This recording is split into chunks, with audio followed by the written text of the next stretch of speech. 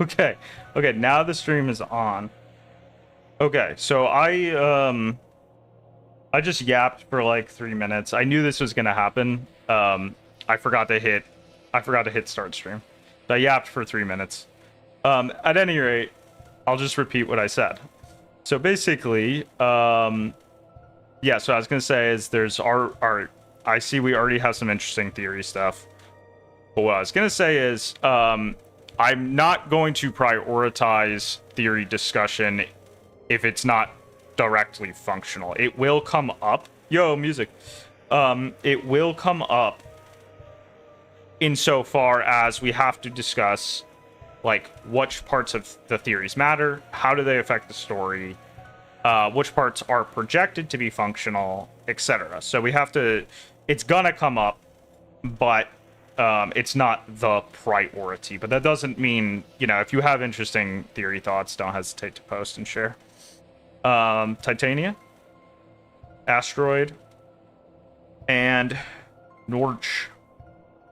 I'll call you Quay. Luke. So basically, let's see. Basically what I'm gonna do is after this is done, I'll make like a cut up version for like Howard Clip's channel that has all like the conversational components cut out. It's just nice, clean. Wait, my only criticism of your videos is your blatant shilling. Yeah, no, I'm sorry. It's like it's just it's my sense of humor. It's my sense of humor, and it's also how people, you know, some people find out about the game unironically. It actually lets a lot of people know the game exists, so I'm sorry. It's a little bit of a necessary evil. And it's also, you know, it's in good fun. Man's gotta eat. Hello, Vessel. So, what I was basically saying when I was talking into the void was, the big question with I'm going to be using this analysis as sort of a tutorial island, you could say, for all future analyses and stuff. And the big question with these is always like, how much detail makes sense when analyzing something like, because when it comes to technical analysis, you can keep subdividing the details into littler and literal, poor choice of word, smaller and smaller chunks. And there has to be a cutting off point if we're just having a conversation. So basically my rule of thumb is just going to be, I will abbreviate my description of anything insofar as it's clear that the idea I'm stating can be fully implied by what has been discussed up to that point. So the example I used is, if we get to a certain scene and I'm like, oh, this scene established this mood. If I've already talked about how that mood has been being established by the story up to this point, like the common patterns that go into that, I'm not necessarily gonna feel the need to elaborate on exactly what produced that mood. In that scene, we can just take for granted, okay, that mood was produced. But in some cases, you know, you do have to elaborate. So we're basically just gonna play it like that. Like, it's not a exact, precise court of law type system in terms of how much we document every single little functional piece. There will be some abbreviations, some heuristics, whatever, but we're going to try to keep things as specific, exact, technical as possible. Yo, LV. Ain't fooling me, Keish. I was only pretending to be a shill. No, I was only pretending to be 100% unapologetic of a shill. In reality, I'm only 90% unapologetic of a shill.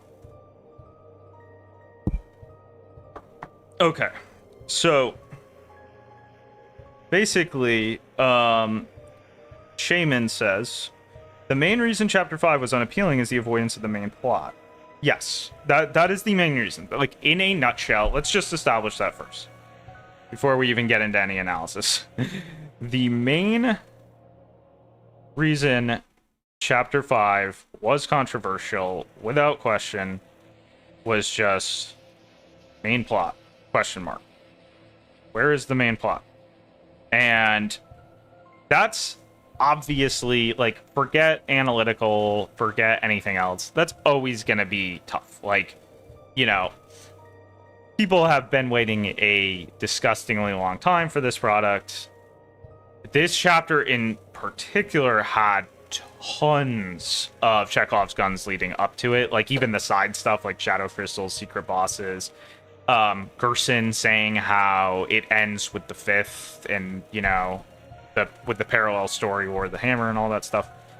There were so many things. You know, we were waiting for Inferno of Jealousy. We're waiting to hear Azure. There were so many things that we were waiting on, and it was kind of like a mad lad move to just pull that and, you know, just rug pull that. And if Toby intended to create controversy through that, like it's some, you know, it's like some tricky Tony meta shit, then very, very well done. But in terms of actual plot satisfaction, see, this is, I was actually going to talk about this topic a little later, but I guess we'll start in on it immediately right now. Oh, also, by the way, sorry if I can't keep up with every single little bit of chat the whole way, because when it comes to this type of analytical type stuff, you tend to just yap, and you have to yap a lot, so I can't always keep up with every little bit of the conversation. Don't take it personnel. But yeah, nothing personnel. So the point is there's this kind of split where it's like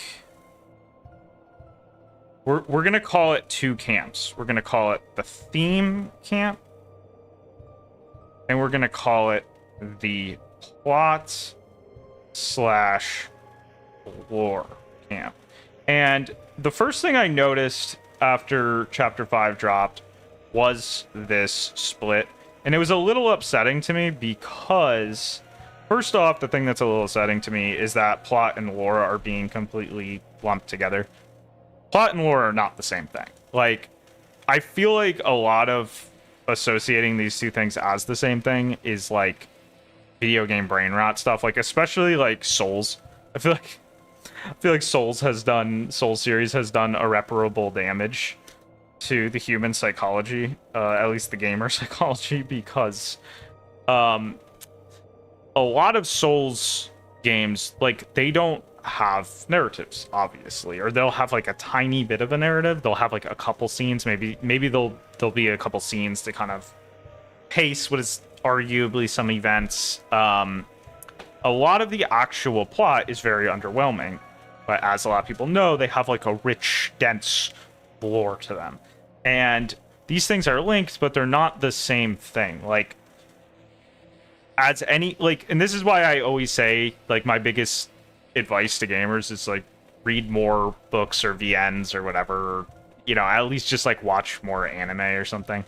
Like, any medium that just has more, by anime I don't mean shonen slop, like actual anime adapted from like light novels and stuff, because the big difference here is that this is the big difference. Plot is always functional. Plot is always functional, but lore is not always functional. Sometimes lore is just seasoning. Sometimes it's just flavor. And not all of lore is a Chekhov's gun.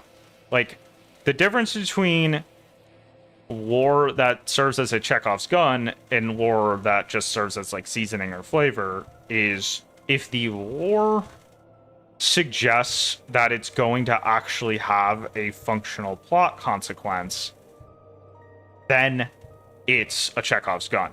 If it doesn't, then it's not. And it's like, okay, what about retroactive changes? What about something where it seemed like it was just lore stuff and then it becomes functional later?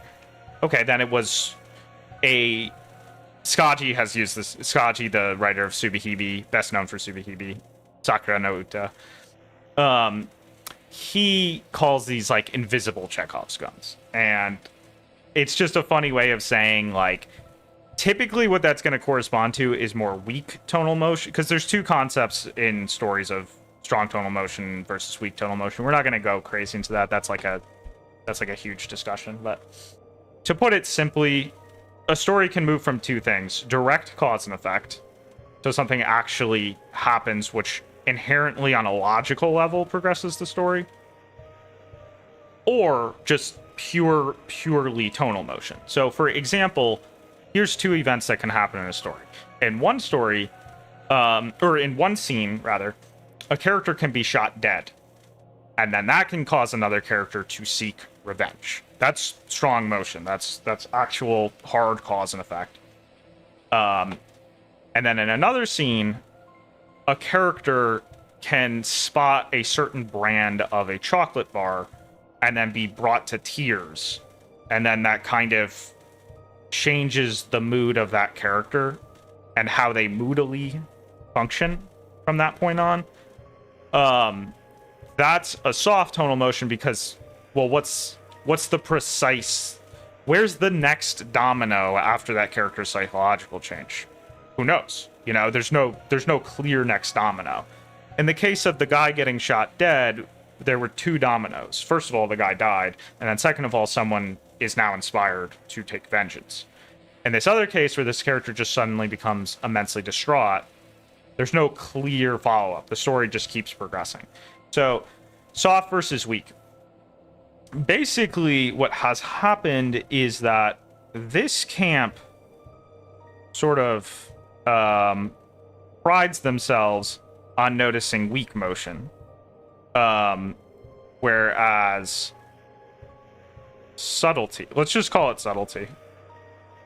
Whereas this camp's eager for the strong motion. This camp wants to see the big moments, the hype and aura. We're going to call it hype and aura.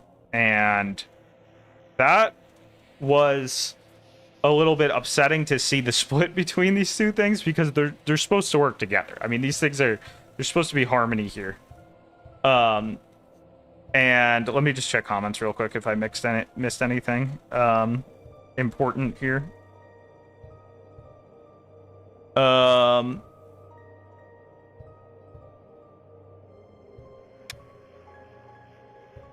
Oh, okay. Another chapter, then it stopped after 6. Okay, gotcha. It's still worth noting, I don't know, man, that it's significant that it's the last chapter with an actual description from Gerson, so it still counts as the last chapter with a thing. It's something that suggests a fundamental turning point, and that's one of the reason everything that was getting people upset. I'm just describing what upset people. I'm not necessarily describing what upset me. I'm just describing what upset other people. Okay, so Inferno of Jealousy is a metaphor. Yes, absolutely, of course. So okay. Clocky, that's not what tone means. No. That literally, if you're used to conventional, because this is the issue. I'm assuming that you either looked up a college professor talk about literature, or you specifically took courses. Here's a little secret about college professors when they talk about literature. There's no systemization to it. It's caveman days. It's not like music theory where, I mean, even music theory splits into different camps with different ideas where, if you ever seen like a classical person and a jazz person come together, they get into some heated debates, and some will say this thing exists, this thing doesn't exist. They get into heated debates. But here's the difference between jazz theorists and classical theorists and literary theorists. The jazz and classical guys have actual hard developed consistent systems that all the other jazz guys agree on, and all the other classical guys have systems that the classical guys agree on. These produce consistent results. They correspond to consistent terms. Yes, there's subcamps within them, but still overall as a whole. The issue with the literary guys is they kind of just make shit up as they go, and everyone personalizes their system, and typically shit falls into heuristics. So basically, what you're actually going to find is that most professors use mood and tone interchangeably, but that's not how we're going to use it. Mood equals words sensation. So any sensation that can be described, any sensation or experience that can be described in the precision of words. Tone is just not that. Tone is any effect that transcends words. And the thing about tone is that it's created as the story makes functional progress. So that's the simplest way to put it.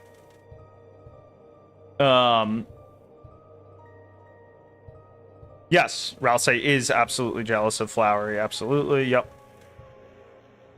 That is a thing. That's just not what people expected. I don't know, man. That's my point. That's my point. I'm just simply saying what upset people.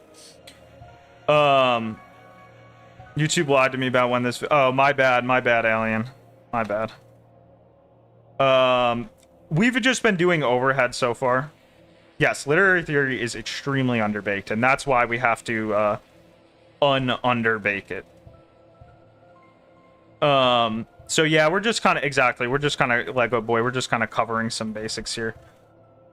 Okay, so now we can continue with all that said.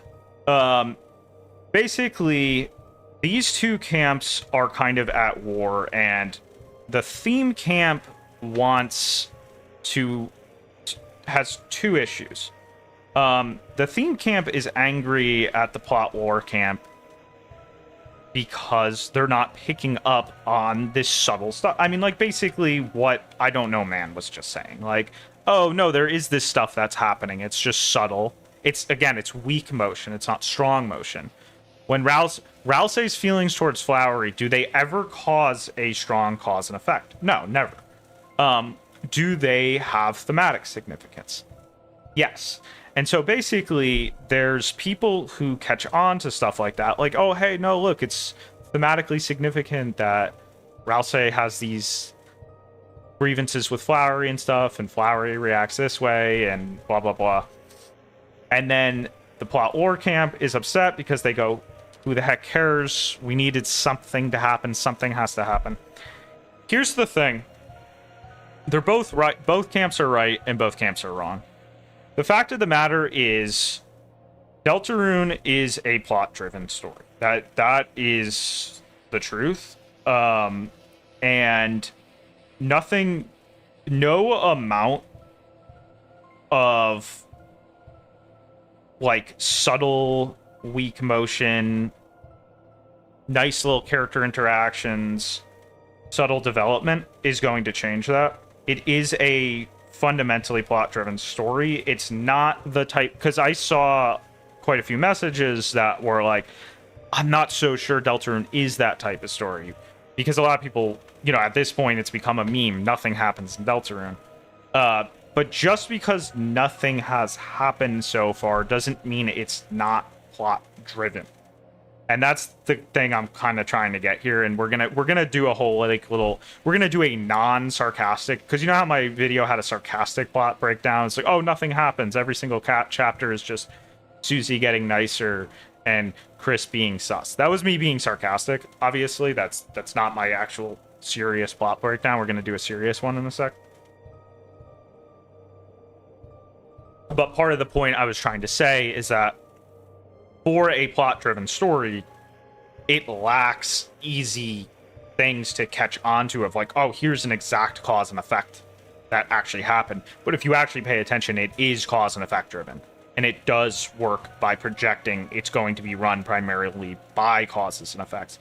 And something you'll see that's really interesting is that even the subtle character moments that are like, oh, that might seem more like weak motion, actually are quite plot tied in more ways than you'd expect. The thing with the plot versus theme, this is Titania. The thing with plot versus theme development is that it's recursive to Deltarune. Dark worlds do not advance what the light world does. But the mood of the characters, aside what the knight does, but the mood of the characters does. Yeah, that's actually what's really interesting. And that brings me to something about Toby in general, is that Toby is extremely oddly gifted when it comes to motifs. I'm not talking about light motifs. I'm talking about actual like story motifs. And story motifs, for the record, are just what's different about a motif and a theme is that a motif is just a noun. Motif is just a repeating noun throughout the story. Toby loves his motifs, and he laces them extremely interestingly throughout the story. Additionally, he's also really, really good at conceptually connecting things. So it's like, okay, you have, for example, right back from Undertale. A lot of people don't talk about it, but plants are a motif in Undertale. And if you pay attention, you'll see plants. Like I made that video back in shortly before 3 and 4 dropped, just pointing out like how much significance you can draw from plants. And it's not just like lore. Like it has like functional effects on the theme, because it actually fundamentally affects the concepts that run through the story, and it even affects the mood at times and stuff. Like it helps characterize Flowey, who is a functional character in the story. And it's all this nice, it is actually genuine, nice, subtle thematic development that a lot of people might not notice. That being said, where I think a lot of what I think has been catching up to Toby with Chapter 5, and maybe he's doing this deliberately to troll, who knows? Maybe he's like doing essentially a parody of himself to troll. But it doesn't really change the fact whether he is or not, because it ends up at the same spot. The thing that there has always been a disparity between is how much Toby actually manifests these subtle laced concepts in the actual characterization and actual plot. And that's something that we're going to see as we continue.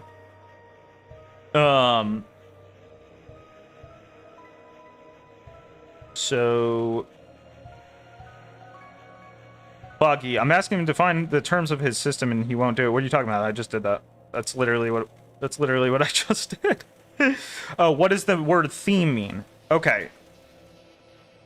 Fine, let's do that real quick. I'm trying to avoid too much basic tutorial stuff because I don't want to bog this down. I want to dig into the meat of Deltarune really quickly. Theme is very simple. It's just tension and release. At its core, that's what it is. And you know what keeps this really easy to follow? Questions and answers. That's literally all it is. Theme is an invisible discussion. It's a discussion that transcends the precision of words, and it's the entire point we care about stories. If we could use philosophy to capture, if we could just make philosophical textbooks to cover what good stories do with their theme, we wouldn't need stories. The human brain wouldn't even desire stories, not even as entertainment. We would just be watching like silly cat videos for entertainment instead. We wouldn't have a need for fiction. We have fiction because it can create this subtle tension and release, which can be summed up as tone. Remember, mood is things that can be described with words. Sensations that can be described with words. Tone is sensations that transcends words. And that's because it's questions and answers at a precision that we can't verbalize. So you'll notice as I break down the actual plot, I'm constantly going to group things into like, okay, which thematic questions did this establish? And then which thematic answers did this provide? And that's why the plot versus theme debacle is so silly, because they're both theme. Plot is theme. Hype and aura in a good story is thematic development. It's just, like I said all the time, like Shakespeare did Hypenora. Like, Hypenora is not something to be ashamed of. Like, I love seeing people hate on Hypenora because I hate shonen slop. I hate battle manga slop and stuff. There's good ones. Like, obviously, like, Togashi is a genius, you know. Hunter x Hunter is a masterpiece. But most battle manga sucks absolute ass. And when you get very unintelligent readers or viewers or whatever who are just there for the hype and aura, they can be extremely diminishing to stories.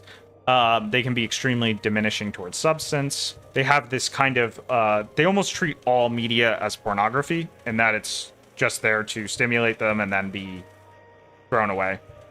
Obviously that's very bad, but you have to understand that in a plot-driven story, hype and aura, when done properly, is just thematic development. They are one in the same. Yes, the Valentine theme equals the main subject. That is literally a hyper simplified way of saying this. What is the main? Because if you write an essay, right? I'm gonna write an essay on the harmful effects of the waves emitted by cell phones or whatever. That's the theme of the essay. Essays, nonfiction, have very crude themes. They have very tangible, basic themes that can be described in words straightforwardly. They're just purely bound to logic and observation. Stories get into more abstract themes about life itself, which is why we can't just use words to describe them. We need the actual fiction to develop that main idea. So, if you're to have a theme that involves the effect of, or the significance of the distinction between reality and fiction, like, obviously I can't just write an essay on that. Like, we need fiction to actually develop that. So basically everything is connected both in stories and IRL, and we can use words / craft to express that in good faith. Exactly, yes. No, Clocky, I just connected 4 ways of explaining the same thing to the dictionary definition. So the dictionary definition is not even necessarily prescriptive. Exactly, it's general. That's what that's the job of dictionary definitions. To say something generalized enough, yet specific enough where it boxes out the possibilities of what it isn't, while general enough to account for exactly what it has to be. Quay, I think the main problem is that the themes are very down to earth while the lore is metaphysical. Yeah, I guess that's a good... Thank you, Quay. I guess that's a good opportunity to rant about why the friend update upset me so much. Okay. Half, let's talk. We gotta talk about the cat in the room. We gotta talk about image friend. Okay, because this guy is the cat in the room. He is the cat in the room that has more presence than an elephant. And half the reason I decided to take such a biting, sarcastic tone with the last video was because I was starting to get fed up at the disparity between the actual, like, metaphysical lore in Deltarune. Sorry. And the, like, effect it's having both on the plot and theme. It's not like the parodies of, like, oh, people wanted Friend to come out and say I'm super evil and then start doing hype and aura. That's not what I'm talking about. I wanted Friend to be functionally significant at this point. And what is sort of becoming the meme with Deltarune at this point is that we are having our leg pulled by the sheer amount of how much we're searching for something that we don't even yet know the meaning of. Cloggy, tension release is conflict, not... I just explained, Cloggy. Conflict is theme. Conflict and theme are they're one-to-one. All conflict is theme. Exact same thing. If you see conflict, it's theme. Exact same thing. Conflict has a one-to-one with thematic development. If a conflict doesn't develop a theme, it failed. That was not a sound story. That was not a structurally sound, properly thematically developed story. So, let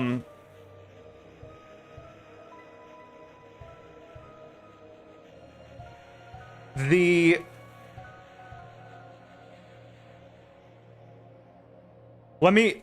I guess I'll explain this through one more term. If you don't get that conflict are the same and theme are the same thing, you'll see it the second I start cracking into Deltarune in like 5 seconds. You can't analyze a story more than like 5 seconds without realizing how conflict and theme are the same thing. Good conflict equals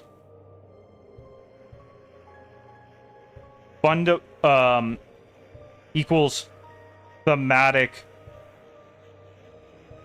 questions manifested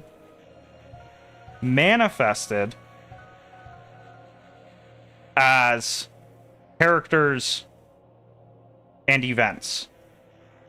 So that's really important to understand. It's people kind of, especially in the modern era, especially like lore brain era, especially gamer brain, we easily get this idea that stories are like toys we play with, and then we like slather a coat of like thematic paint on top of it. Like, oh, okay, I imbued my character in stories with theme. That's not how it works. The characters in story, the actual characters in events in the first place are derived from the theme. They have a... Well, where did my pen go? They have a cyclical relationship, a chicken and egg relationship.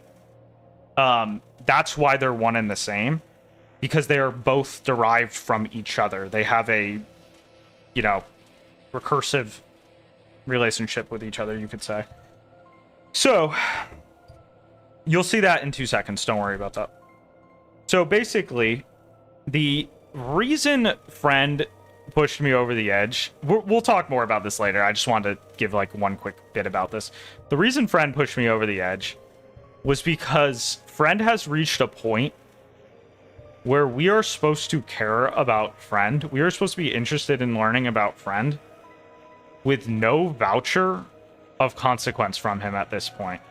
And that, some people pointed out in the comments, I guess I'll just address this now. Some people pointed out in the comments that the friend lore might have actually been an accident that it was added retroactively. Like it was actually supposed to be there because the check for the condition of the egg, the egg and the bite by friend was already there, and the dialogue just came. The thing is, it's the same thing either way, because there's two, like, either way you take that, it amounts to the same thing. Because if that dialogue had been there in the base game, I still would have been extremely upset, because I would have been like, bro, what is this? Like, give me a projection to actually care about friend. Like, give me something actually functional with friend. And then if he's going to add it to an update, that's fine, but like we need more than that. Like it feels whether he kind of missed the boat if it was just I forgot to put this in. If he's gonna add that, give friend a whole functional scene. And this is why I bring up Umineko, because there's this whole idea that floats around a lot where it's like, well, once the cat comes out of the bag, it's done. Like it's a very David Lynch type philosophy towards stories, and David Lynch has admitted he doesn't know how to make things more interesting in answer than in question, which is the mark of a not sufficient writer, like a writer without enough skill. All great stories are even more interesting in answer than they are in question. And that's why I bring up Umineko, because if Friend was an I'm not going to spoil Umineko here. I'm just going to talk like in general about it. If Friend was an Umineko character, we would be even more confused about his nature at this point in time. But he would have done like 100 things. Like he would have like a kill count. He would have like dialogue. He would have like so many scenes at this point. He would have so much proof that he really matters. He would have so many things that prove that he's actually doing stuff, but we would have no idea what he even is. Like where did this guy come from? Like what? Like we would just be so confused. Like why does he have this trait or that trait? But he would be doing things that proves he's consequential, both from a hype and aura standpoint and from a thematic standpoint. Like so it's important to note that. And when enough of those things build up where it's like be interested in this thing without proof that it actually matters, that will make people crash out. And I'm done crashing out on that. I'm fine now. But like I had to do like a satirical crash out because it was just like too much at that point. I saw LV say something really good, and I'm actually going to scroll to it real quick. Okay, I can't find it, but I'm just going to paraphrase what he said.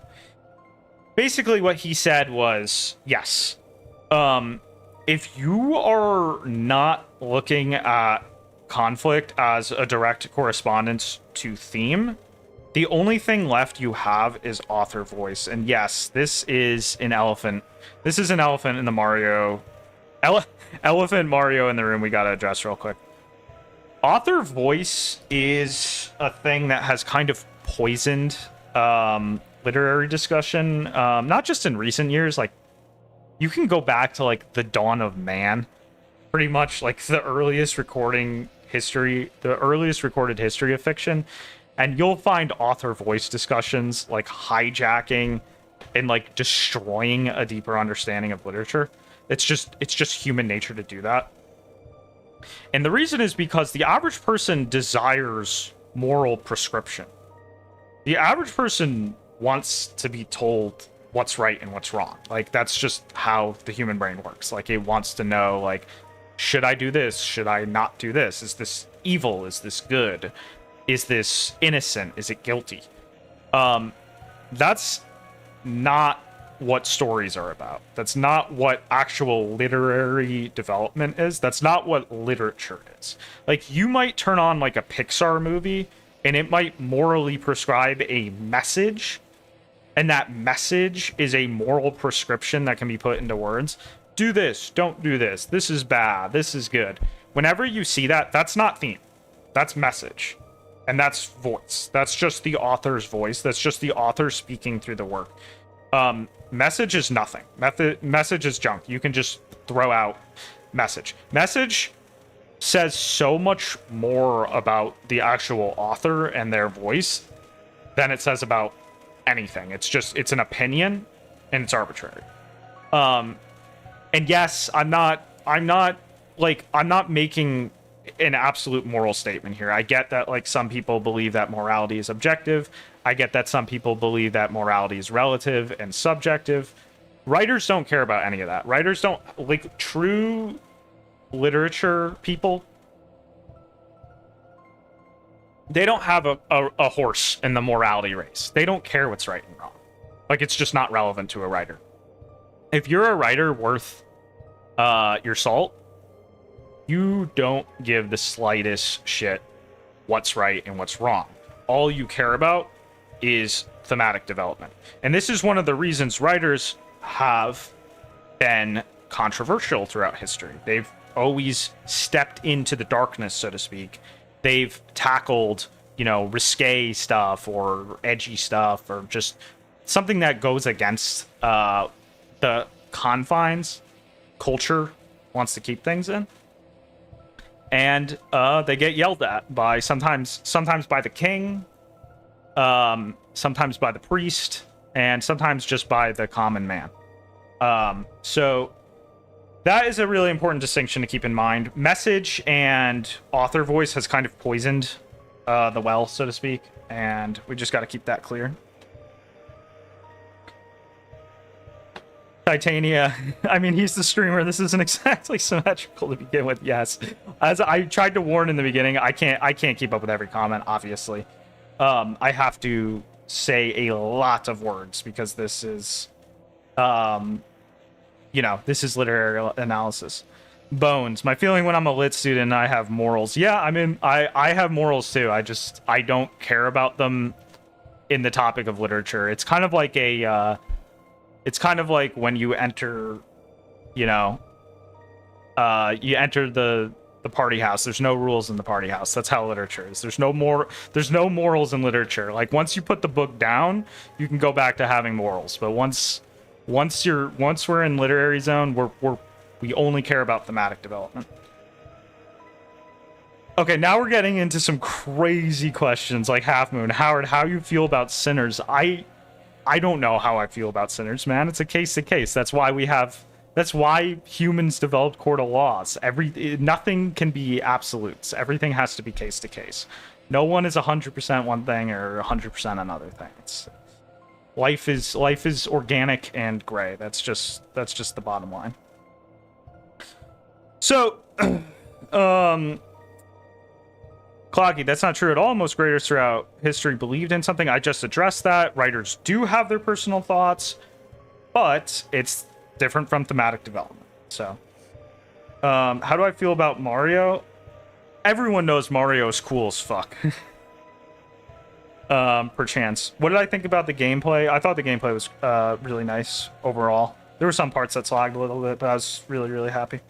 So anyway, let's talk about Deltarune from an analytical standpoint.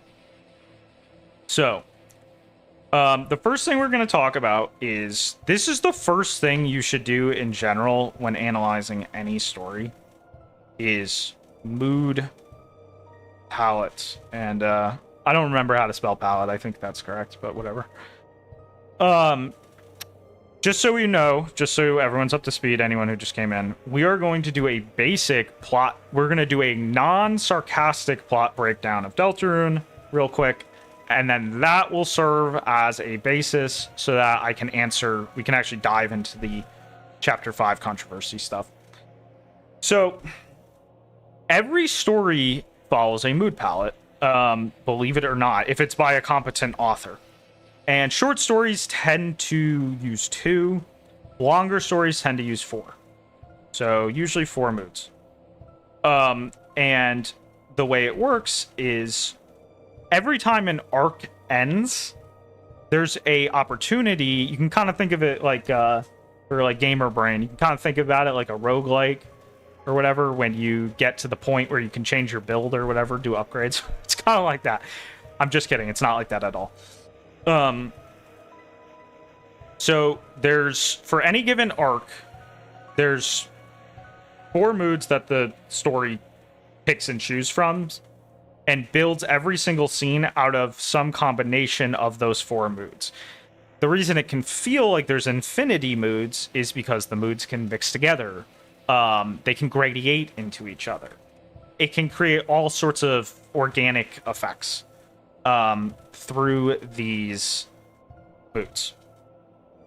It might be shocking, but this is very consistent. And so Deltarune, as far as I know, has been using the same Moodle palette, the exact same mood palette, 1 through 5, I want to say. It just changes the emphasis of how it used it. We'll get to 5. Maybe 5 has switched some stuff out. I'm not positive yet, but I'm pretty positive 1 through 4 all follows the same mood. And the first one is actually, let's ignore Goner Maker. We'll get back to Goner Maker. Let's just start with Chris waking up in their home and all that stuff, and the school, heading to school and all that stuff. We have a comfort / sentimental. And a lot of the time with moods is that they're very organic. So a lot of times you have to use 2 words, maybe 3 words. Maybe if you're using 5 words to describe a mood, it's probably not a good mood. You typically don't. You want these moods to be articulate and focused. So typically you don't need more than, if it's a good writer, and yes, Toby is a good enough writer to know this stuff. You're typically not going to see more than 2 words to describe a mood. Sometimes it can get into 3. In other words, the mood is probably getting muddy if it's more than 2 words. So then, there's the whole Susie introduction. We're actually going to ignore that again for a second. You go into the dark world and stuff. And we're gonna ignore everything up until basically Ralsei delivers the prophecy. And then think about Ralsei delivering the prophecy and then actually entering your first Dark World. And especially when like Field of Hopes and Dreams comes on and all that stuff. And there's even the Toho reference to go with it, which really emphasizes, like, a lot of people really like that because it's such a moodal confirmation when Field of Hopes and Dreams comes on. And it's like saying, yes, it might have been subtle up to this point, but no question, adventurous is an important mood in Deltarune.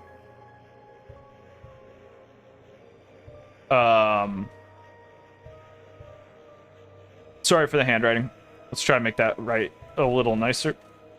Okay. This is a story that utilizes an adventurous mood. So, what about the next 2 moods, though? We have 2 more moods that we have to fill here. This is where things get really interesting. The first one, some people might be screaming at me to point out, and it's one of the most obvious, which is just, it's freaking zany / chaotic. I'm gonna put in parentheses whimsical, because chaotic can bring to mind violent chaos, but Deltarune's use of this mood is not violent. It's actually very bright. So if you'll notice, we actually have 3 bright leaning moods. Not all of these are of equal brightness, but they are all bright. So what's this last one? What's this last mood? Well, that's why I specifically skimmed over Goner Maker, Susie's introduction, the introduction to the Dark Worlds, even that stuff, because the last mood of Deltarune, and this one's crucial, and it's the one that's kind of creating a lot of the controversy right now. It's kind of responsible for a lot of it. And that is mysterious terror. Distinctly mysterious terror. So, what that means is Deltarune uses fear in Deltarune is always tied to Enigma in some way. They are inherently interconnected. And it's actually really clever. You'll see with Susie's character is that when Susie is first introduced, we misunderstand her character. We think she's very scary. I mean, you might not... This is an important aside about mood establishment and characterization and stuff. The reader, the audience, they don't have to agree with the mood. Like, if you have a sad scene, the reader doesn't have to feel sad. The work just has to use words and elements, if it's a visual work, like colors, composition, etc., that prove it's sad. So the simplest way to do that is literally just write the word itself. Like if I was to write sad, sad, sad, sad, sad on a sheet of paper, that's the crudest, simplest way possible to establish sad mood. Because if you look up what sad means in the dictionary, it corresponds to sadness. Who would have thought? So, basically, so Russian name I can't read. On what basis you choose those moods? I understand that's the general feelings you feel throughout the game, but there are some not mentioned, like nostalgia or sorrow at the end. Yes, actually, that's a great question. Russian name. So, I'm actually going to try to answer that right now. In fact, how do you choose the moods? That's chicken and egg with the characters and the plot. And so what you'll see is, you'll notice with Deltarune is that this Moodle palette was very intelligently chosen to accommodate each of the characters. And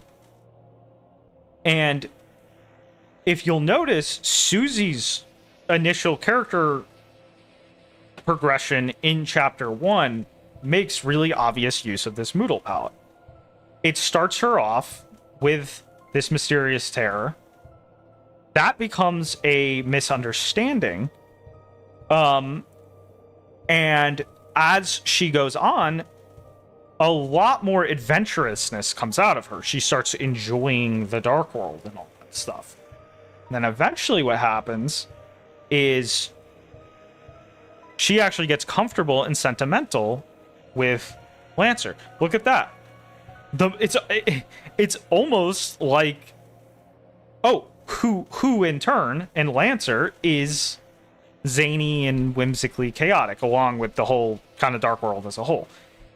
It's almost like this entire Moodle palette was designed to perfectly accommodate everything you're seeing in Chapter 1. And that's because it is. That's how good stories work. They combine... It's chicken and egg with character and the choice of moods you chose. Now, to go back to that question, what about the stuff where you get like sorrow or nostalgia and all that stuff? That's where combining moods comes in. Because you'll notice that, for example, there's a mood of solemn determination that paces a lot of Chapter 4. The Sanctuary tracks really emphasize it. Like Dark Sanctuary, Second Sanctuary, Third Sanctuary. Those are some of the most popular tracks in the game, obviously. Probably my three favorite on the soundtrack. They really, really capture Chris's psychology, what's projected to be Chris's psychology thus far. So what you get is this actual I'm gonna call it four. I don't know. In case you don't know, I'm not the best speller. Most of my day is done in Japanese. Usually I'm consuming Japanese. I don't remember how to spell English, so I'm sorry. Forlorn determination. So it's like determination in the face of tragedy. And that's a really deep, poignant, powerful mood. And you'll notice this mood actually has a lot of friction to it. And that's because it's a compound mood. And now we're going to quickly start getting into... Now you're going to start seeing how all these things kind of connect. If you combine... If you just combine these three moods in a certain ratio, you actually end up with this. That's what's super interesting. So that's where Moodle palettes are very... The mood palette is very carefully chosen. Like, you might think, looking at this, like, man, aren't you, like, contriving this to fit with it? Can I take any random 4 moods and get this? It's not true. Like, take a different story that's you know, very, very distant from Deltarune and genre and stuff. Like, if you take, like, Clanad, you're never going to get an adventurous mood in Clanad. You're never going to get a mysterious terror in Clanad. It's very different. And each story is very different. And the better the story, the more carefully chosen the mood palette will be, and the more dense the compound moods that come as a result of it. And notice how I said the word dense. I'm not just saying dense abstractly, like, oh, that was so sick. I mean something very specific about that. I mean, it creates actual inherent friction. Friction, holy crap, what do you know, is actually conflicts. And notice how just by describing forlorn determination, we get an iron. If I say mysterious terror, is that ironic? No, of course not. It's mysterious things tend to lean towards terrifying or scary in some way, or at least disturbing or strange. You know, there's a discomfort to not knowing. Adventurousness, is there any conflict or friction inherently in that word? No, absolutely not. It's just one thing. It's the spirit of adventure. You don't know if the adventure is going to go right or we haven't established any irony yet. It's just adventurousness exists. Comfort and sentimentality. Is there any irony in that? Of course not. Sentimentality tends to correspond to things like home, comfort, friendship, family, etc. Zany and sort of whimsically chaotic. Is there any friction in that? Obviously not. No, it makes sense. It's just one thing. Now, if I say forlorn determination, determination in the face of tragedy, that's inherently ironic because these two moods tug at each other. They on a deep level, go into different directions. And that's ironic, and that's an inherent conflict. And here's where we get a little principle that might shock some people. All thematic development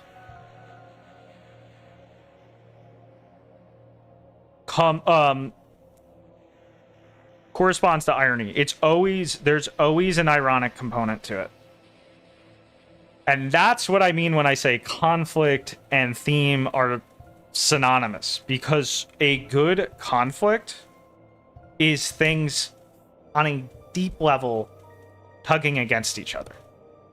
If I write a story, okay, and I outline a plot, and the plot outline is that two people get really angry at each other, and then one of them... Oh, and then they start fighting, and one of them kills the other. Is there any irony in that? Not really. Like, you know, maybe if you're to really, really dig into the subtle details, you'll get a story out of that. But from a plot outline, there's no inherent proof that there's like irony or thematic development in that. It's just the expected happen. It's just, of course, people get angry at each other. There's friction between them. Like, and I don't see, there's a difference between physical friction and literary friction. Literary friction is friction of concept. If two people are just angry at each other, that's just physical friction. And there's no actual conceptual friction if it results in a consequence. We expect that. There's no irony there. There's no concepts being tested against other concepts.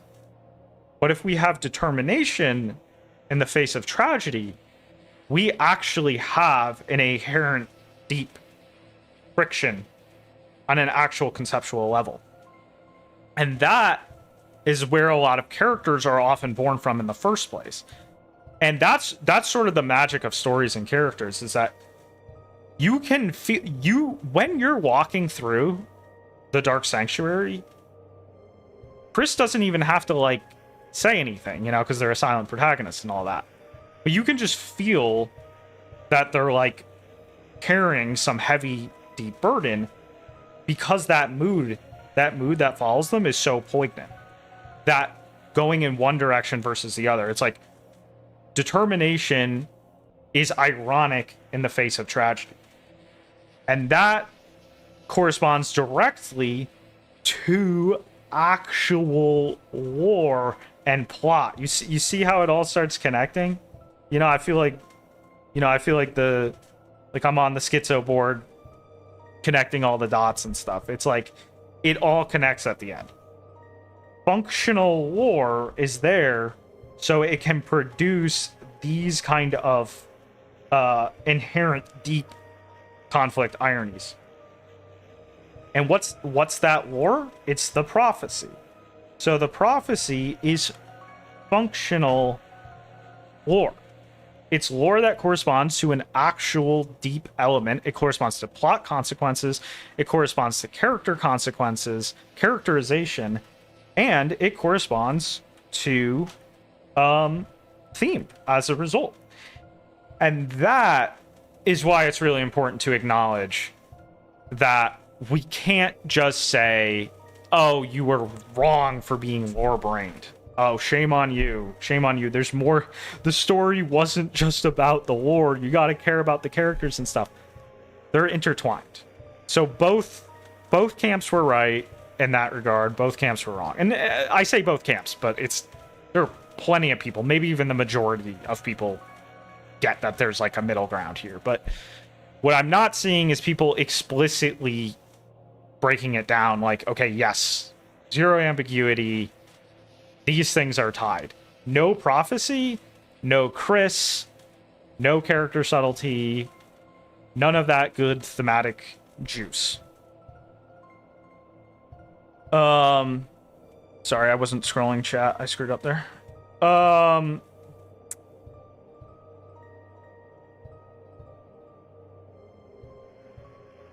Yeah. I am sorry. I am sorry, Rui Fen. I am sorry that I didn't scroll the chat.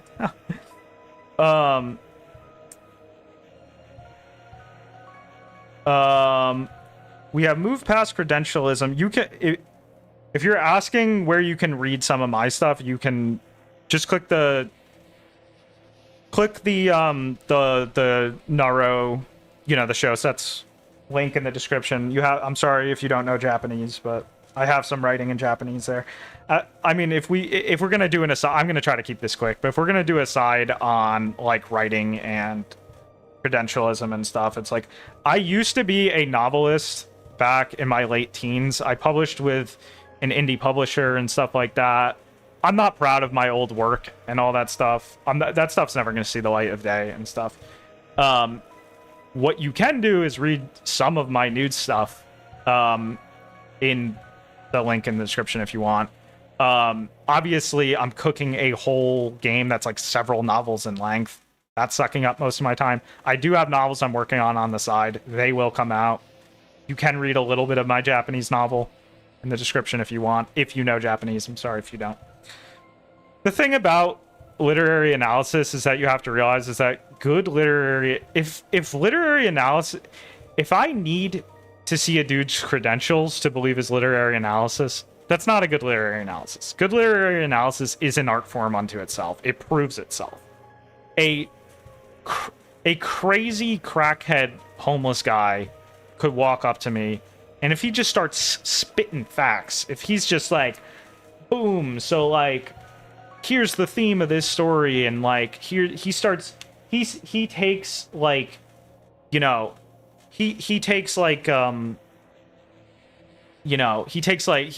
he's holding a copy of like Hemingway's Islands in the Stream, and he's telling me, he just starts breaking down like, that scene when he's like, lonely in Cuba and he's thinking about like his female cat, and he says that kind of like creepy stuff about how he'd like to smash a woman that's similar to his cat and stuff. Well, like, let me break that down for you. See, like, this corresponds to like a mood. Like, first of all, it's like thematically ironic because it's like the cat is not reciprocating the feelings he feels towards it, which is like a parallel to how he felt towards his like kids. If this bum just starts spitting facts, I'm like, shit, that makes sense, man. Like, I think this guy understands Hemingway's writing. Like, he doesn't need credentials. Like, it's just the words should inherently prove what they're saying. It's like the same way if a bum was to walk up to you and start doing like crazy mind-blowing advanced calculus shit. I don't know what's the most impressive stuff in math. Like, Okay, he did that. You know, enough said. Um, Howard, define what can or cannot be moods. Hemingway would have, yes. Hemingway would have been otaku, no question. Uh, he would have been all about Neko Mimi. What can or can't be moods? The mood palette, what doesn't work for a mood palette is if the mood is too convoluted. And what also doesn't work for the mood palette is if the mood is, like, literally has too much friction in it. You can't easily... I'm not saying it's impossible to make... It's nothing... The thing you start to realize pretty quickly is that nothing is really impossible in literature. It's... Yeah, I'm gonna sound like Jacob Collier. It's like, it's how you do it. You know, Jacob Collier is all about that. Oh, it's not about what you do, it's how you do it. That's true. That's true for music, and it's true. I mean, I'm not gonna pretend to be an expert on music, but I think it sounds like it's true for music. It's definitely true for literature. But here's the thing. Here's the thing. I might sit here and be like, okay, I want one of the moods to be determination in the face of tragedy, and I might intend that to be one of my moods in my moodal palette, but an issue's probably going to come up, which is that without me realizing it, that mood is actually going to probably naturally split into the three moods that created it, and that causes an issue because I might actually get moody. I might get a moody, or I might get a muddy palette from that. Like, let's say Toby was worse at writing and he wanted this to be a foundational mood. What he would have done is he would have killed these three off, and instead we would have just had adventurous and this. Or no, I'm sorry. I cut the wrong one off. He would have cut these three off and replaced it with just this. So he would just have this plus zany. He would have had the determination in the face of tragedy plus the zany whimsical. But then what he would have done is he would have filled out two more moods, because he would have just felt like, oh, stories are supposed to be four moods. And then he would have gotten a mess because the thing would have become convoluted because this is too compound. Four moods, this is, just for the record, this is not a hard rule. Someone could make really advanced shit that's like jumping between like 16 moods or something. But you gotta start thinking of that how we think about like microtonal music, and that it's like two things I think a lot of people don't understand about highly advanced unconventional applications. One, they're unconventional. They're unconventional for a reason, which is to say they don't easily work. And then two, which is why they're often not talking about. Two, and this is really important. Highly unconventional practice tends to actually just be extremely close to highly conventional practice from a more bird's eye view. And I'm going to start talking about music again just because it's easier, and I've heard other people say things about it. Again, I can't stress how much the discussion about music is just so much better than the discussion about literature, so I quote it a lot, even though I'm not a music expert. A lot of people who talk about like, oh, microtonal music, they actually point out that a lot of the time it's just functioning like non-microtonal music, just with things kind of smeared and smudged around a little bit. That's what I've heard. I don't know. But I know that advanced literature tends to work that way. So if someone was to do like a 16 mood palette, you'd probably look at it, and it's actually good. You'd probably look at it from a bird's eye view and be like, but it's really kind of just hovering around these four. Also, it's worth noting, I've never seen this. Like every advanced writer I ever see, they all do the four moods thing, or two if it's a short story. Anyway, yeah, that's true, Barry J. What you could exactly, that's a good point, Barry. One way that could possibly be achieved is the thing just keeps switching arcs, because mood palettes can elegantly switch out between arc. So it might look like it's 16 moods, but it's really an oscillation between different arcs. So, Howard, why aren't hopeful, self-loathing, and helplessness not one of the 4 moods in Deltarune? That is a good question. First off, all of those are compound moods. And if you were to... Oh, is hope a mood? Yes, hope is a mood. Hope is absolutely a fundamental mood. And there are some stories that use hope as a fundamental mood. I'm trying to think of one. Oh, like the Odyssey. The Odyssey, just way back, like literally like the first story ever. The Odyssey uses hope as one of its moods, as one of its core, part of its core mood palette. Now, you'll notice hope in Deltarune. Typically, what do we think of typically first when we think of hope in Deltarune? Lately we think of Susie, of course, because there's even the whole prophecy with the hope crossed on her heart and stuff. But we also think about Ralsei, and Ralsei is a little easier to explain how hope is a compound mood in Deltarune. And so hope in Deltarune, you will never see hope in Deltarune that isn't distinctly naive or in the face of terror. So you see how that works? A lot of the time, it's actually just either this, or even this. Remember when Tenna's hope meter started shooting up? That was actually him being zany and whimsical in the face of terror. And that's one of the things I loved Chapter 3 for. Just how much, like, we were starting to get really interesting combinations of this palette that we hadn't seen yet. When Susie is hopeful, she's usually being adventurous in the face of terror. When Ralsei is being hopeful, he's usually being sort of sentimental in the face of terror, and we got an explicit scene with that in Chapter 5, the scene where he's praying.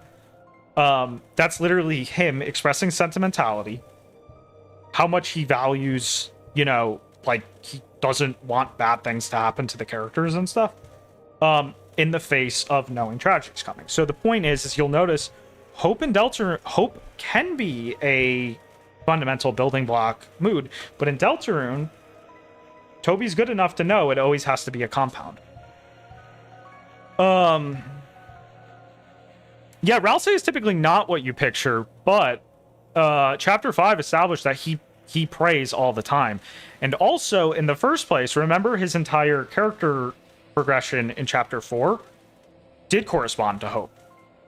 Because remember at the climax of Chapter 4, we're getting ahead of ourselves now. Let's start at the beginning. But if you remember at the climax of Chapter 4 was all about how Ralsei had his fingers crossed. Like, please, Final Prophecy change. And it didn't change. Hold on, I gotta fix my stool.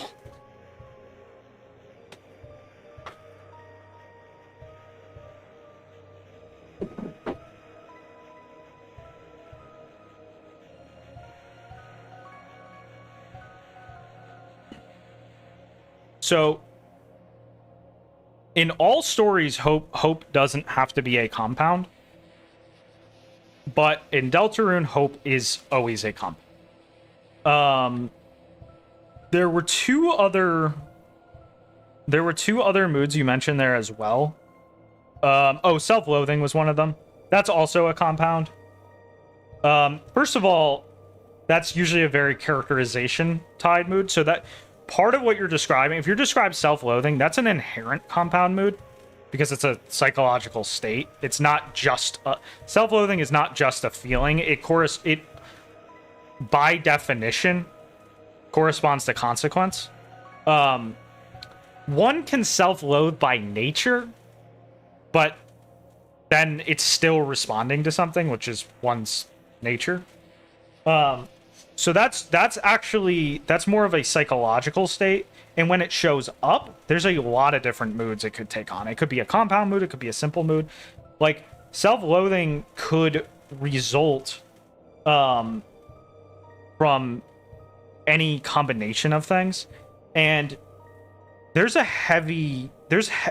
See, the issue in talking about Chris is Chris... And we're going to talk about this in the plot summary in like 2 seconds right now, but the thing about Chris is that Chris is defined by a lot of unconfirmed information. Like, think about... Actually, let's not even get into that yet. Chris is defined by a lot of unconfirmed information, so we often have to infer when talking about them and stuff, and a lot of the time we're just using the moods of the scenes around them to think about. But there is a high amount of emphasis that they're racked with, like, guilt. And we got one scene that was hard confirmation that Chris experiences, is capable of experiencing guilt.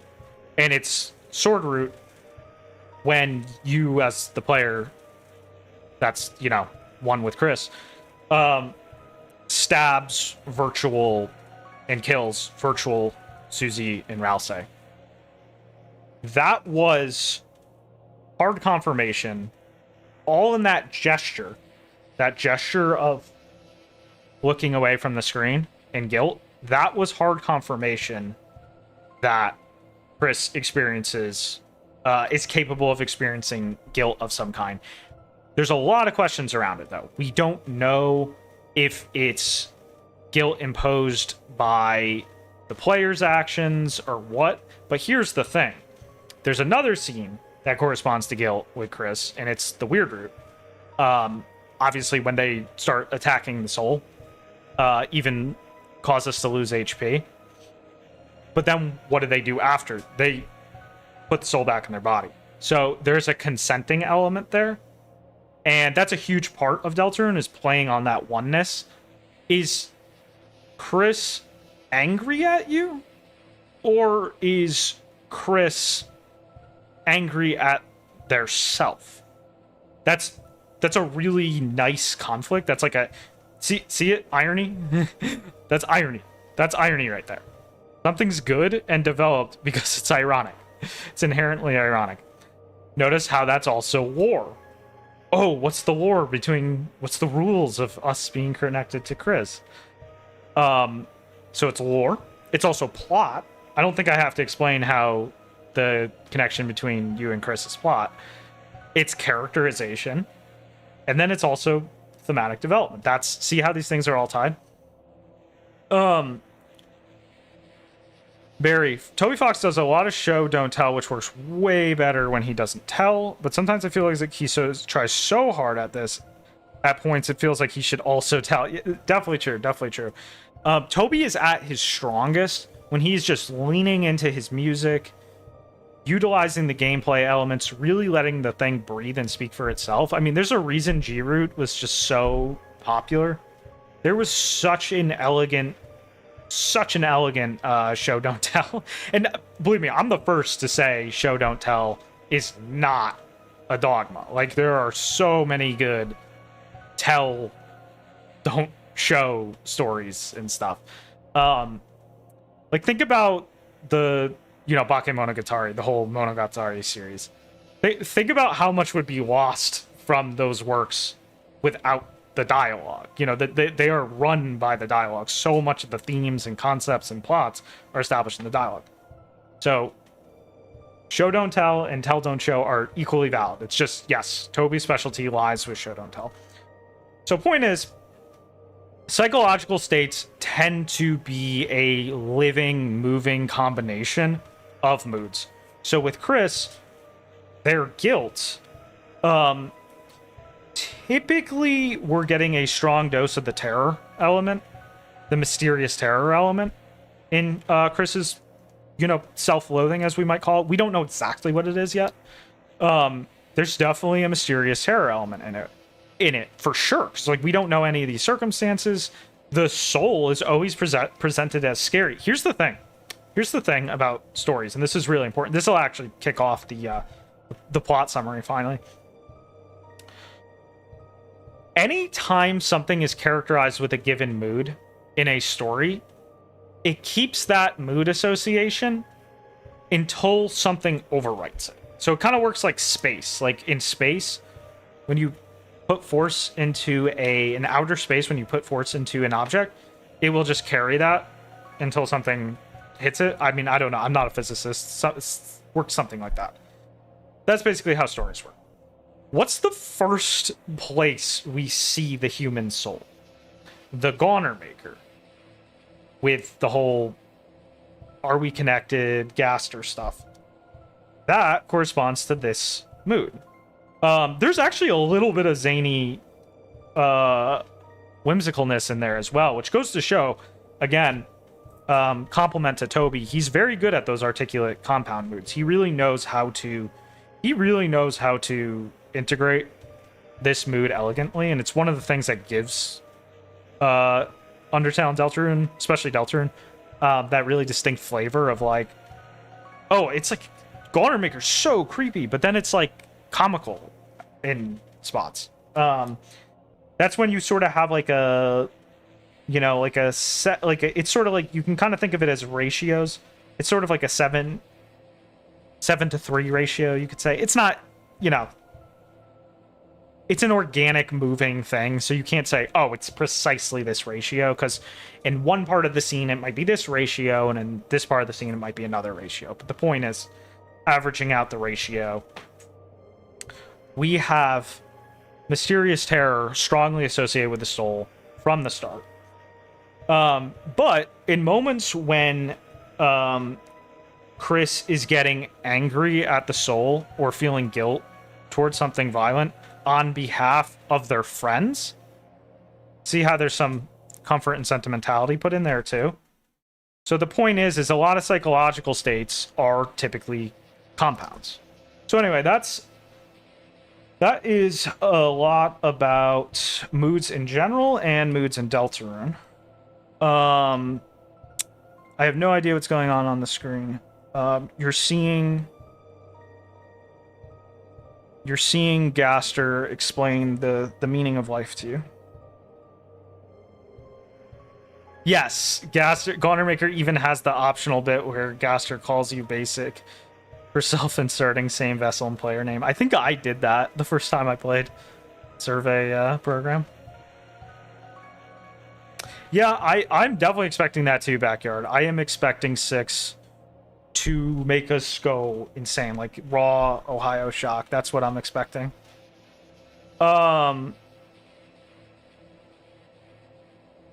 Yes, primary moods are your palette from which you create compound moods. Actually, let's just summarize that up real quick. The difference between... Yo, thank you for the 5. I'm actually gonna... I have a wacky setup that makes me take a sec to find my stuff.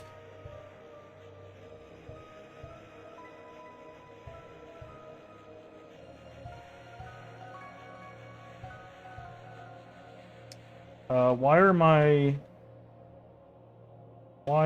my donations not organized? Oh, wait. It was a super chat, my bad. When will Orcastle trailer drop? The streets are dying to know. Okay, we are... I guess we'll just take a sec to take a quick intermission to say this. We have... all the CGs that are going to be shown in it have a first pass. What that means is that some need to have their color finalized, and some need to have the drawings refined a little bit. All the animations that are going to appear in it have also at least a first pass, meaning that they might just need to be colored or whatever. And then there's like a number of scenes that have to actually be scripted in to be shown, but that's really it. And then otherwise I just have to make sure that the music is like boom. But anyway, that's that. Thank you for the 5.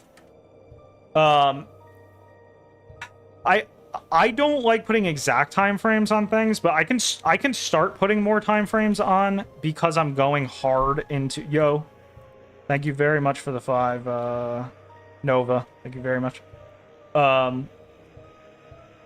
I'm pure other than live streams like this, I am pure art or castle mode right now. We had our YouTube fun. Other, you know, just clinics, live streams, and or castles. So I kind of want to say within a month. That's probably accurate. Could be faster. All right, so chapter 1. Let's hit all the functional plot points so we can get a quick rundown of this stuff. When people say nothing happens in Deltarune, as I think Titania pointed out early on, that is a lot thanks to the Dark World. And in general, Deltarune does have a kind of meta concept to it. Yes, we are adding a gal to to castle.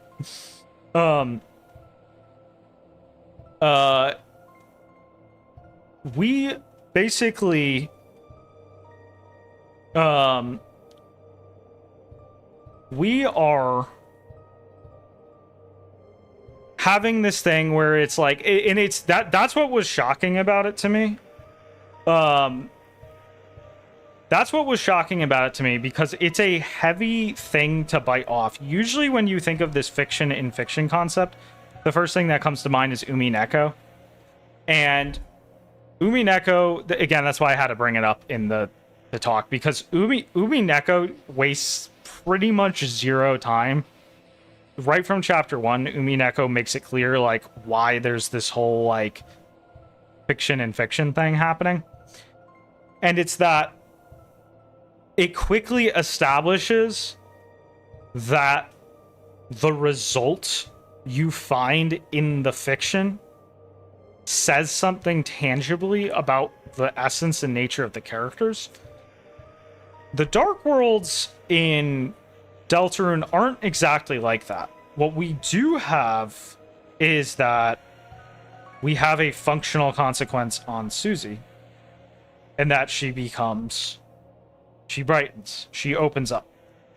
And that's why a sarcastic summary of chapter 1 would be that Susie just brightens up, because that's really like the main functional thing we caught on to. We have no idea throughout the entire Dark World why things even really mattered the way they do. However, and this is where you're going to start to see kind of like Chekhov gone hell. So everything can be broken down into tension and release. And we're actually going to organize per chapter each of these things. And I did not think my screen economy through. Hold on. Oh yeah, thank you very much. And thank you very much, Asteroid. Thank you very much.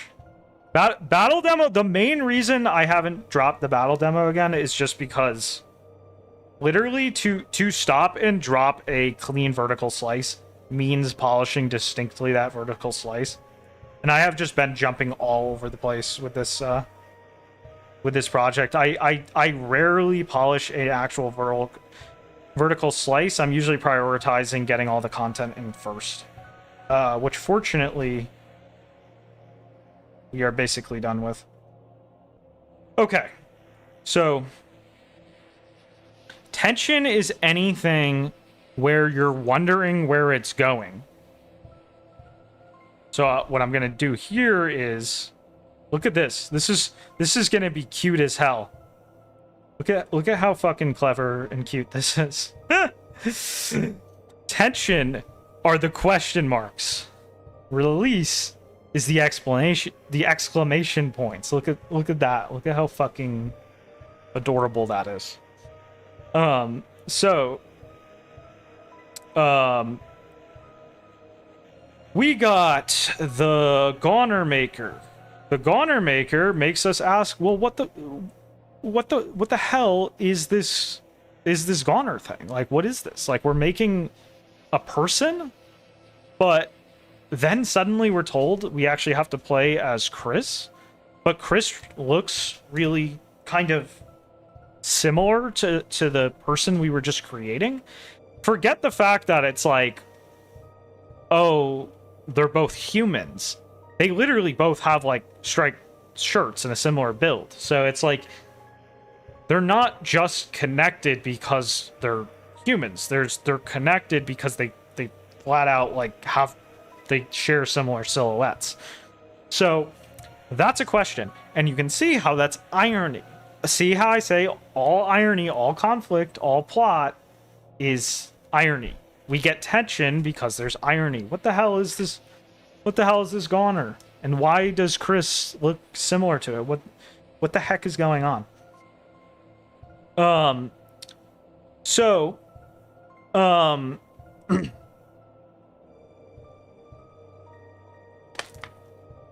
what is my, yes, exactly, Gaster. What the hell, man?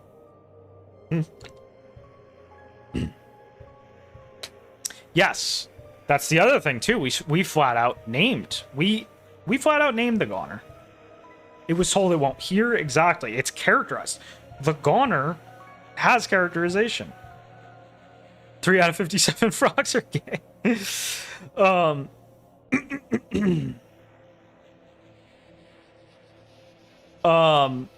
Yes, exactly, Alien Run. Exactly. Question, incomplete answer, something happens, more complete answer. That's a very common cycle for a story to go through. Deltarune doesn't exactly do that.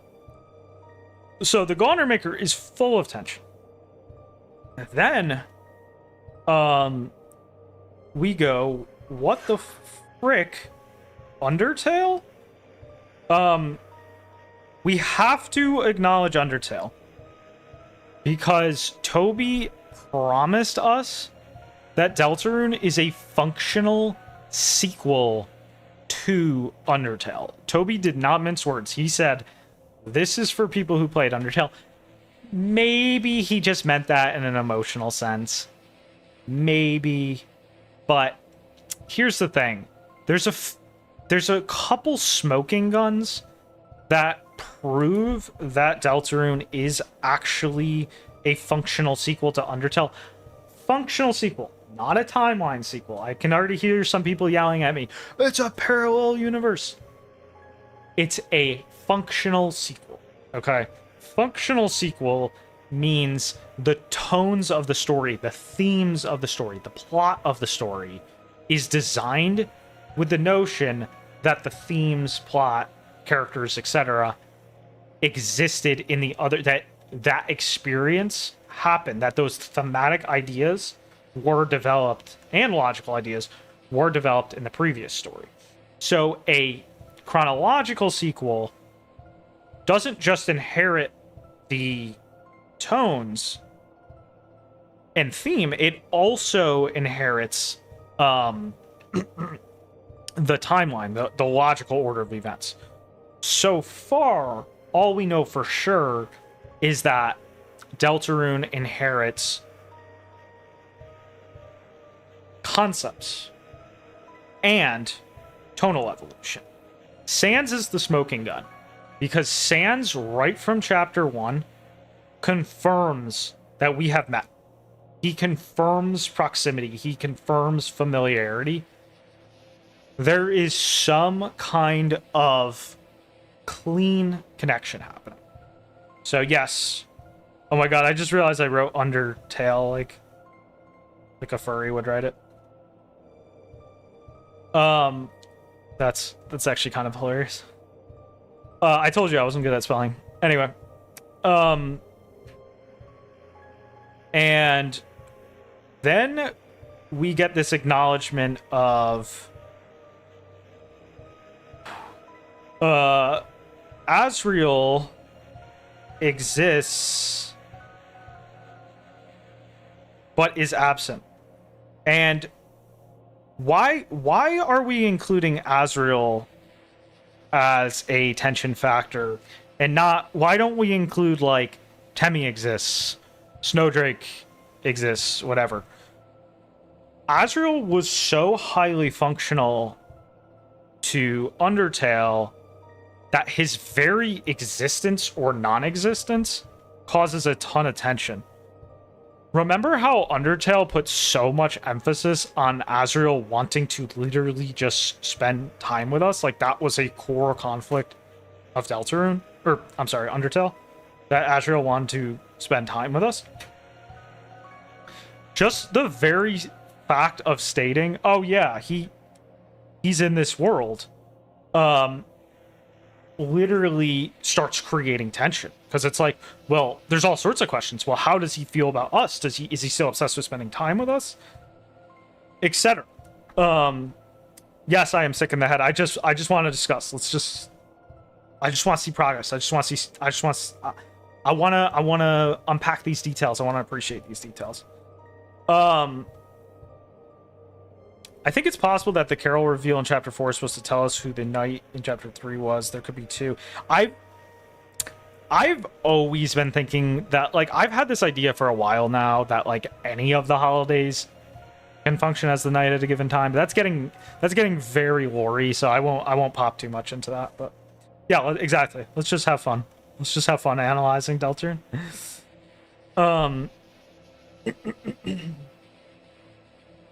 Please keep any emotions, politics, ad hominem. Just leave that stuff in the Hollow Knight fan base. I'm sure they'll be I'm sure they'll be happy to have you. Or the Digital Circus fan base. I'm just kidding. I've never actually. I've had negative run-ins to the Hollow Knight fan base. I don't know anything about the Digital Circus fan base. I'm sorry if I slandered them unjustifiably. So, that's our tension, and then finally the big one is, okay, actually there's another one, which is Chris's overall mood and, oh my god, and psychological suggestion is a big factor of tension. There is a lot of darkness that hangs around Chris, even if it's subtle. There's this feeling that they don't exactly fit in, that there's friction there, and that, again, that makes us wonder, like, what could come of us.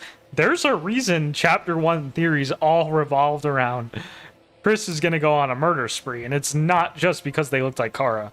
It's also because of those dark moods. And see, that's what I'm saying when I say, like, you really have to sympathize with the, you know, there's this, I understand where it's coming from, but there's a defense mechanism where people want to, one of the reasons you get these heated, like, making fun of people for what seems like immature theories is because, especially because young people get into Deltarune and they grow up as it comes out, and they start to regret having a more immature relationship with media.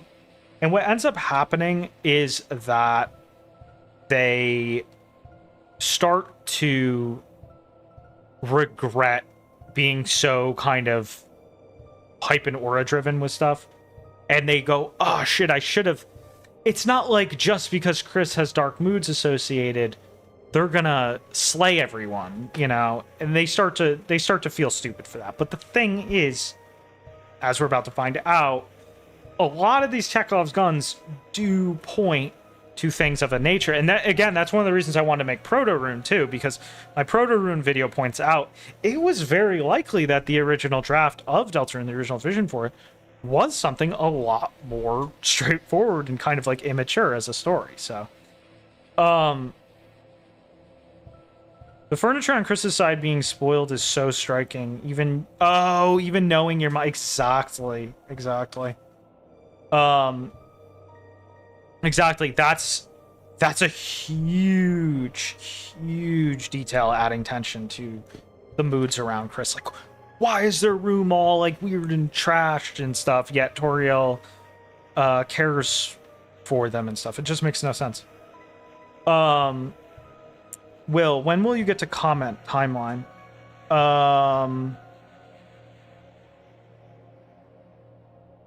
What do you mean? Like comment on all the comments that have existed up till now? Oh,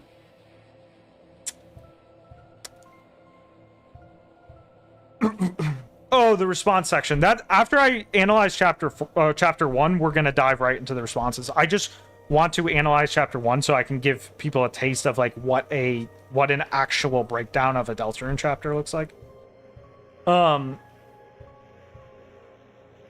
Yep, chapter 5 is coming. Also getting a question about War Castle. Date, there's a lot of castle stuff I've been showing and stuff. Like if you just look on like Twitter or if you just look on Twitter, YouTube, whatever. Some stuff is on like Patreon, whatever. You'll find it. But a lot more is coming. It's just because I have to do a trailer first. Anyway, you're never gonna get if you're trying to do a gotcha. There is no War Castle. It's not gonna work. You're gonna look very silly. You're gonna look very, very silly with that. Remember how everyone wanted to do that with Toby? Where's chapter 3 and 4? And then he drops Deltarune's best content on us. Just think about that. So anyway. Okay, finally we get Susie and her initial, I'm gonna put initial, because there's all that initial darkness with Susie. There's all that initial, oh my god, what's up with this crazy girl? Why is she so evil? Why is she so, violent? That adds a lot of tension. And then we get the Dark World. And I'm actually going to tie this to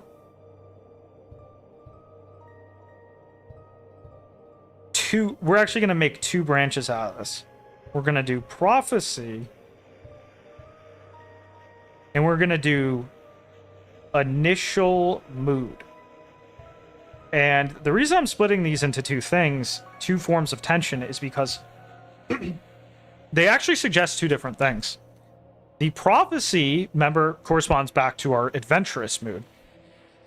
And the initial mood is very dark. There's even that imagery of like the bleeding faces, the cut faces, all that stuff. All that stuff I addressed in Proto-Rune.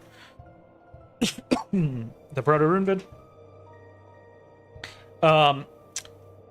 That's irony. Those things are tugging in 2 different directions. There is one of the reasons, this is also what's funny too, one of the reasons everyone thought Ralsei was going to be evil was just because of how much he's so obviously ignoring the darker moods coming out and trying to bulldoze. He's trying to bulldoze any suggestion of mysterious terror with, man, you're a hero, be adventurous, be kind to everyone. This is a great journey. We're saving the world. Blah, blah, blah.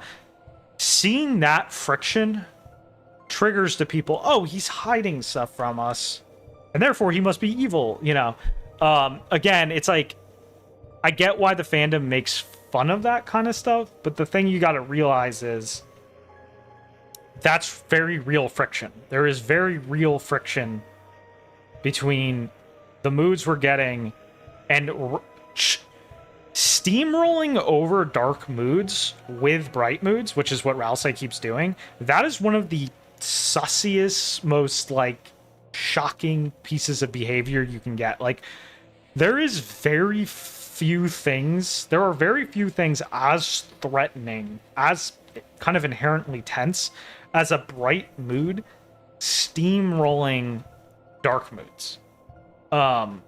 So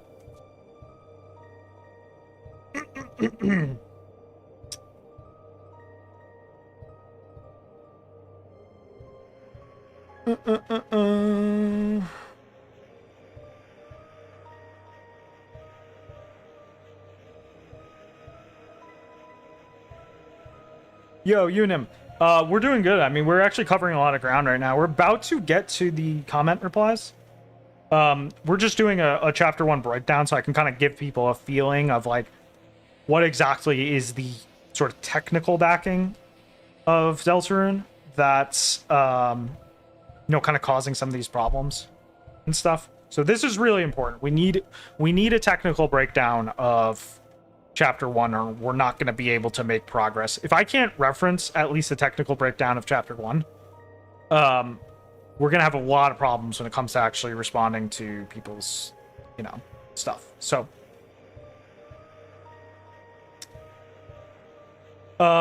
Ruifen.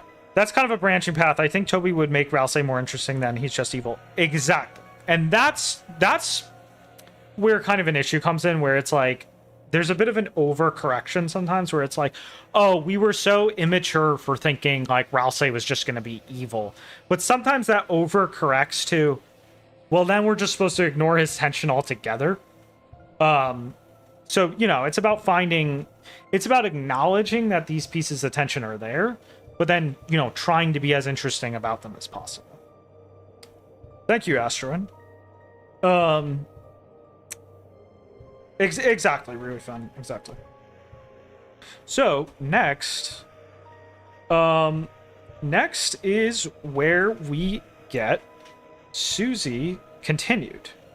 And the reason I separate this from Susie initialed is because Susie doesn't waste too much time in revealing that her first impression was definitely a little darker than the reality. It doesn't take long to release that. So here's something that's really important. Sometimes a piece of tension is also a piece of release. So we're going to put that. Actually, we're going to do the tension and release chart. Fuck it. Let's just do this. let's just go like long tension release list is long. Unks remember that one. Oh my god. Okay. Let's make sure that any release is put next to its corresponding tension. So we're gonna do a little green line there. Actually, I'm sorry, that's really ugly. Let's not do that. Let's do a dark blue line. And so now we have Susie is not so dark. You see that? You see that exclamation point? Oh my god. Susie is not that dark. After all. She's still dark, for sure. But she's not as dark as she seemed. That is tension and release. We get our first release. Shortly after entering the Dark World. Now, what's still in the air and why this is still functioning as tension is because we don't know the extent of these things. We don't know exactly how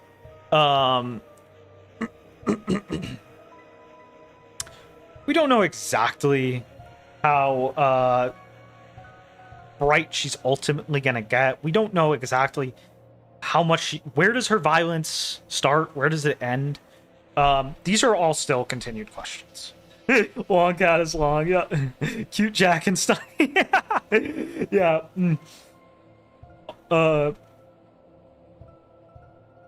Ancient history fossil gamers will think of Long Cat. Um, elder god gamers will think of Longhat, whereas ancient gamers will think of Jackenstein. Anyone remember Jackenstein? That was Jackenstein was from the good old days. Those were good times back when chapter 3 and 4 came out. That was a long time ago. You own exactly, Titania. You actually start getting this. You actually start getting this as early as here.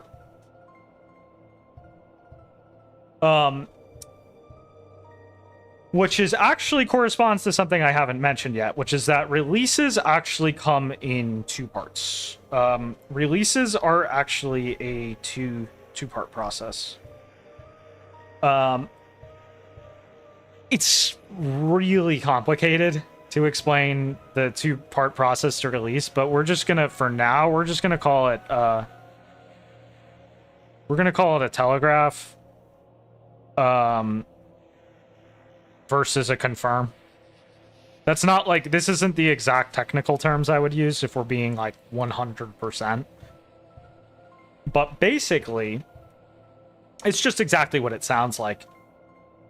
Info can be suggested, but it doesn't become actual release until it's confirmed. It stays as tension until we get it confirmed. So, Susie making brighter gestures and like goofier gestures and all that stuff, that doesn't confirm she's not as dark as we think. That's just kind of suggesting it. We only get confirmation she's not as dark as we think when we actually like really kind of start entering the dark world and we genuinely see her start goofing around a little bit more, even though she's beating people up. So So next, what we get is rules of the world. Rules of the world. There's a point where enough weird details about Card Kingdom start racking up where we get undeniable proof it's not just a weird game within a game. It actually corresponds to the light world. I still remember back playing Survey Program. I didn't know I was playing a new Toby Fox game for a while. I thought it was a play teaser. I thought it was like a weird trailer, like a just a silly trailer for like a new game, and I thought we were never going to see the light world again. I thought it was just a setup and we're going to hit some point in the dark world and a big like, you know, trailer is going to play for Toby's new game. It was only when I finally started talking to Sham that I was like, oh shit, there's actually like, I'm clearly supposed to take this seriously. And that was like funny because I had to like play retroactive catch up with like not having my brain turned off on all of this stuff that happened up to that point that I just like wasn't taking seriously. So that was pretty funny. At any rate, it's really when Sham hits and gives that info about like, oh no, like the Lightners were gods to us and there was this knight figure and all this stuff and like all this crazy shit, and you're like, damn, this is actually a real thing and this is actually consequential. So this corresponds to a release, which is that, holy crap, the dark world and the light world connect. Oh my god. I'm just gonna put LW. They connect. This is a really good example of, this is great. Like, this is a really good hook. I know Deltarune gets like made fun of for like what is this story? I've been playing for like 30 hours. What is this game even about? But if I was to really say where the hook really gets established, I would say it's right here. I would say it's at the point where you are positive the light world, you have undeniable evidence the light world and dark world connect. And it's really cool that that hook really kicks in just like subtle, I mean, technically optional content. I think you can skip Sham altogether, in which case this release would hit a little farther down. Because it would remain as a telegraph. That's what's interesting about the video game format. And one of the things that makes it a little tougher to write for than linear is that depending on what the player does, telegraphs and confirms can hit at like different times. And you got to make sure that every single player permutation creates like an equally good result. And unfortunately, this can lead to a issue people have observed that I'm going to call RPG psychosis. And this is not just a problem with Deltarune. This problem has existed since like the dawn of story-driven video games, especially RPGs. RPG players tend to easily run a little psychotic. Now, I'm not saying it's like people say not all RPG players, but always an RPG player. The issue with telegraphs and confirms being like not super set in exact order is that someone plays the game and then they experience the narrative and then they go, holy crap, it was so awesome that the narrative played out that way for me. And I love this thing. This thing is my comfort media. That's my, see Ralph say that's my comfort character right now. There. Deltarune, that's my comfort media. And then what happens is they go, oh my god! Jacksepticeye, PewDiePie, what are you doing? Markiplier, what are you doing? That's not how you enjoy this game. That's not how I enjoyed this game. You're not supposed to do that. No! You're ruining Deltarune. That's not how you play Deltarune. This is loathsome behavior. No one likes this behavior. But it's not people trying to be evil. It's coming from a place of they know it's a video game and that not all permutations are equal. And so they get really upset and defensive when they think, oh my god, if he didn't get the best permutation, this could ruin his experience with the game. And you'll especially notice this with especially stuff like way back in the day. There was like FF7, for example. It's actually funny. I actually got like a little tiny niche of unks angry at me for quote unquote disrespecting FF7 in my second to latest video, when all I did was just point out the simple, undeniable fact that the only actual real writer on that project, Nojima, he did the minority of that game. Like, he cleaned the whole thing up to make sure it was like a nice, coherent overall product, but he did not write the majority of scenes on that game, and he didn't have that much creative freedom when writing them. So that's not, even though that's like a famous story game, it was a shocking famous story game for the standards of video games. It's not, what was shocking about it was that it upped the ante. But in a normal medium, that's not how you make a normal story. In a normal medium, you let the writer cook start to finish, and you don't throw like filler in from other writers and stuff, and you don't do like weird illogical creative demands from people who can't write and make the story worse for it and stuff. That's not how normal stories work. Afterwards, that series would actually give Nojima some projects, and it's one of the reasons, not that he had full creative freedom, but most of everything you're seeing in like FF10 is coming from Nojima. And as a result, a lot of people go, oh, well, it's like a clean movie, start to finish. It feels like watching an anime.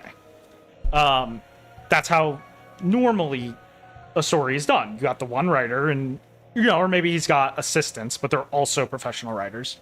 And you got the lead writer, and they write the thing. A lot of video. I can't stress this enough. A lot of video games are not made this way. And it's just a fact. It's something you have to acknowledge. A lot of video games are committee, cynical, corporate messes made by fairly creative people who come up with all the concepts in the most cynical, juvenile way. And then they call in the writer to clean up things to make it more presentable while having minimal legroom and having to keep answering to their irrational demands. And this was a really big part of forming RPG psychosis and stuff, and just video game psychosis in general. Because a lot of gamers had these great narrative moments that they'll experience in video games and stuff. But a lot of the time it's packaged around a lot of junk and stuff that just that isn't actually really coming from a writer. And that'll compound with the experiential info and stuff to create an intense confusion. And the reason I bring this all up is because Toby loves this. By loves this, I mean he loves the fact that video games have this property, and the fact that video games created this mess of everyone gets a kind of different experience, and it's hard to parse substance from just random experience. For example, if I'm playing Mario Kart on the Nintendo 64 in my childhood, and I'm getting high on Pizza Hut and Sprite soda, and I'm having the best of time, with friends or whatever, that's not a replicable experience. And that's not a thematically developed experience. That's just an experience. That experience was meaningful to me because it felt good and it corresponded to, things like family and friends and maybe even random artistic inspiration. Maybe I see the visuals of the game and I get kind of cool ideas in my head of maybe I'd like to make something like this. But there's a point where you have to understand that most of that is not Mario Kart 64. Most of that is just Howard is high on Pizza Hut and childhood.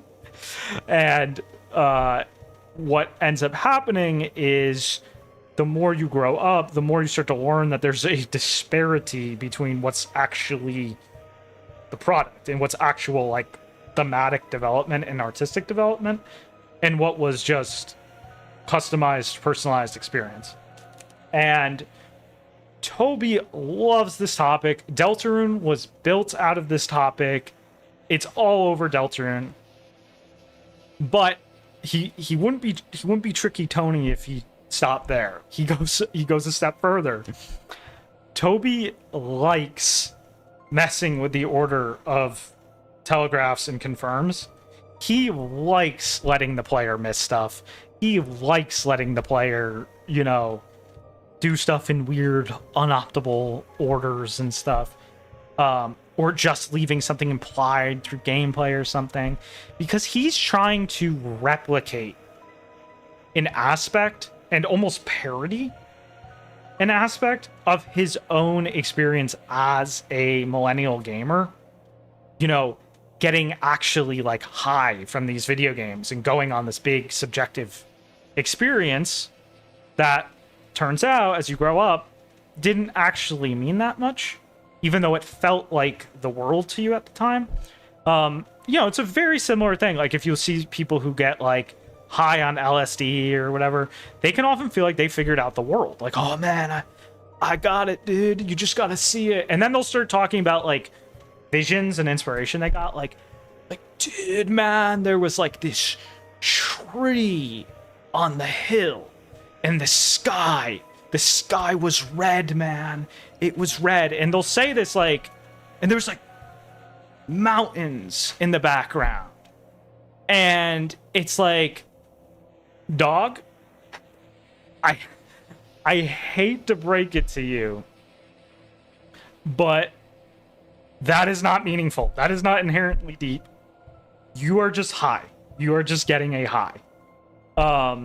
Toby Kitsune has done it again. Toby Kitsune, yes, he has done it again. He loves playing on that. He loves playing on that. He loves playing on the subjective. What's subjective? What's real? It's a theme of Deltarune, and he's made this meta, almost ARG out of it, which is just crazy. Anyway, Toby is... You see why he's such an interesting character to me? Like, a lot of people say, like, why are you so obsessed with Toby? Why is... Like, there's other creators out there. Why Toby? Why is Toby so interesting? Because he's someone who grew up in very similar circumstances to me. He's someone who's doing games that are story-driven. And then finally, he's insane. He's crazy. He no one does this. No one would intentionally, like, replicate by design the weird difficulty of parsing the subjective from the objective. It's crazy. Anyway, that's my rant about that.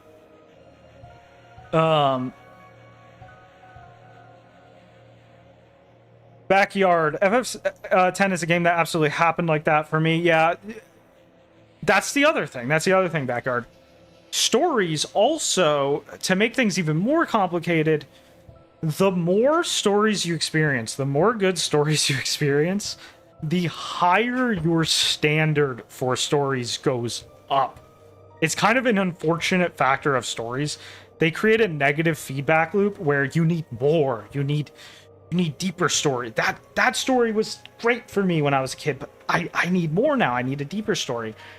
That's one of the reasons I used exaggerated language again in my video, because it's like I was half jokingly shitting on Toby, but I was like, oh, he's not like the pros and stuff. I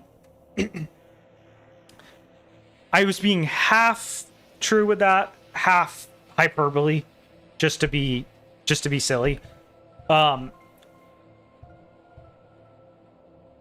What I'm really trying to say is that the best writers in the world are insane. Like, they're unfathomable. Like, again, I know it's a meme, but yes, Umineko really is that good.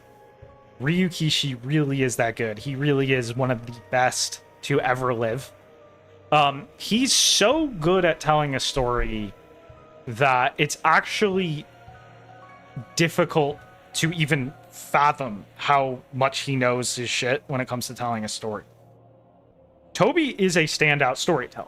Like, you're not gonna easily, especially in the medium of video games. But, like, obviously we're not gonna compare him to Ryukishi. I'm just sorry. I'm sorry if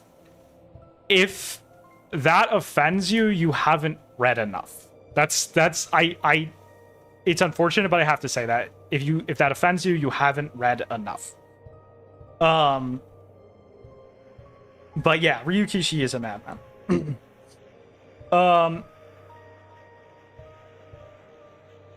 Yes, Chris, it's really funny. I specifically chose that for... I'm happy you said that, Chris. Triana Hill. I specifically chose that because it's a recurring imagery in a lot of video games. It's almost a cliche of like a sentimental, personal imagery. Think about Majora's Mask when you go into the moon at the end. What imagery does it use? That's the imagery it uses, because that's it's this weird type of imagery, this recurring imagery that feels like it should be significant, but it's not inherently meaningful until you do something with it. And I think that's why it's like tricky for people, because it feels like it's deep and should be saying something, but you have to actually give it context before it becomes something. So it's a really good device to use as a, like, that's why you see it so often in stories, because it invokes a high sense of like, oh, this can easily be imbued with subjective significance and stuff, which can become an actual functional thing in the story. Howard, what's with the ironic thumbnail? It's just eye-catching, and I have so many rare Toby pictures like so many of them, and I love showing them off. They're eye catching. You know, it's like someone goes, "Oh my god, I've never seen that picture of Toby. What is that?" You know, so it's just funny. Alien Run, TTGL and Kill la Kill. I have never seen Kill la Kill in full, and I will at some point for sure. TTGL, see, this is the thing you have to realize about the anime industry. The anime industry uses a lot more ghostwriting than you realize. They will bring writers on to structure a story or write some of it, and then kind of credit them, but maybe not credit them. A lot of the time it results in a product where some sections are much stronger than other sections. Like if you take Darling in the Franxx, for example, one of the reasons Darling in the Franxx deteriorates as it goes on, like the first like 7 episodes are fantastic, but then it gradually deteriorates. Not a lot of people realize this, but they brought on Naotaka Hayashi. He's the Steins Gate guy, Steins Gate writer. They brought him on to form the basics of the story, and he was very heavily involved in the earlier parts of the story. But they weaned off of him, and it became more and more of a committee project as it went on. And as a result, it gets shittier and shittier as it goes on. While not to the same extent of disparity as Franxx, TTGL is a kind of similar case where the whole first arc is really tight, really great. And then you can start to feel it kind of wane. And then, especially when you get into the last arc, you have just straight up just weak episodes. Especially with a lot of plot threads not closing well, like just characters doing heroic sacrifices with no real meaning and stuff. And all the stuff that... this is a good example of a flat-out tonal miss. Tonal miss, by the way, is when you make an unrecoverable mistake in a story. Basically, imagine if I did this to this list. Imagine if I just X'd out one of these. Imagine if I made it impossible to ever capitalize on the tension created by Azrael in Deltarune. Because I did something that ensures Azrael can never create tension again. For example, I introduce him, but I ignore every single question that built up to him. And then I give answers to every single question that built up to him. But I give really stupid answers that don't actually develop the theme or connect to anything. That's a tonal miss now. You can't undo that. Once the damage is done, you can't undo that.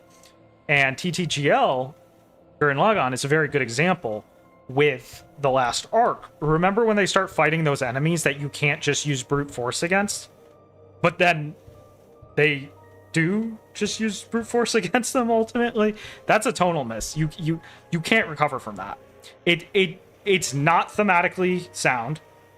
I know some people be like, oh, it corresponds to the theme of just working hard. Or that's not a theme. That's a message. That's not a theme. A theme has to be developed by actual conflict. It has to have an actual elegant irony to it. And there's nothing ironic in saying, you can't beat us with brute force. Oh, wait, yes, you can. That's nothing. That's not anything. That's just a tonal miss. So anyway, that's my thoughts. Naruto Frozen Boruto type shit. I haven't heard of that, Black Mercury. That sounds really funny.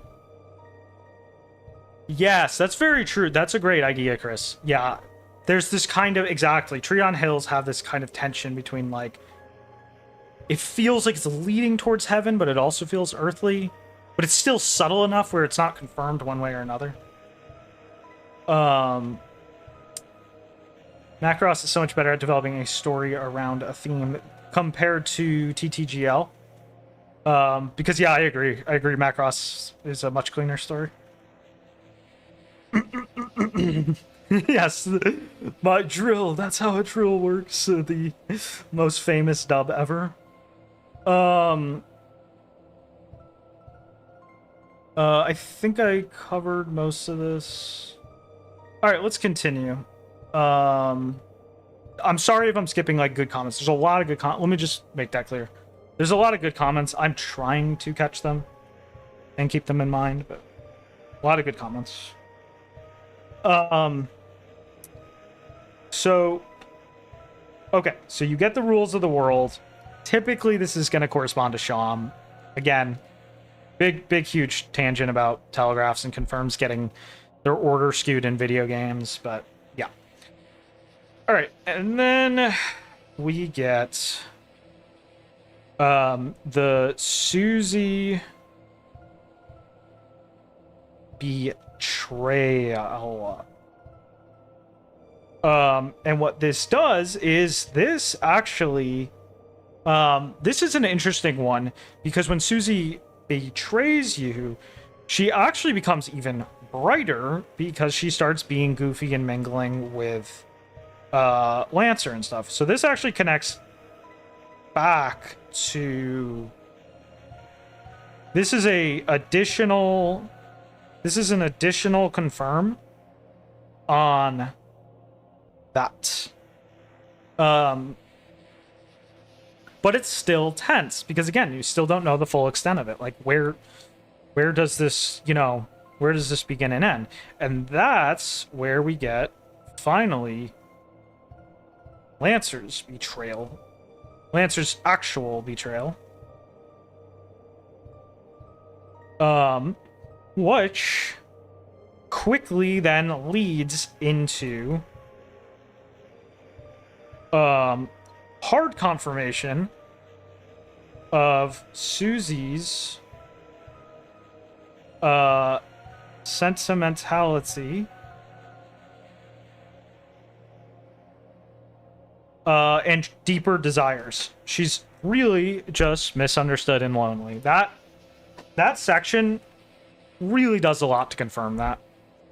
We get additional confirms on this later with King, but we'll get there in a sec. We're actually almost done, believe it or not. And then finally, we get a pure release. This is our first pure release. This is our first release that didn't correspond to a tension, which is Lancer is 1 over. And what this does is it actually completely resolves this. So I'm gonna this tension is retired once this hits. So what I don't know how to mark that exactly. I guess I'll just make like an X symbol like going to that from here. This resolution retires this tension. And so this is interesting because this is the very first time finally in the story that a piece of tension is retired and that a release, a pure release happens. So it's just an answer. Finally deletes something that was causing tension. Lancer's like loyalties are no longer posing questions anymore. There's no longer tension around what Lancer's deeper intent is. We know that he's chill. Big thing being played with is the ridiculousness of good guys and bad. Exactly. Yeah, that's a huge kind of like, I guess you could say, meta component of chapter 1, and also just a general kind of theme that gets a lot of emphasis in chapter 1.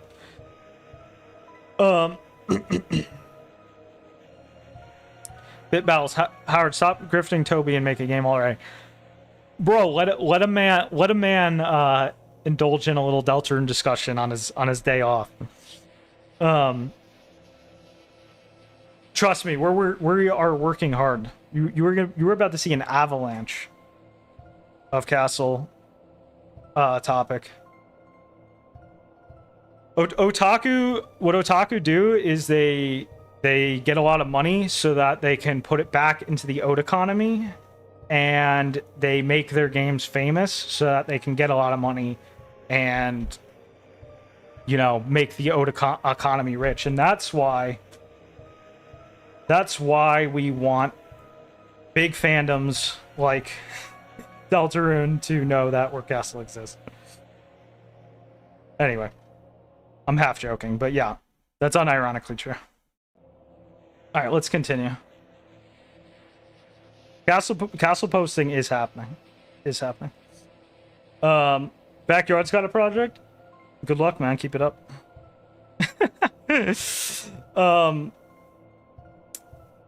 Yeah, as long as they keep giving me suggestive Lancer face, I'm gonna happy to have them around. Yep.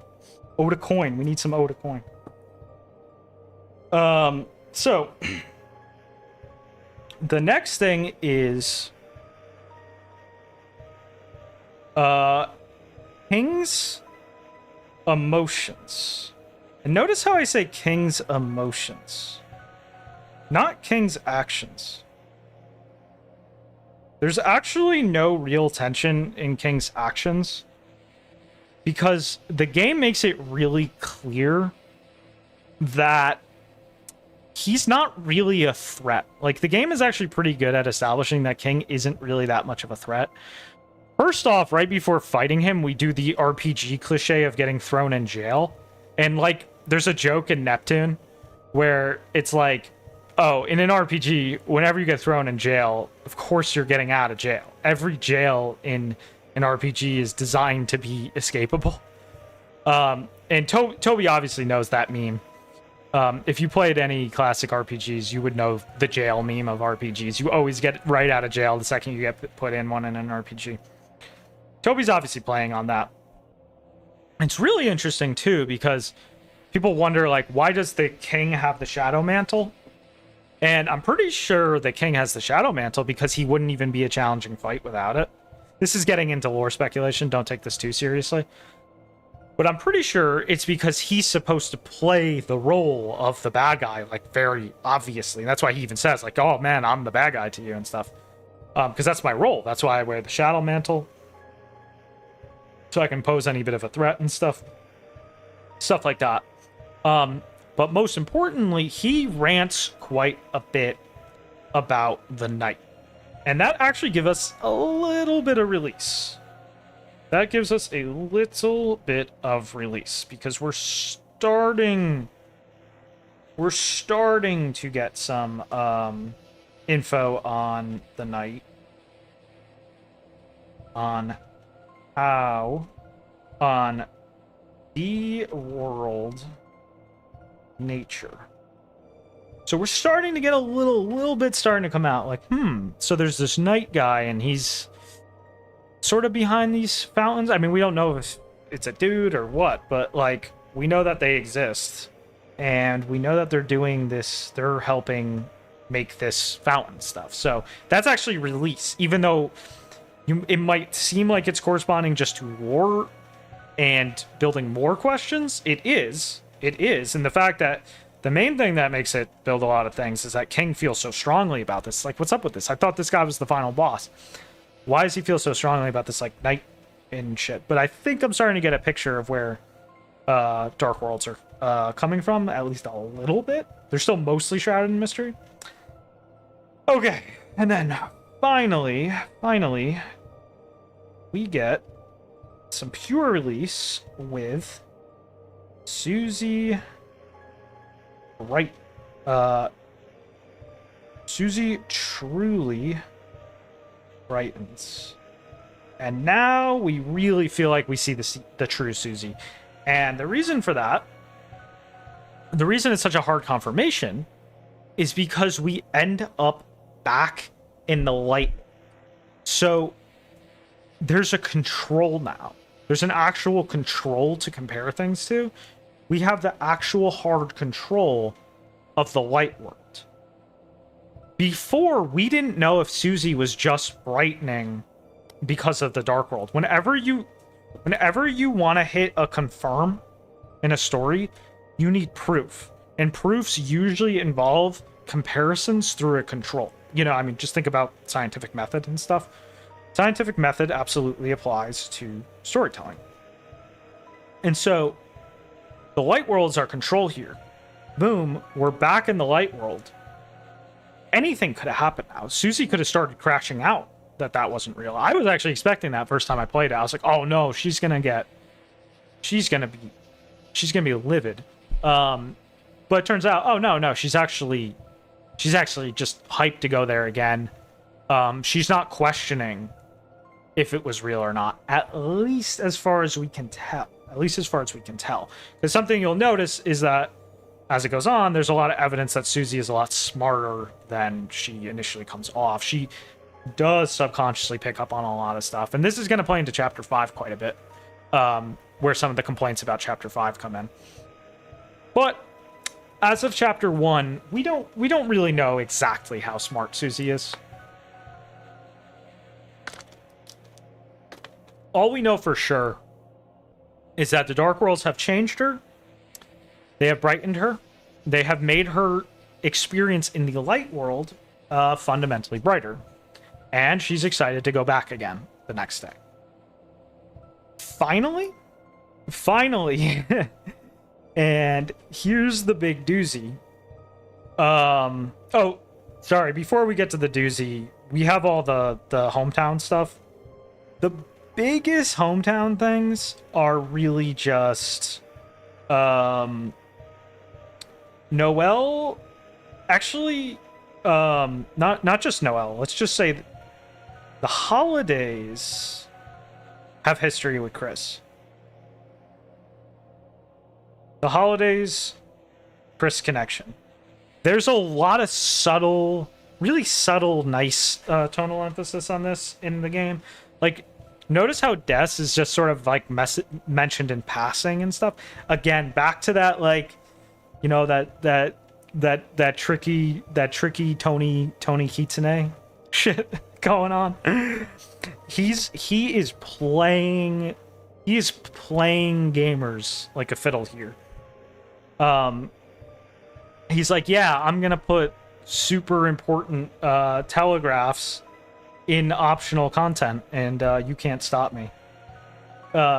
So that's like brutal, but it's really interesting. And the fact that it's optional is kind of tension unto itself. That kind of like adds to the tension, because it's like, is it in turn meaningful that it's optional?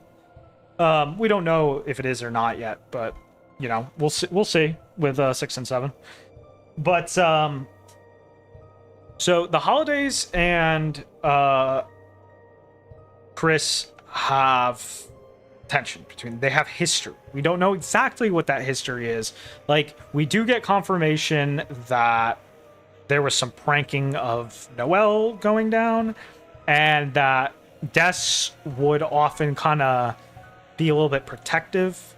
You know, we know that Des and Chris, we don't know if their clash was heavy. We don't know if it was lighthearted. But we do know that there was a little bit of tension there. And then, of course, we got Rudy. And I'm actually going to put that as like a sub piece here, because we don't... This is a kind of important thing to catch on to. It's actually more significant that Rudy has history with Chris than it is important that Rudy is sick. And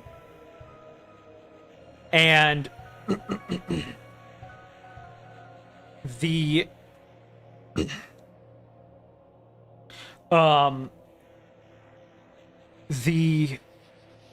my bad. The reason is because if a side character gets sick and dies, we have no idea if that's significant. Like, think about how many people have died in the world since I started this stream. That doesn't personally affect me. Yo, Pants, thank you for the 2. I'm taking $2. I'm sorry, Jackenstein. We're about to get to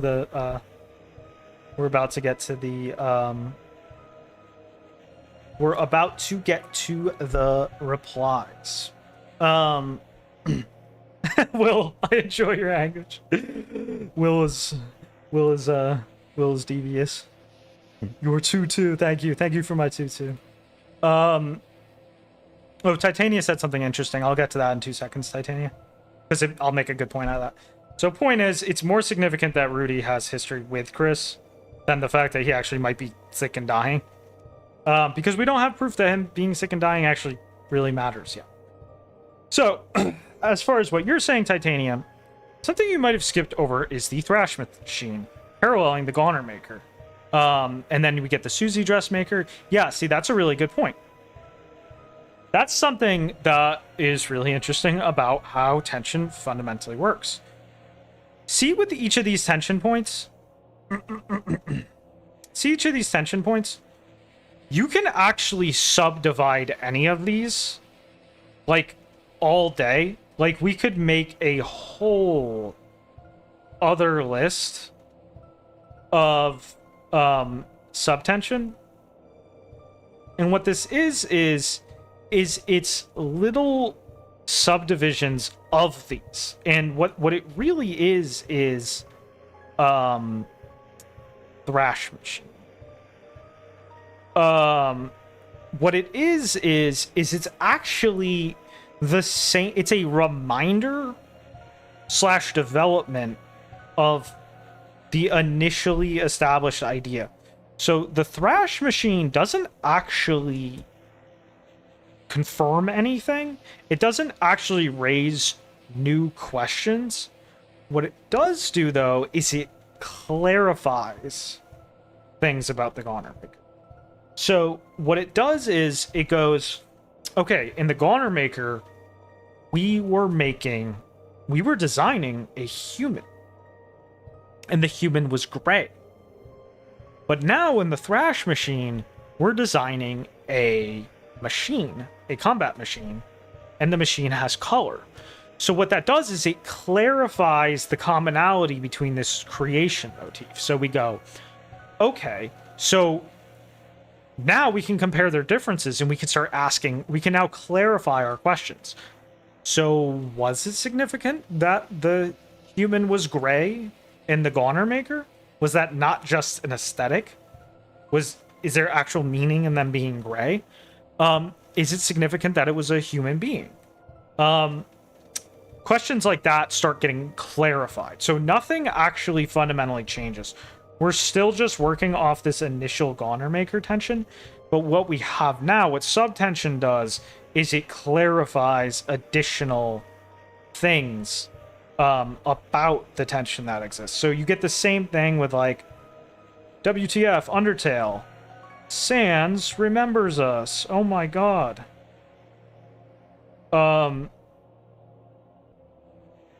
That doesn't actually add anything new, believe it or not. The second we see Toriel, the second the game starts and we see Toriel, that already hard confirmed that there's this weird, like, Undertale connectivity thing. It's just like, what? What Sans does, what the Sans inclusion does, is it makes us go, oh shit.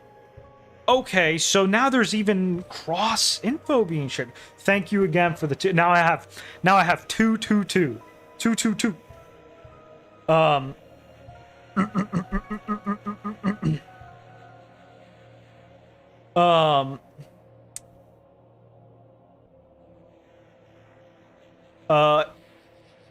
Let's put it this way, Dite. I can promise you, like, clip this, let this be a clip for the ages. By the end of 2027, Orcastle will have 4 of its 6 chapters done. I can promise you that. By the end of 2027, 4 of 6 chapters will be done on Orcastle. Mark my words. Chapter 1 this year, 100% possible. It's possible 2 could even be, like, really early next year. It depends.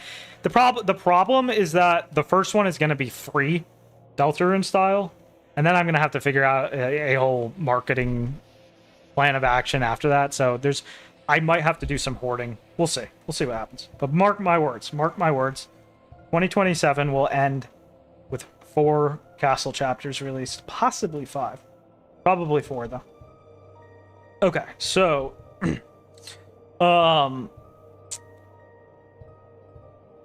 finally,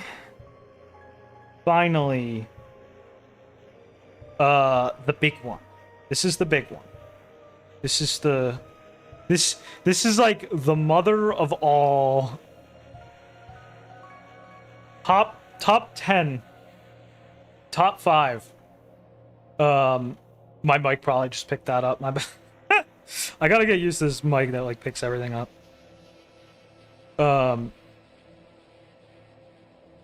Top 10, maybe top 5. Some say top 5. Video game hype and aura moments. Chris rejects us. Pulls out knife. Oh my freaking god. Oh dear god. This was a moment.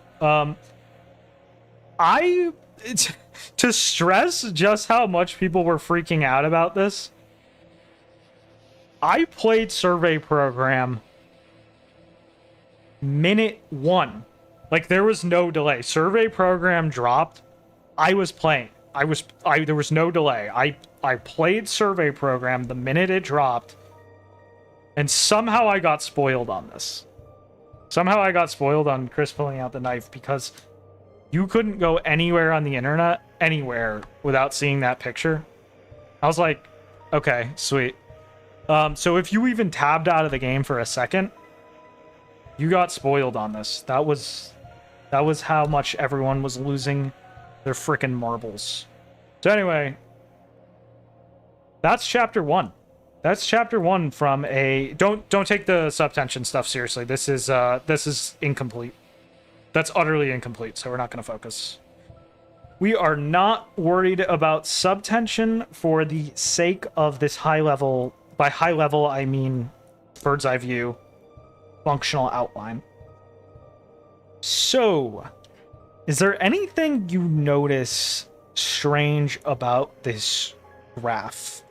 Or whatever you want to call it, this chart.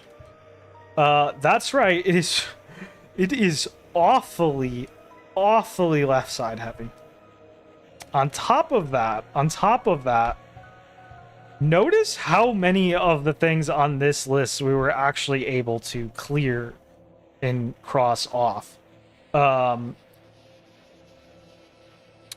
Why does Susie Truly Brightening not even cross off the initial? Like, why does the initial Susie not get crossed off? There's actually a simple reason for that. We don't know Susie's backstory. We don't know what made Susie initially just so dark, you know? She gives us some of that, even much later in chapter 4. But to this day, we still don't know all the deets about her, like history, home life, etc. So this, even Susie's first impression is still causing tension to this day in Deltarune. We only got one thing we can cross off this list. And the reason the Susie quote-unquote betrayal doesn't get crossed off is because it just simply... It's like a Siamese twin with this. So... Oh, I'm sorry. There is one thing. There's a second thing we can cross off. It's actually Susie's continued behavior. When Susie's making that progression into brightening up, where we go, why is she brightening up like that? That actually gets cleared when she truly brightens. So that gets cleared. So we can cross that off. So 2 of these things on the list we can cross off. But holy crap, we can't cross off anything else. On top of that, there's not actually that many there's not actually that many releases on this side. That's why a lot of people who played chapter 1, to them it was sort of just like, okay, that was kind of like a teaser. To most people, it felt like a teaser, not actually like a full-blown... It's hard to even call too much of an arc, because there's just so many more questions than there are answers. Oda type story time. Yeah, that's what's interesting, Asteroid. We are moving on as if we and I have considered that. It's possible we never need to know. And that's fine. That's fine. We don't... Let me make this clear. The story is not bad if we never get all this stuff crossed off. That's fine. You can have lingering tension. The only issue is you have to get enough of these. The trick is that you have to get enough of these to actually develop the theme thoroughly. So it's not that every single thing that's causing tension has to get actually expended and exhausted. But what it does have to do is that it has to contribute enough to the point where any actual thematic relevance from it gets fully and firmly established. So in other words, in that sense, Susie has started to utilize like her history and past and stuff a decent bit. And that her reveals, like especially in chapter 4 when she revealed the stuff about not being allowed to play the piano and stuff, that was really good, and that was very functional. That helped establish Chris and Susie as foils additionally.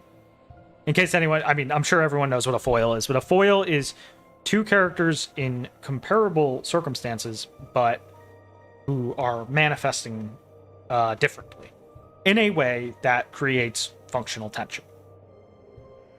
So, but they're also, yeah, similar, right? Similar, but different. So, it's possible we don't ever need to say more about Susie's home life or her history or whatever. It's possible that that's enough because that already gave us nice thematic links. But stuff like, I mean, like the Goner Maker, forget it. We need something there. We don't have enough. We don't have any functional resolutions from the Goner Maker yet. We just don't. Asriel, I mean, again, forget it. Like, we just don't have stuff yet. WTF Undertale, same thing. Like, come on. Like, we need something. Even, it's wild, but even the Prophecy, which has had a whole chapter dedicated to it being chapter 4, is still, like, wildly due for, telling us, like, exactly, there's so many questions with it of, like, well, how exactly is it affecting the plot or theme or characters and stuff? We have a lot of info about it, but that just goes to show how dense of tension it is. It needs a lot more. Again, the rules of the world. Chapter 5 did contribute to this a little bit, for sure, with Flowery talking about, like, fake stats and all that stuff, for sure, but there's still many more questions than answers. King, we have no idea what King was exactly getting so emotional about, for sure. What is King's exact relationship with the Knight? We don't know. And I mean, we have the info. We have the basic info. Like, King gave us a basic info spiel, but there's still so much we don't know about, like, why that's meaningful or what exactly that does. And so, obviously, Chris's relationship with us has been developed quite a bit since then, but still way more covered in questions than answers. And I mean, again, the holidays, forget it. So many questions. So yeah. So as you can see, this is great. There's no mistakes here. This is a clean story. Nothing wrong is happening. Toby did the job. But you're starting to see a tendency right from chapter 1 where it's like, are we going to build up tension debt? Are we just going to keep adding to our tension tab? but no release. And that's something to keep in mind when we dive into answering the questions and talking about chapter 5 now. And that, you can see why I sarcastically simplified this into, okay, Susie becomes more friendly, Chris is sus, fuck you, Toby, give me some answers. It's sarcastic. But if you really look, what's really happening here, most of this side is just Susie brightens up. And most of this side is just, what the fuck? What the hell? Oh my god, Chris rejects us. He's... Sorry, I'm not trying to genocide trans people. Believe me, no. Chris is sus. That's the idea. My headcanon Chris, by the way, is actually the AFAB. That's my headcanon Chris anyway, so. Alright, let me get up for a sec, and then we're gonna respond to comments. I'll leave this here, and I'll write in red. BRB. Response is next. Alright, I'll be right back.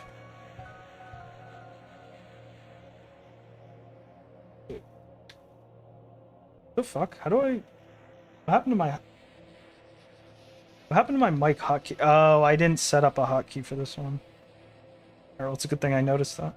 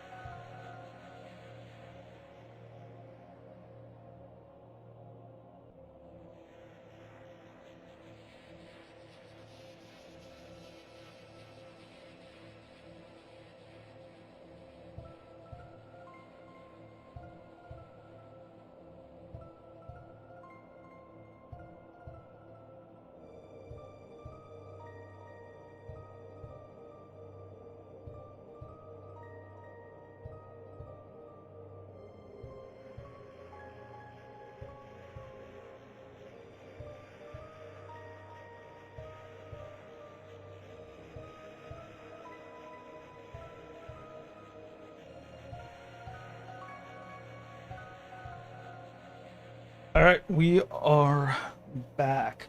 I saw someone was like summarizing comments. They're like, "Oh, I'm seeing comments mostly categorized into these categories," and I like freaking stupidly missed it. That would have been really helpful, but what we're gonna do is unfortunately we're not. I'm sorry, but we are not gonna be doing this Cunningham style. It's not first come, first serve. We're gonna be using arbitrary process to determine which comments to reply to. And the reason is because I want to prioritize comments that I think will answer additional comments. So that's why we're not going to be going in order. I'm going to be copy pasting them into clip here, and we'll jump into them. Music. Is a tonal miss equivalent to a point just disappearing from the tension part of the list without corresponding release? Absolutely. Yes, lingering is fine. Escaping leaking is not. Exactly, music. Exactly. That is exactly how it works.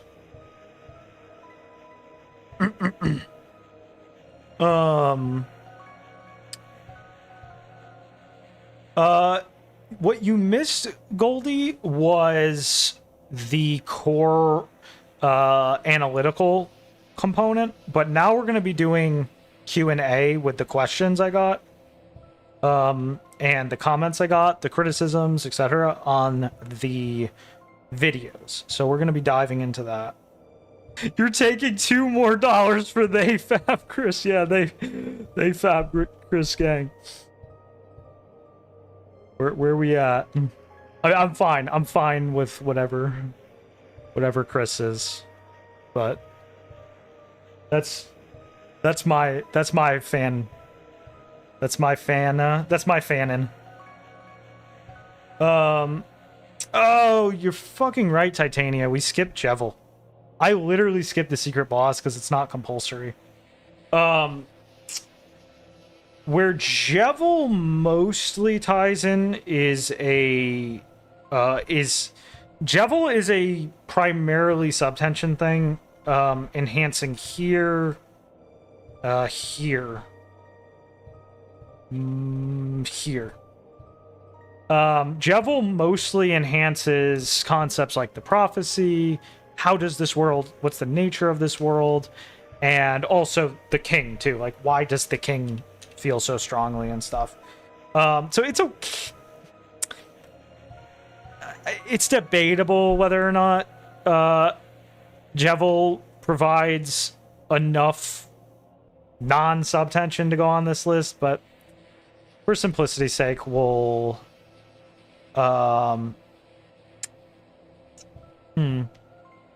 let's just do it.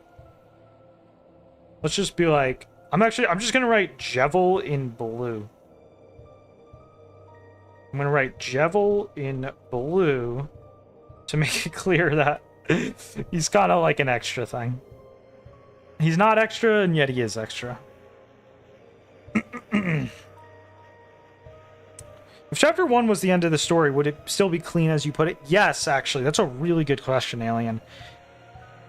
A lot of people don't realize this, but a story doesn't have to conclude to prove that it works. And that might sound weird.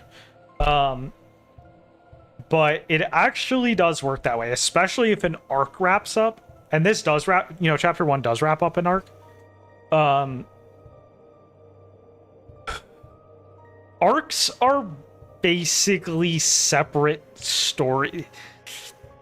Arcs are basically sequels stacked on top of each other, if I'm to put it simply. They're basically sequels stacked on top of each other. And here's the other thing, too. Every single bullet piece of tension kind of functions as a story unto itself. And this is one of the reasons why, I don't want to sound pretentious, but like, when you get really used to analyzing stories, you can start to identify skill level with very little. Very little amount of text can actually telegraph how good the author actually is, because they're making little fractals of stories constantly in their story. And this is one of the reasons why good writers can sometimes stress quite, because if you ever wondered, like, how come some writers like worry about their wording so much, or they rack their head for just the right wording or whatever? That's what they're doing. They're basically taking a piece of their story and they're going, I'm going to treat this, say, this one conversation as a whole story unto itself, because it goes through a whole tension release arc within the subtensions of the things, because that's where the details come in. In each of these is a ton of little tensions and releases, and every little piece of dialogue and every little conversation and every little action, there's lots of little tensions and releases. A story is not just this. This is just our bird's eye view. A story is this. Like, check this out. This is what a story actually is. It's this, and then that next to it, and then it's us doing this again, and it's like, oh my god, it just keeps inceptioning. It just keeps breaking into fractals. That's how a story works. There is a limit to it, of course. There's an atom, there's an atomic level of stories, and it's word for word. Visual audio media has even finer atomic levels than novels, in that it gets all the way to the pixels. It goes to each little tiny blip of audio, each pixel. So it breaks down very far. And in case you're wondering, yes, every pixel matters. And for the best artists, they worry about every single pixel. So yes, this shit's not easy. So if you ever see someone who's an aspiring creator, just give them a hug, because they definitely need it, because this shit's hard. So yes, chapter 1 would still be clean, even if that was it. Even if it was like, okay, show's over, that's Deltarune, it would still be clean. There's nothing wrong, you know. A story doesn't need answer arcs to prove that it's good or sound, you know. It's an arc to arc thing. A big thing here is how much chapter 2 is both the true start and exists as if alongside chapter 3. Implies an episodic nature Deltarune could have. Right. Yeah, chapter 2 was exactly. In many ways, people treated chapter 1 as a teaser and chapter 2 as sort of the actual start, because now chapter 2 has defined our goals and consequences a lot more. But you'll actually notice that every chapter's tension and release chart ends up still looking pretty similar to this. And you'll see that as we go over some of the... Yeah, be careful. Be careful with fractalism and you get homestuck, exactly. A big part of Hussey's sort of like humor and storytelling is kind of just like meta gags around the nature of storytelling and humans' relationship with it. So we're getting there right now, Dayton. We're getting there right now. I just had to answer some important questions. I think that is that. Let's get started. Big Green. Orc Castle is pretty cool. Is it a solo project? Yes. Well, it's sort of solo. It's I have a lead artist who's my brother. He is sort of like my secret weapon with the art. Like, I can draw, but he can really draw. So, why am I writing in Japanese first? That's a good question. Because Japanese language is very important to the integrity of otaku media. The prose choices in otaku media, like if you grab any great Japanese writer, The very nature of the Japanese language is deeply, deeply tied to their work, which is one of the many reasons why translations tend to suck so much. So I want to break that ground. I want to be like, okay, let's write authentic otaku media right in Japanese, and let's have a bilingual dude actually give it a real good ass translation. I posted one clip so far. There's going to be a lot more after the trailer comes. I posted one clip on my Twitter of showing a scene in both languages you can check out. It's tough to translate. It's tough to do a good translation. The translation was harder than the writing the Japanese. So translation's not easy. Yeah, that's exactly what I'm saying, Alien. Like, let's put it this way, like if Toby was in a battle slop, like jump slop work, like he was like in One Piece or something, he'd be like a really strong character that there are a lot of like super strong characters that can beat him up. Let's just put it that way.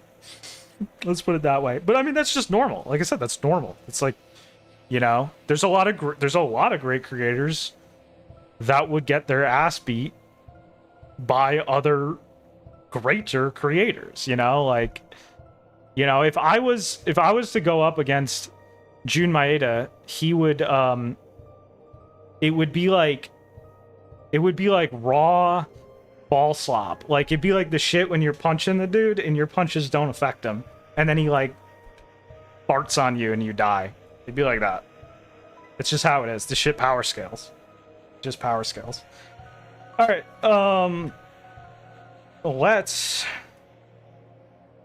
go over some comments. All right. So the first priority comment. Let me see. My tea has cooled down. The first comment we want to go over is this fellow.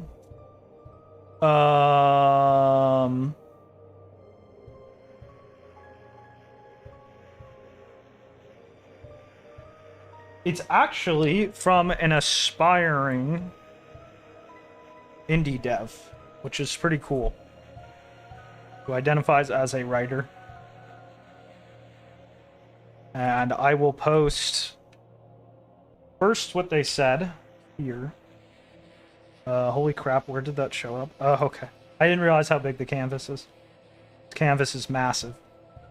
It's massive. Okay. I appreciate you taking the time to read it. Honestly, wasn't expecting anyone to pay much attention. Aspiring... No. Is a writer, aspiring indie dev. That's good. I hope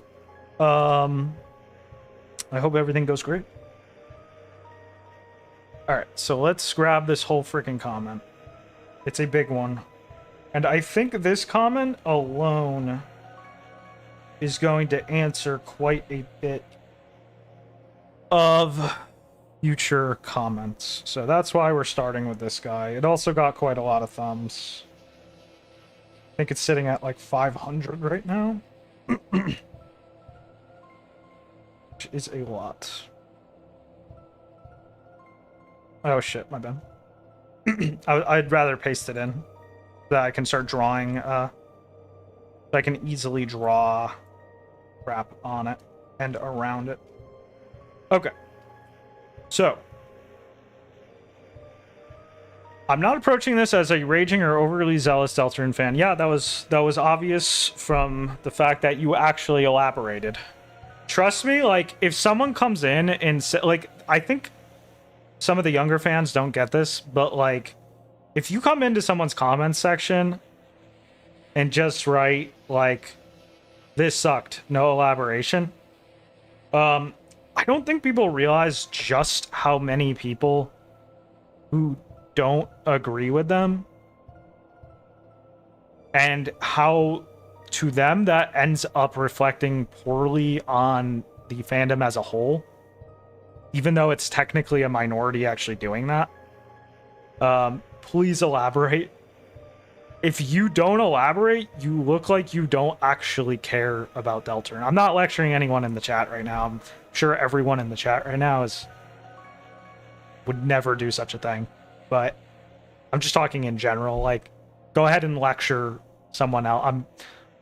I'm essentially requesting that you lecture this behavior if you ever see it.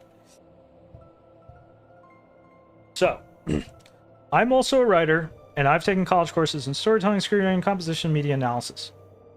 You do not have to believe that this gives my opinion more authority. I don't, but it does indicate that you've had exposure and an effort to thinking about this stuff, which does make me take you more seriously. But I mention it because I am familiar with deconstructing narrative structure and character writing. That sounds good. This is the first time I've encountered your channel, and I confused how vaguely you use terms such as storytelling and story analysis and character psychology. Let's just stop right there and let me say something. Again, the last video was not the last video, the one before that, the Deltarune is cooked video. I was being intentionally short there, intentionally terse. I was going for effect. Let's just get that out of the way. Was it a good idea? Maybe not. But yeah, I was going for effect. My $2 would never.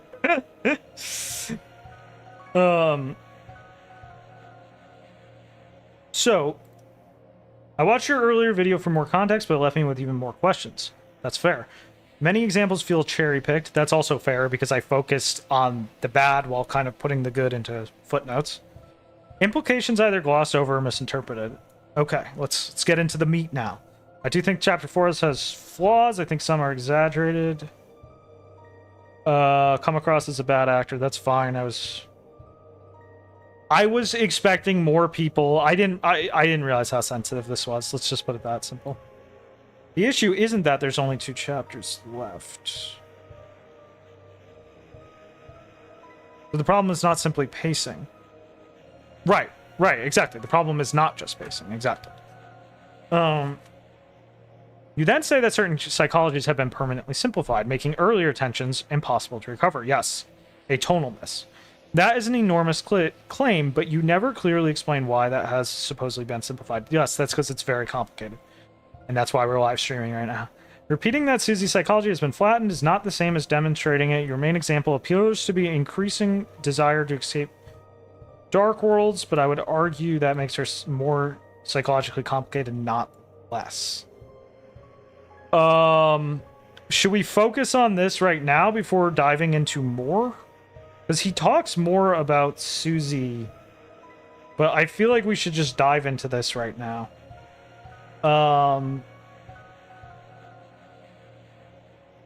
Yeah, let's dive right into that.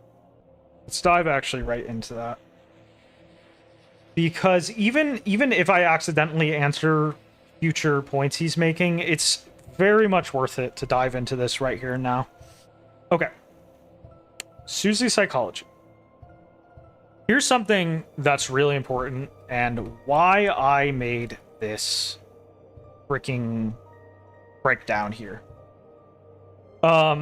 Character psychology is significant on 3 levels.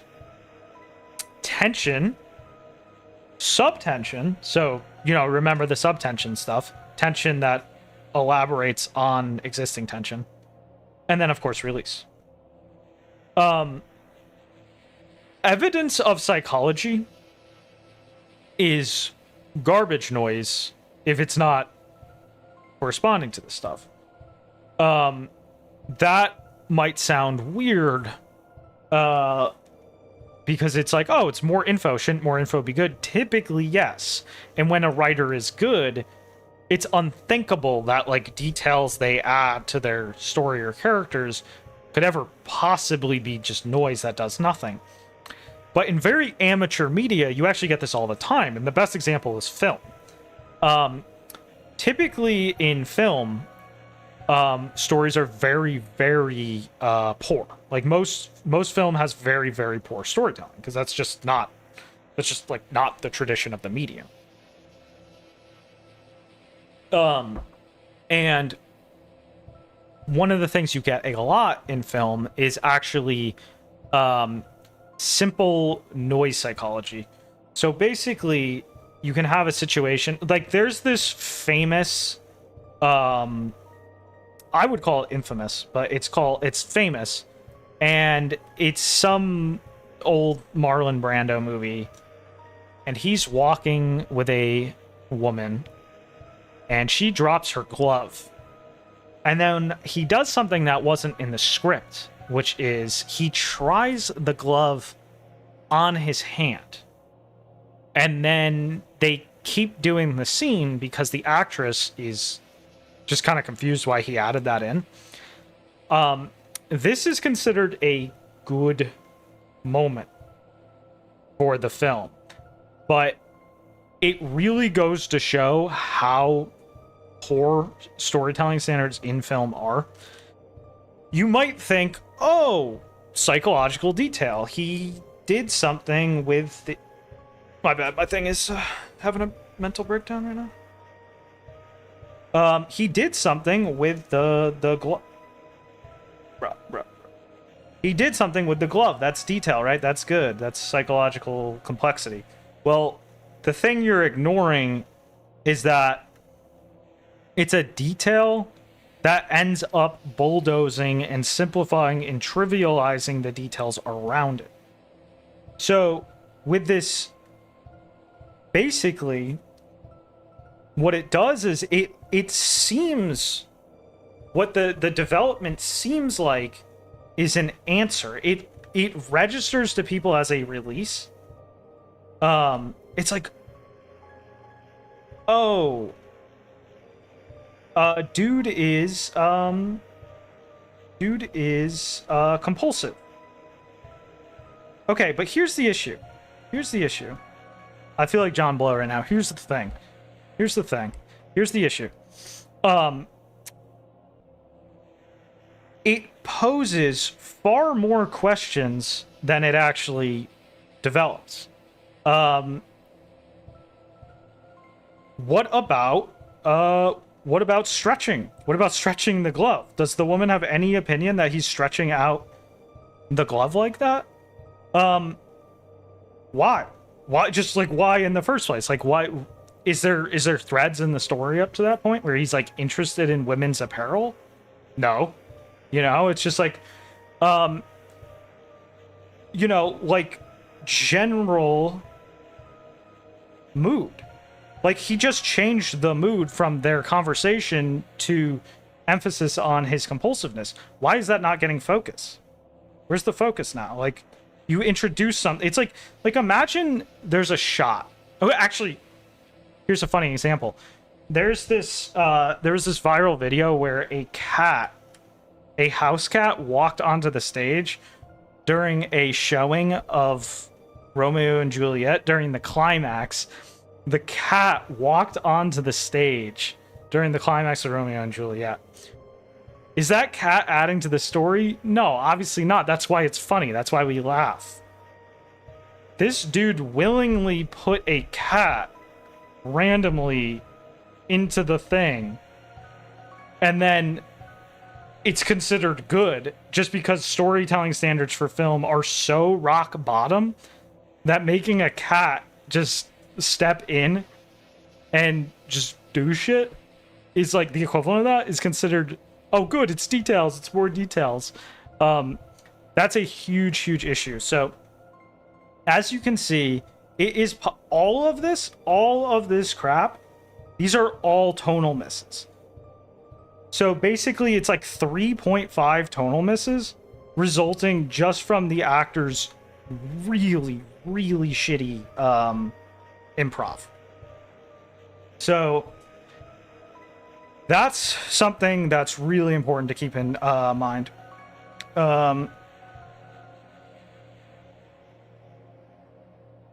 Doesn't that just mean actors are a part of the storytelling process? Yeah, of course. Of course. That's what actors are. Actors are humans. They're basically art.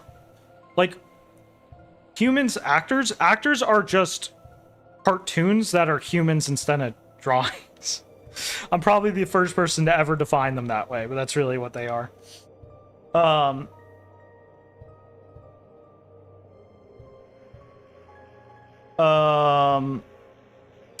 Cloggy, I have no idea what you're complaining about, Cloggy.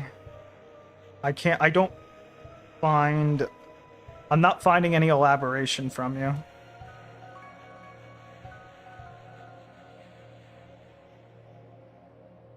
When we're getting the official Howard film list. Dude, Where's My Car? Dude, Where's My Car again? And then one more Dude, Where's My Car? You gotta watch it 3 times just to make sure. Deer Hunter, that's a decent movie. That's an unusually well told movie. Shit, I don't know. Bruce Lee, because they're fun, and I have nostalgia for them, and he was a badass twink. Romeo and Juliet. Oh yes, Romeo. Faithful adaptation of Romeo and Juliet, the modern, the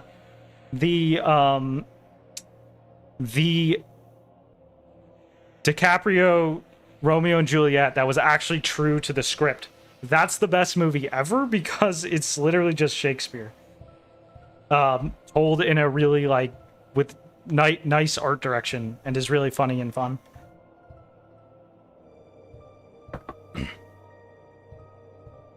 Barry, the fact that films and games are messy part of the media, wouldn't it feel more unsatisfying because we were narratively promised stuff? I'm not sure exactly what you mean, but they don't have to be messy. Like you'll get films and games with extremely clean storytelling. I mean, literally, as we just broke down Deltarune's Chapter 1, like even that is very clean. It uses the medium very well. So audiovisual doesn't have to mean messy. Yes, film is mostly propaganda with a ton of money behind it. Yeah, the DiCaprio one, yeah. Yeah, it's the opposite of that with the new Odyssey stuff. Interesting. Watch Forrest Gump into play FFA. Pretty much all media is propaganda. Yeah, I mean, if you really want to split hairs, but there's a line. There's like a line where it's like, okay. So anyway, let's continue. So back to the point with Susie's psychology has been flattened. Here's the thing. Susie gets a lot of great stuff in 5. Let's actually just make a... let's make a... I have to stress, non-chronological chap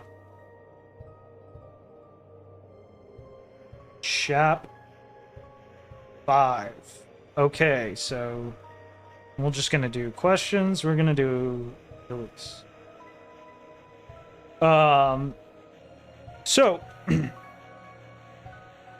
the thing we got here is Susie gets a lot of nice development where we get hard confirmation Susie is truly into this hero stuff. And that was great. And I really did try to emphasize in that video how much I was noticing this. And how much, and there's something really interesting with this too, I don't see a lot of people bring up, which is that it actually ties into, because a lot of people say like, oh, Suzelle is so cringe and it sucks and it's some of Toby's weakest writing. And I agree with a lot of those complaints, because one of the things that I was criticized for was I called the Suzelle confession scene awkward. I wasn't saying the characterization is awkward. I was saying the actual rhythm, pacing, and modal articulation is awkward. Of course, the characters are supposed to be awkward. That's the point.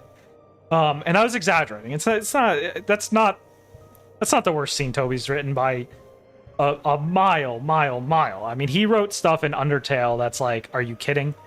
Like, namely, like the thing I bring up in there's that one very infamous scene at the end of True Pacifist when all the characters were together, because Toby admitted he didn't have much experience writing tons of characters together and stuff. Suzel confession scene is Shakespeare compared to some of the weaker Undertale stuff. Like, it's not bad. It's not bad. It's not as good as people were hoping, but it's not bad. I was just exaggerating and saying, okay, the writing was a little awkward there. But what's really interesting about it and what was really nicely done is that this actually ties into as people point out, surprise, but escapism is actually really important to Deltarune. There was this interesting idea, and I was actually on board with this idea for a bit, where escapism is actually not important to Deltarune, and it came up in a pre-Chapter 5 podcast with Cunningham. And it's really interesting because Cunningham was saying how, you know what, I just don't think I think this escapism stuff was up there with Evil Rouse and stuff. I think it was short-sighted, and it was us not really taking the narrative quite seriously enough for being as deep as it is, especially with the idea that each Dark World corresponds to a different type of escapism, with the church really kind of being the combo breaker here,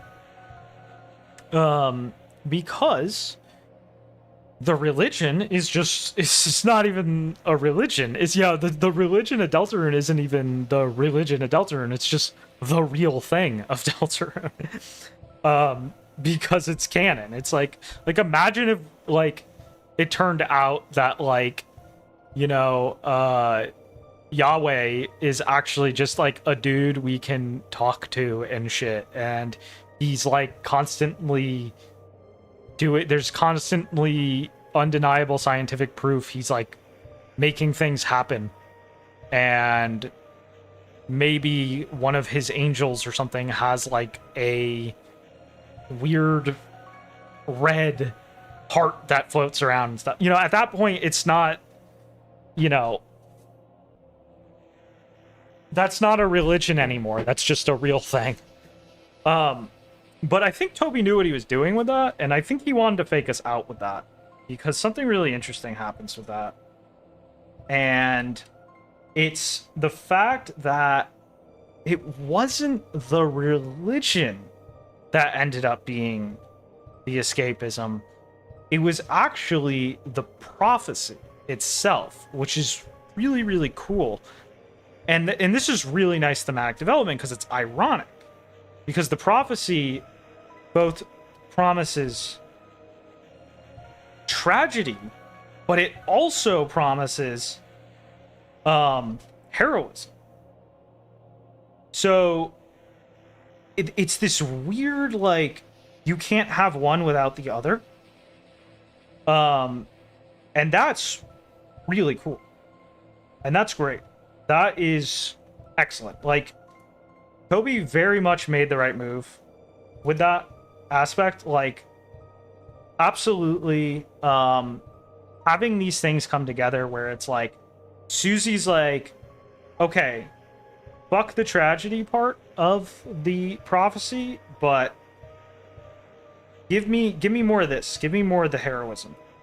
And that corresponds to Suzel really well, because Susie blushed at the whole, you know, love finds its way to the girl thing.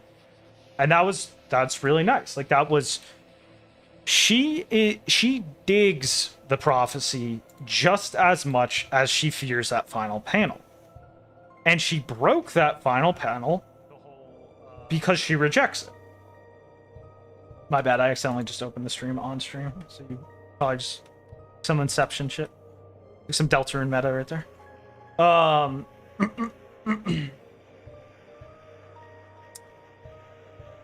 so, basically, very much the right move.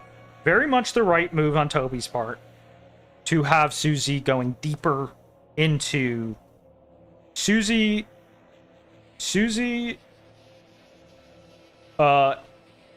toward escapism. Oh wait, I already wrote that. Fuck me. This is good. This is good. We want this. This is good. I'll use a darker green. This is good shit. And a lot of people with my plot rewrite, thought I was throwing this out. I was not throwing this out. And I have a bad habit. I have a very bad habit when it comes to talking about literary stuff where I don't actually know exactly how much people are gonna really, really like scrape the guts out of everything I tell them. And I get that that's like ridiculous. Like obviously, like no one hears a plot summary and goes, "Oh my god, how exactly does this function?" I get it. My chapter 5 plot rewrite thing should have been like a 2-hour video. I get that. With like original drawings and stuff. That's what it really should have been. But what I basically gave you was this. That I basically gave you this like really quickly. Now imagine someone telling you chapter 1 and they're just bouncing you through. So they're like, okay, yeah, so you go into the Goner, and there's gonna be this thing where you're like creating a character, but then it's gonna get thrown out. That would already make you scratch your head. You're like, what? I create a character, but then it gets thrown out. Like, what is wrong with this guy? And then by the time you get to the end, you're gonna be like, okay, why the frick did we create a character, but nothing happens with that? Why did you even bother talking about Azrael? You just threw in Azrael for fan service. And it's like, that's what would happen if Deltarune didn't exist, and I was like telling you this story. And you'd be like, okay, WTF, why are you throwing in Undertale characters? It's just for fan service. And then on top of it too, you would probably complain about how cliche Susie's whole progression in the Dark World is. Oh my god, it's so much like a stereotypical movie where the mean person ends up being, you know, like learning and growing and all that stuff. And it's hilarious because Toby was intentionally playing on all this stuff completely. And that was like a massive component of actually, you know, making the freaking, you know, that was a massive component of him actually making the game, is playing on expectations and stuff. And he even said, oh, also my chat is cooked. I knew my chat was cooked. I gotta refresh it. Sorry. My chat is cooked. And I gotta refresh. Hopefully I can get my chat back. Please give me my chat back. Also, let me hide it on the thing so that it doesn't start grabbing random crap. Oh my god, I hate YouTube. I hate YouTube so much. Why are you doing this? Whatever, I'm just gonna read the chat on the... I'm gonna read the chat on the thing. We'll try to get it back on screen soon. But yeah, at any rate, he said in the live stream, Toby said, oh, I wanted to play on movie cliches. That was like literally one of the goals. Okay, now nothing on YouTube is... Okay, finally. That was actually one of the goals he said on live streams. Like, I wanted to play on movie cliches. That was the thing. That was literally a thing with Susie's arc. So anyway, you can see why, like if Toby told all this crap to me in summary form, I'd be like, oh, that's really cool, man. I see how you like did this and it connects to this and it keeps this open and the... You know, like, when I hear a plot summary, I'm always thinking, like, oh, what can you do with that? Like, where does that go? What does that naturally, moodily correspond to? What is it, you know, blah, blah, blah. That's not what happens when, like, most people hear a plot summary. So, at any rate, that's just a lot of words for me to try to say. Yes, the escapism stuff. This This is all good. I wanted this. I wanted to keep this. I didn't just want to keep this in my version. I wanted to emphasize it. I wanted to get it even stronger. And that's why I suggested, a lot of people misinterpreted it as me saying that like Susie reverts to chapter 1, like literally reverts to chapter 1. But that's not what I was trying to say. I was not trying to say that Susie literally reverts to chapter 1. I was simply saying her aesthetic okay, we got chat back. I was trying to say that her aesthetic of meanness reprises some of the moodle elements of chapter 1. There we go. We are back.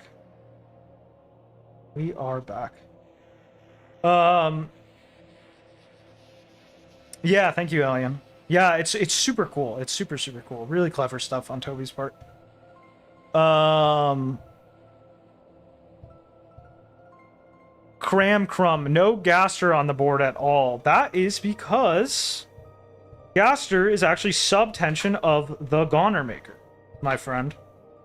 Gaster is sub-tension. As of chapter 1, Gaster is still only providing tension insofar as whatever the Goner Maker corresponded to. The Goner Maker was our first impression, and we no longer have, and we have no further proof as of chapter 1 that Gaster matters beyond what we experienced in the Goner Maker. Alternatively, the game over screen as well, but the game over screen feels more like an extension of the Goner Maker. So you have to understand that tensions group together. Tensions come in groups. Just because something is a new question doesn't mean it's distinguished itself as a different question from a question that's already been introduced. A lot of the time, additional questions are actually just elaborating on the questions that already exist. So, let me see if I missed anything important. Nah, I'm good now. Something weird with Suzelle romance is that the more you look at earlier chapters, it's as if Susie lacks the socialization to just jump into romance. Yeah. And that's where I was being really critical. Because there is an odd, and I'm not the first to point this out, there is an odd 0 to 60 here. But here's the thing. There is one piece, there is one element that supports it, and it's Chris, supported by Chris falling asleep. And they just, we don't know what happened while Chris was sleeping. However, it's also unsupported by the fact that the chapter starts and Susie is already immediately kind of in that like Suzelle mode. And the biggest problem there is that there are not pieces of textual evidence that she's straining. There's no hard confirms. Remember how I said everything is about telegraphs and confirms? I don't know what happened. I don't know if Toby is playing on us with meta, and he's purposely leaving out confirms to play on us, or if he just dialed things too subtle and he doesn't quite understand exactly the difference between a telegraph and a confirm. But there are only telegraphs in chapter 5 that Susie is actually straining herself to push away the prophecy stuff and all that stuff and all the heavy moods that chapter 4 ended on, especially her. We're not going to let that happen, right, Chris? That's big. That got a lot of tonal emphasis because the chapter ended on it. Anything that corresponds to a chapter end gets extra tonal emphasis. I don't think I need to explain why. It's kind of self-explanatory why that works that way. And furthermore, it was a hard confirm that yes, Susie was that prophecy is rent-free in her head.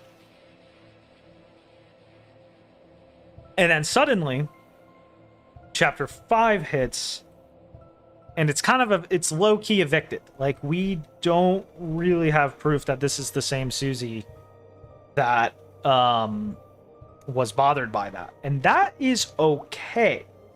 That is actually okay, and potentially extremely interesting.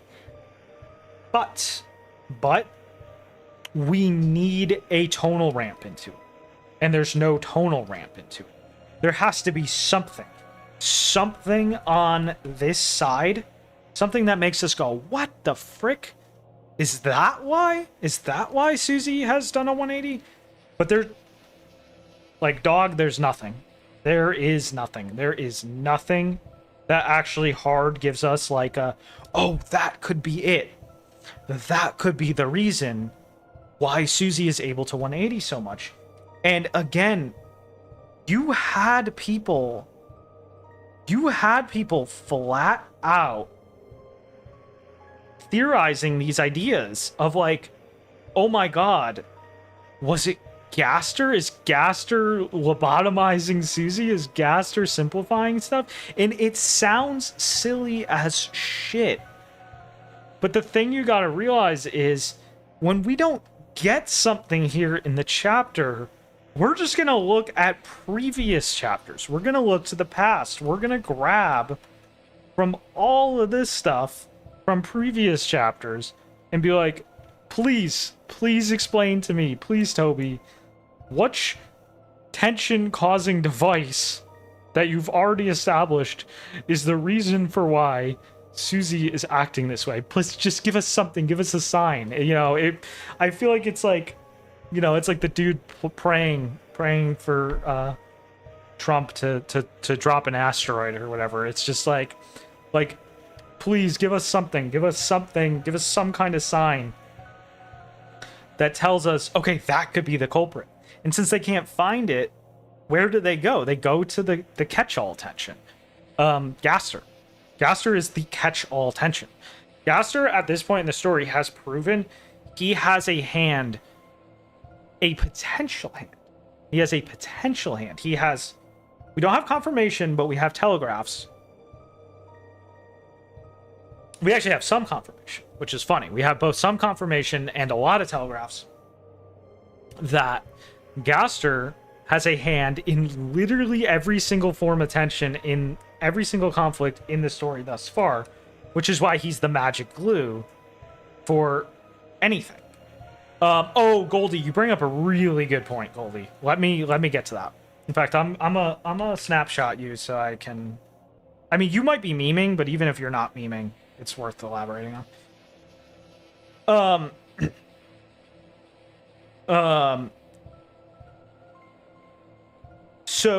I will define telegraph versus communication for you in 5 seconds. So the point is, what people are doing is they're grabbing old tension, and obviously they're going to lean on the simplest one. Oh, Gaster lobotomized Susie. Okay, so, people like that, they can get bullied for it, but you got to understand, they're not doing it because they're idiotic. That's just natural. It's like, goddamn, I need something that can suggest just the sheer extent to how this happened. And it's not Gerson. I've seen it suggested that it's Gerson. It's not Gerson. Gerson was not enough. And the reason for that is because if it was Gerson, we would have got to reconfirm. Even if it's subtle. Even if it's just something subtle. Like Susie saying something like, I've been really into writing, not literally this, I'm not saying quote me on this. I'm just saying something that amounts to Susie revealing, I've been really into writing stories lately. Or like, man, something about white pens I'm really gelling with white pens now, or something like that. Just something that's like, yeah, Gerson is really mentally holding up Susie, but there's nothing. It's fanfic. Until you get actual textual evidence, it's fanfic that Gerson is actually the one propping up Susie's psychology. So telegraphs versus confirms. To put it simply, it's to what stage is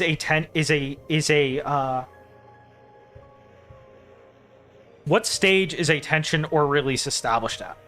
So if I see a shadowy figure, if I see a nice shadowy figure in the dark, and I'm like, damn, who the heck is that shadowy figure? What I've done there is I've telegraphed something. I've literally telegraphed a shadowy figure. It's like, okay, man, who is this guy? Who is this guy?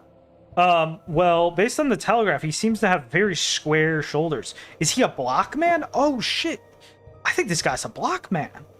But then the story progresses a little further, and it turns out that his really square shoulders and stuff was actually just like a graphical style thing.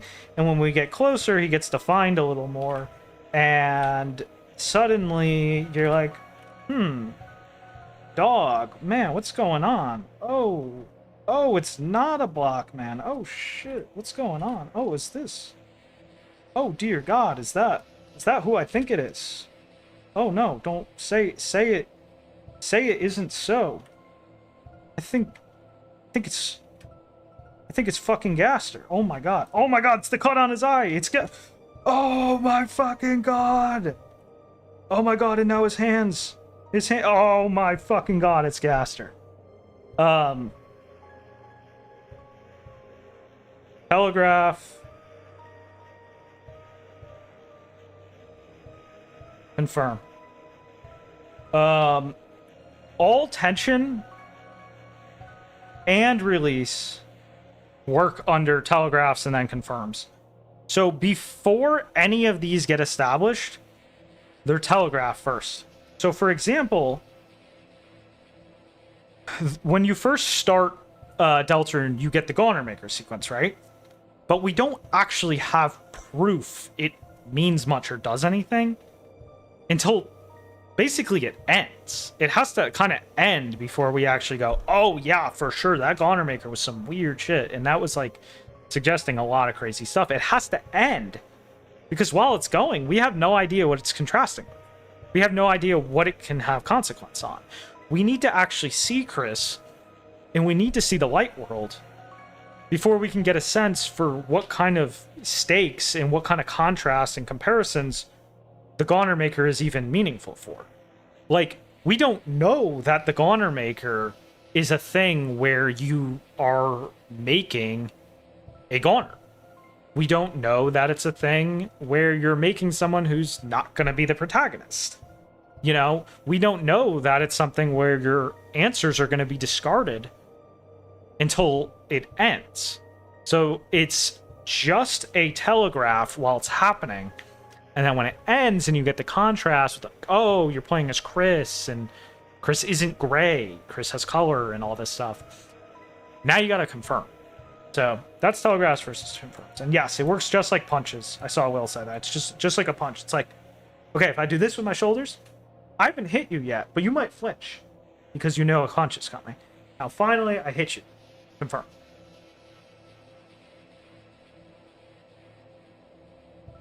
I like to think of sometimes boxing matches are not bad visualizations for a story. I don't know shit about boxing, but it's not a bad visualizer. Mystery Man himself. Let's fucking go. Wang Dang Gaster. Gaster is black. He might be. Black Gaster theory. Holy shit. Yes, exactly, Backyard. Castletown's name is a signal. Exactly. That's a really good example of a powerful telegraph. It's like, what the fuck is that? What the hell is that?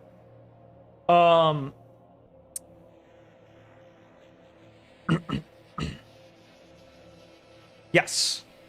Outside of the prophecy hero stuff, Susie has friends, purpose, self-esteem, and romance. She has all these things. But here's the thing. I feel like John Blow.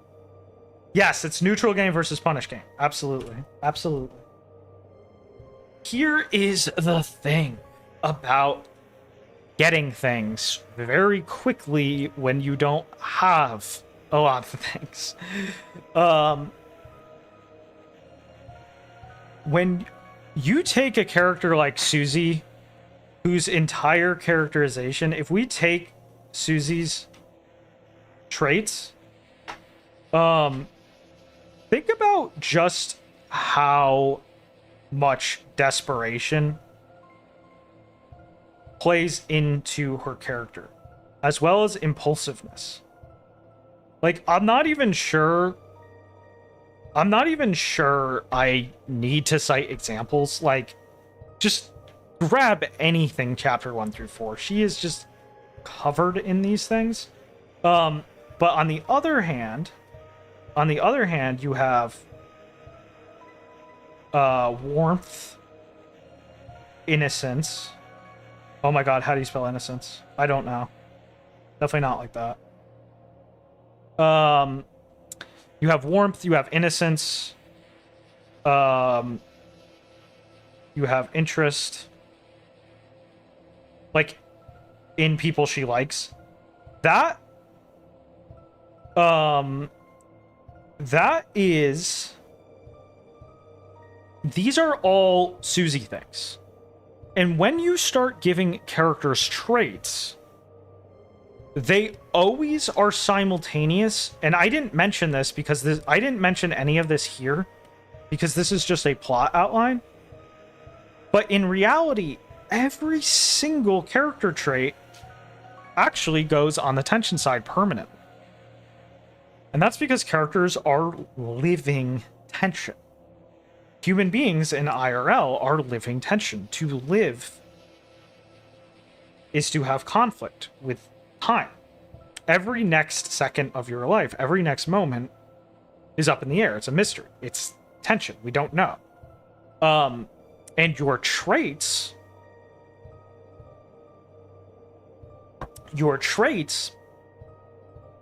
are the things that provide the questions. We can ask questions based on the traits you have. So if you see a really scrawny dude walk up to some weights, like he's gonna deadlift some weights, you see his trait. Oh, this dude's scrawny. This dude's scrawny as hell. He is not gonna lift that weight. If he then lifts it, that was a shock. That was shocking. And it was shocking because of his traits. If this dude is massive and he looks just like strong as hell, it's way less shocking if he lifts the weights. That's because oh shit. My headphones.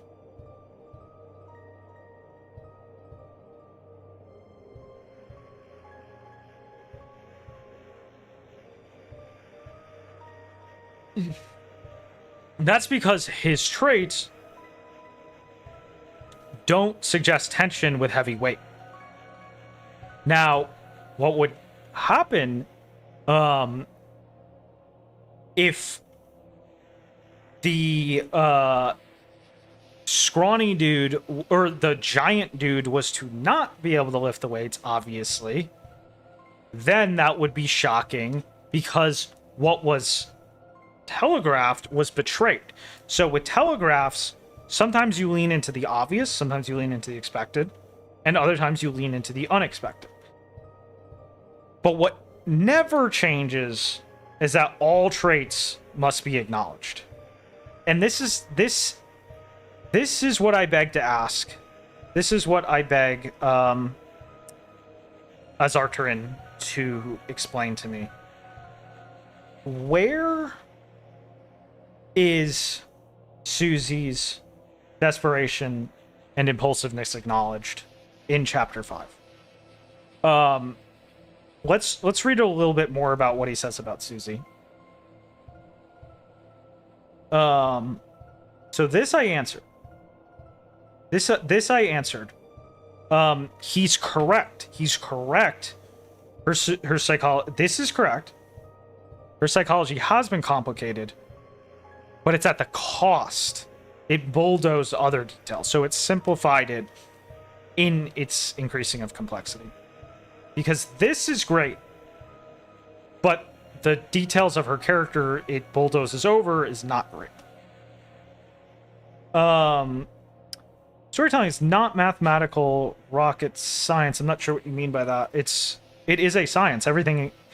Anything where you can predictably input and then get an output is a science. Like, we can't really argue with that. That's just kind of how it works.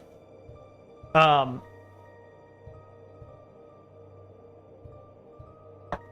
I'm not entirely sure what you mean by that. Yes, how is this kid stronger than an adult? Yes, exactly. Yeah, backyard. Yeah, that's classic.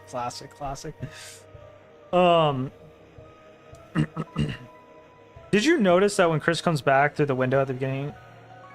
Yeah, yep. I did notice that, and that was really shocking, and I was hoping the chapter would elaborate on that more. The very beginning of chapter 5 was just so good. Like, we were still in chapter 4 in those first like several minutes, those first like 10 minutes. That shit was fire. Didn't every single Howard follower here say literature was a science like math? Yeah, probably. Yes, anything that can make sense does have a science to it, exactly.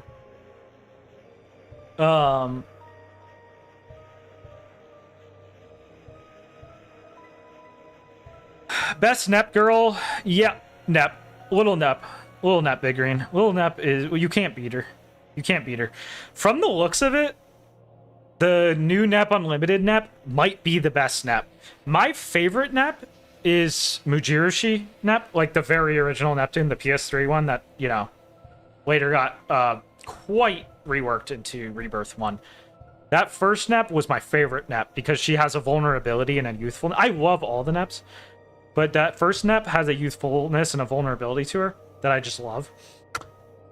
Unlimited Snaps, the new Unlimited Nep, she feels amazing for the opposite.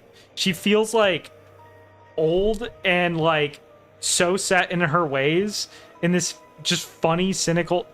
All right, sorry, I could go on and on about Nep. Anyway, it's awesome.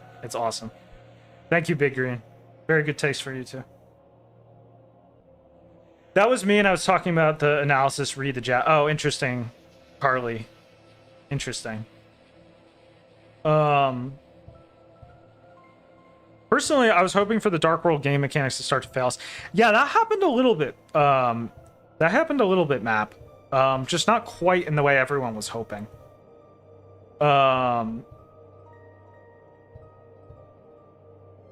Barry, Chap 5 was peaked the first time I played it. I wasn't unsatisfied until like the final sequence. It's funny because I actually like the end stuff kind of made it the most for me. So I think it kind of depends on the mentality you had it.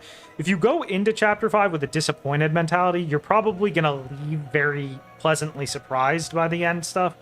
Whereas if you go in with a very, very satisfied mentality, then you're more likely to be dissatisfied at the end. I came for the net, but now, yeah, let's go, Wares.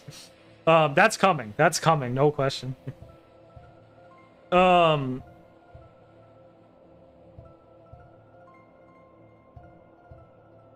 As soon as Quiet Gladius or darker terms started occurring within the Dark Flowery Assets League, I loved when Quiet Glade came on. That was amazing.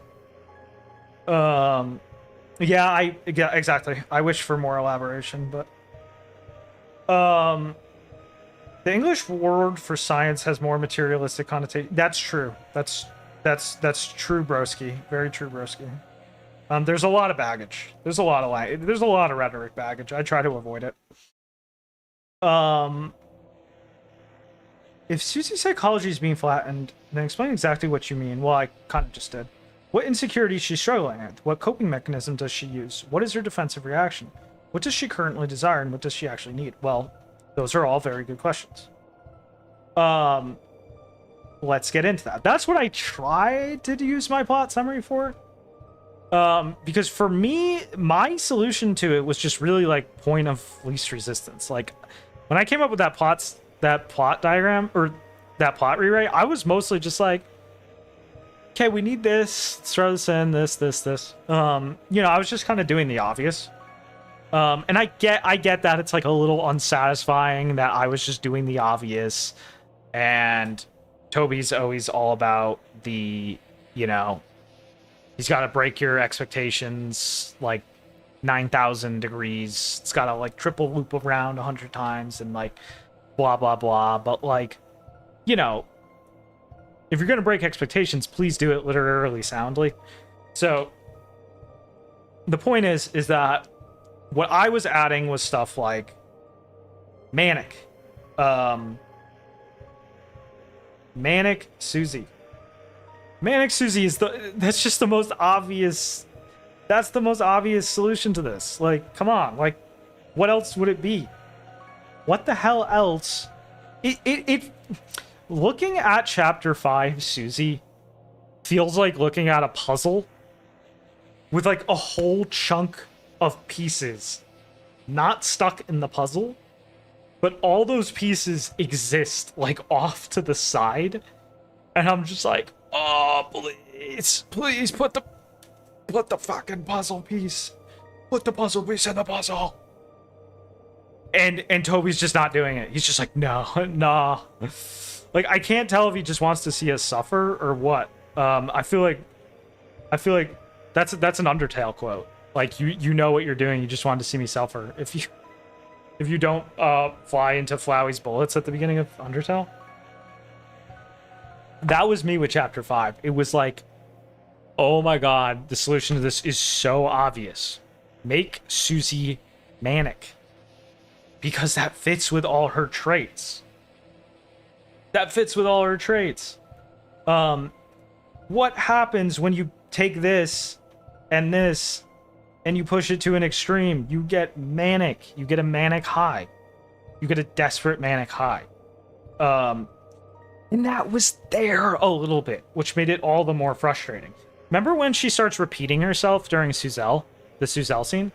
That was actually one of the really good parts of Suzelle. She keeps saying, man, this is the best day ever. And Noelle's like, haha, you already said that. That's hard evidence she's manic. That's textbook manic behavior. Repeating oneself on a high. That is quite literally what manic behavior is. But where's the desperation? Like, where's the stuff eating at the back of her mind? Where's the need to keep bulldozing over what could happen, you know, and like, where's the further desperation?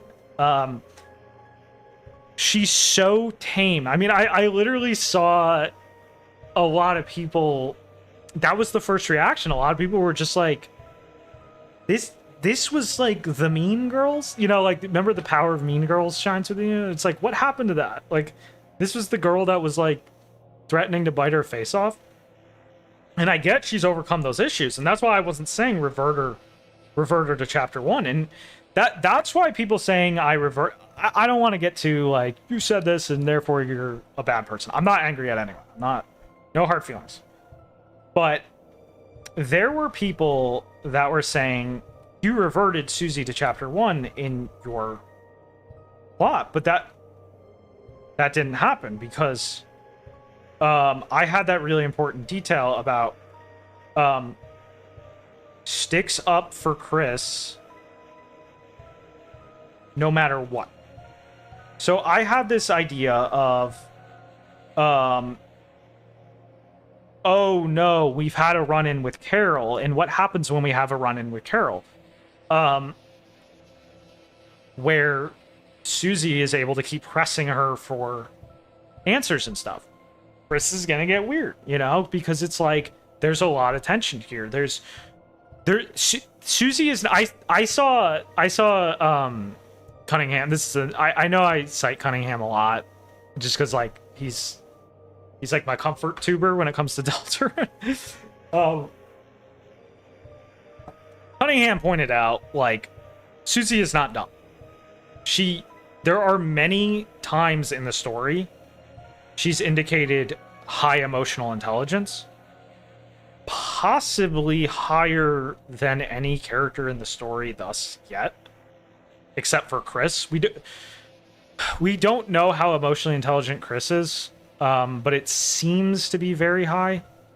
Noelle also seems to signal a lot of emotional intelligence, but it gets sort of superseded by the fact that, as Weirdroot revealed, she's constantly looking down on everyone as NPCs. And she's also damaged by, like, Dess's, Des leaving was obviously very heavy for her and stuff.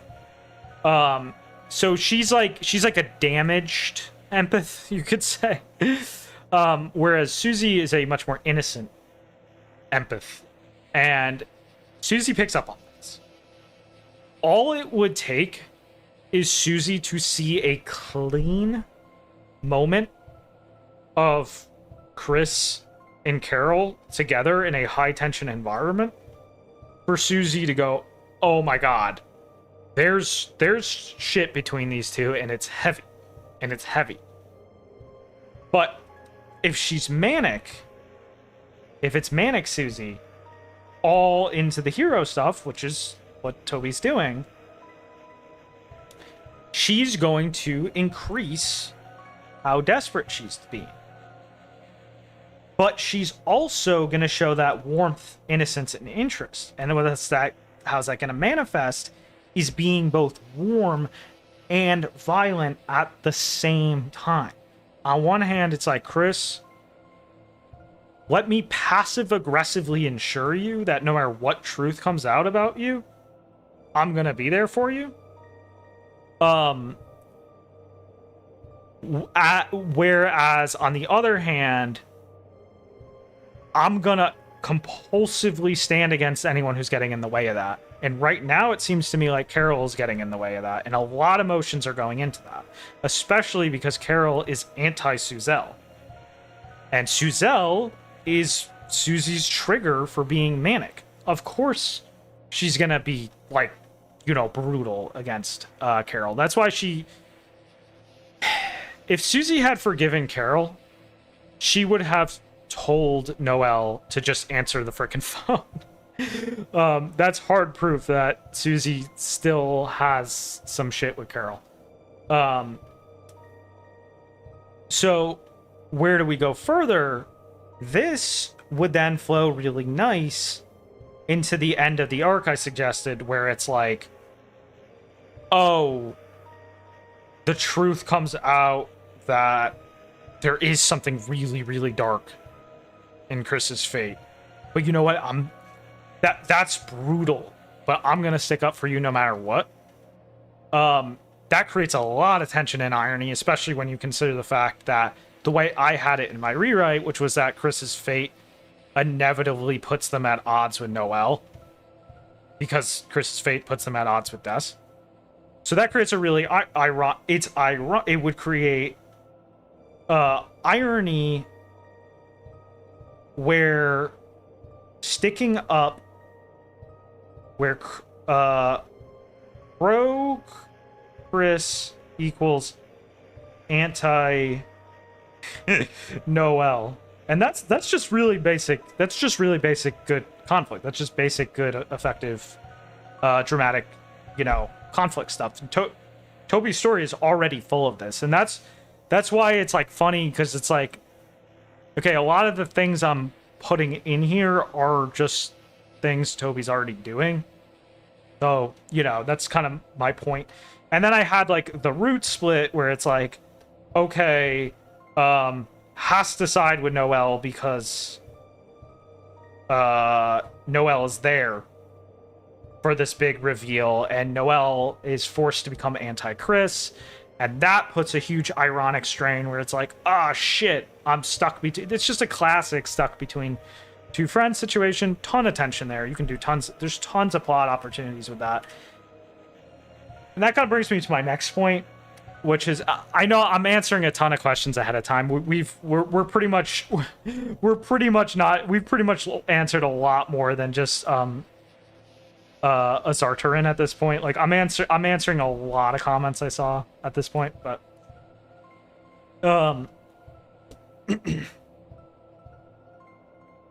the reason a root split here makes sense is because it adds tension to, well, just how strong is the prophecy. And we already have, again, that's what another funny thing, we already have that in Deltarune already with stuff like aborted weird root and stuff. That's technically a shakeup that questions, well, how strong is the prophecy? So this is just more of what Toby's already doing. Additionally, there was another really common criticism, which is leave it for 6. You're pushing 6 and 7 stuff to leave it for 6, 7. Yeah, you know we couldn't get through this stream without a 6, 7.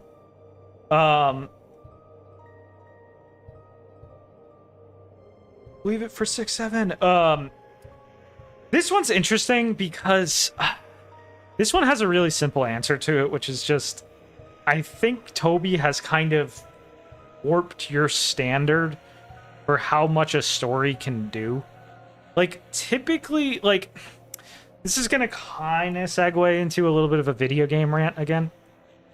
You know how I was saying before how a lot of video games are set up where they're actually stories kind of formed by more cynical people who aren't really creative, and then they kind of break just doing what they want for marketing reasons or just selfish reasons, and then they kind of bring in a writer later and kind of abusively make that writer acknowledge what they need, and then make that writer kind of tiptoe around a bunch of demands, just sort of clean up the work and maybe make a few scenes. Sometimes they're not even credited. This happens all the time in the gaming industry.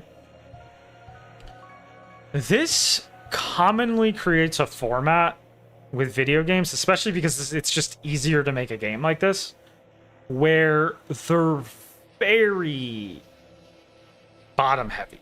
And what I mean by that is a lot of video game stories, nothing really happens until the end. And there was a time where I believed Toby was playing on that. And we are no longer in that time, because 3 and especially 4 kind of just broke that. Like 3 and 4, or you can't, after 3 and 4 happened, you can't really interpret the development pacing of Deltarune as a parody of video games anymore, because it's already made it clear it's more similar to like a novel. Like things do happen. It's not super committed to this like nothing happens bit.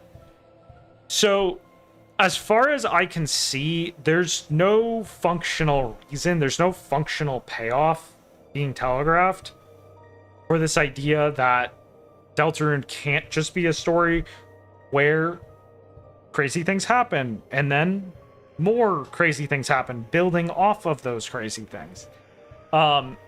You know, again, that's why I bring up Umineko all the time. Umineko is insane. Like, Umineko is like, every chapter is just like, Jesus, like, how did so much shit happen? And it's all taking place in the same mansion. And it's like, it's the same characters over and over again.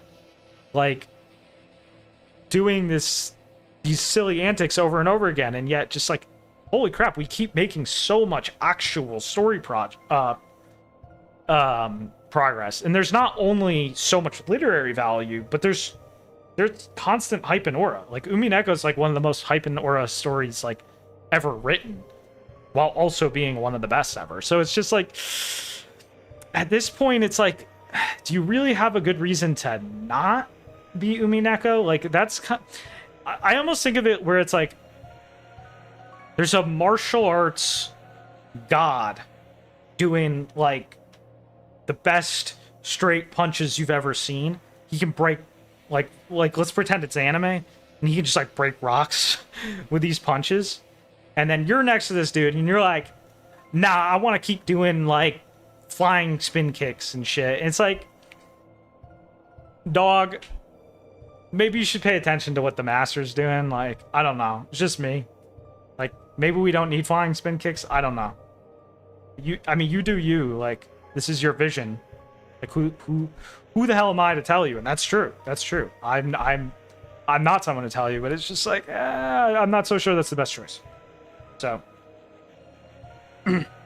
too late to ask thoughts on Weird Root. No, I can actually answer that very quickly. I can answer that very, very quickly. Basically, Weird Root was good, and there wasn't really enough to say anything because Weird Root isn't arc based. Weird Root is one arc. So Deltarune has a system where each chapter is an arc, but Weird Root is one arc that walks through the chapters. And I don't really want to judge it too much until it's done. One of the reasons we can judge each of these chapters so easily, like, that's why I was saying, like, I can confidently say, like, oh yeah, chapter 1's a clean story because it finishes an arc. Weird Root is like if we took chapter 1, but we're like, you know, we're like, ah, shit. Oh my god, I grabbed the wrong brush and now Clip Studio is not responding. I want to start crying like Nico Kato. Okay, we're back. Weird Root is like if we were like basically here. This is the dramatic equivalent of the Weird Root right now. It's like we reached like Sham, basically. Like in chapter 1. Like that's basically where the Weird Root is right now.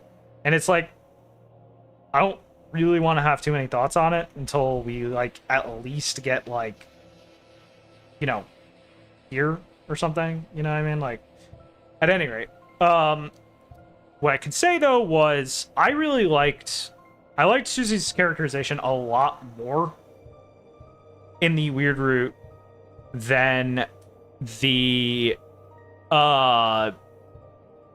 normal, because first off, as far as like some weird like Gastery shit going on, like, oh, Gaster's lobotomizing people, Weird Root actually has a like actual excuse that was actually really interesting on a meta level.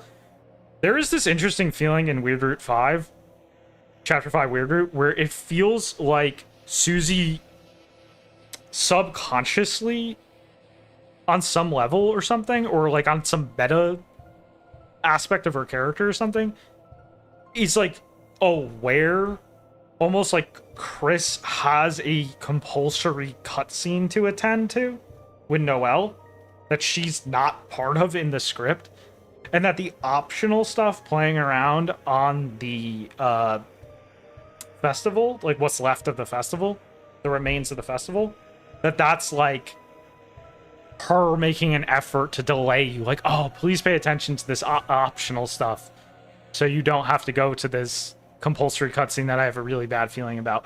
That could easily just be me projecting more than there is, but the fact that it lets me even see such a pattern is testament to the fact that there's just a little more going on. Like, there was a lot more psychological evidence of strain in Susie with the Weird Root and stuff. So that felt really good. I like that a lot. Wolfchan. It's a very cute name. Address the allegations. We already went over the allegations earlier in the stream. We're gonna have to rewind, my boy. What did I just call you, my boy? My dude.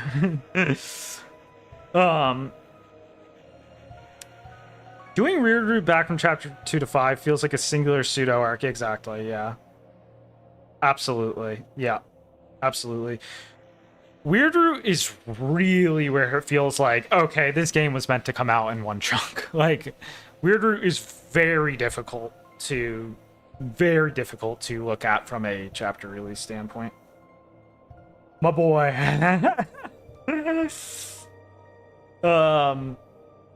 Yeah, Judah. A lot of people forget a well-written story can have hype and aura. I've said it like 10 times now. Shakespeare did hype and aura. Like I need dude, that would be such a good, that would be like such a good merch item. Shakespeare did hype and aura. I like to do a drawing of Mercutio. yeah. We could do like Mercutio doing this shit. Let me see if I missed anything interesting.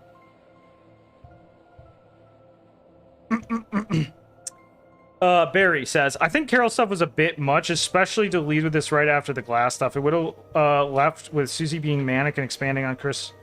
Susie, yeah, that's fine. That's fine, Barry. It's just like let me put it this way. I will fully acknowledge it was probably the less Toby thing to do, and like it's definitely stuff like this is definitely stuff more like my Tagashi like Hunter x Hunter type influence talking here, but I really like the tonal structure where you have conflict driven character is introduced. Then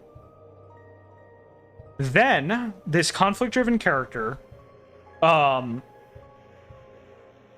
causes a storm, exits. So this is Carol showing up. Carol shows up. She causes a little bit of a storm. She causes a direct reaction in Susie, like, oh, I'm taking your daughter to the festival tomorrow. That's strong tonal motion, by the way. Direct cause and effect. That is a direct cause and effect domino. And so I go, okay, strong tonal motion with this character. And this character has a lot of mystery, a lot of plot behind him, a lot of conflict behind him. And I go, wouldn't it be interesting if we immediately respond to this? So, not immediately, not like, we do it the next chapter, but next arc, we respond. But we respond in a way that only makes things worse.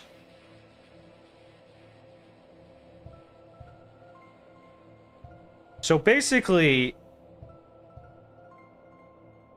a lot of people thought of this idea of I'm letting air out of the tank with introducing Carol in a conflict. And that's another area where I feel like both kind of games and Toby, whether it's him parodying games or not, have kind of conditioned people a little bit with this, especially with this story. And I get it. I get that it's like, okay, if you're writing a rewrite thing, be more faithful to what Toby would do. But it's like, that wasn't really my goal. Like, I wasn't really trying to make... That being said, I put a lot of Tobyisms in it that I think people just didn't notice because it was in... Like, I actually ended up pointing out in a bunch of comments, like, that's a Tobyism, that's a Tobyism, that's a Tobyism.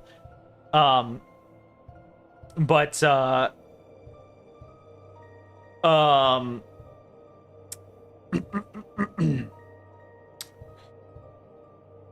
only one she said goodnight, sweet prince. It was so Aura. Yeah, that was Aura.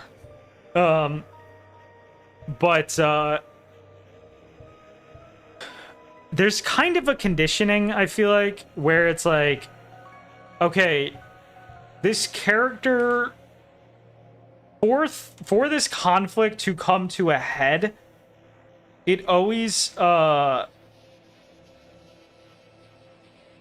this conflict to result in, let's just call it a fight,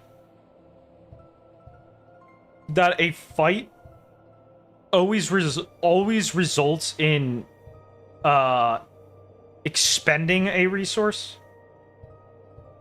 So like a resource goes down. But the thing is, there's a lot of storytellers, and again, like Hunter x Hunter is a freaking masterclass in this. there's a lot of stories where a conflict or fight or whatever can actually increase a resource, not expend it.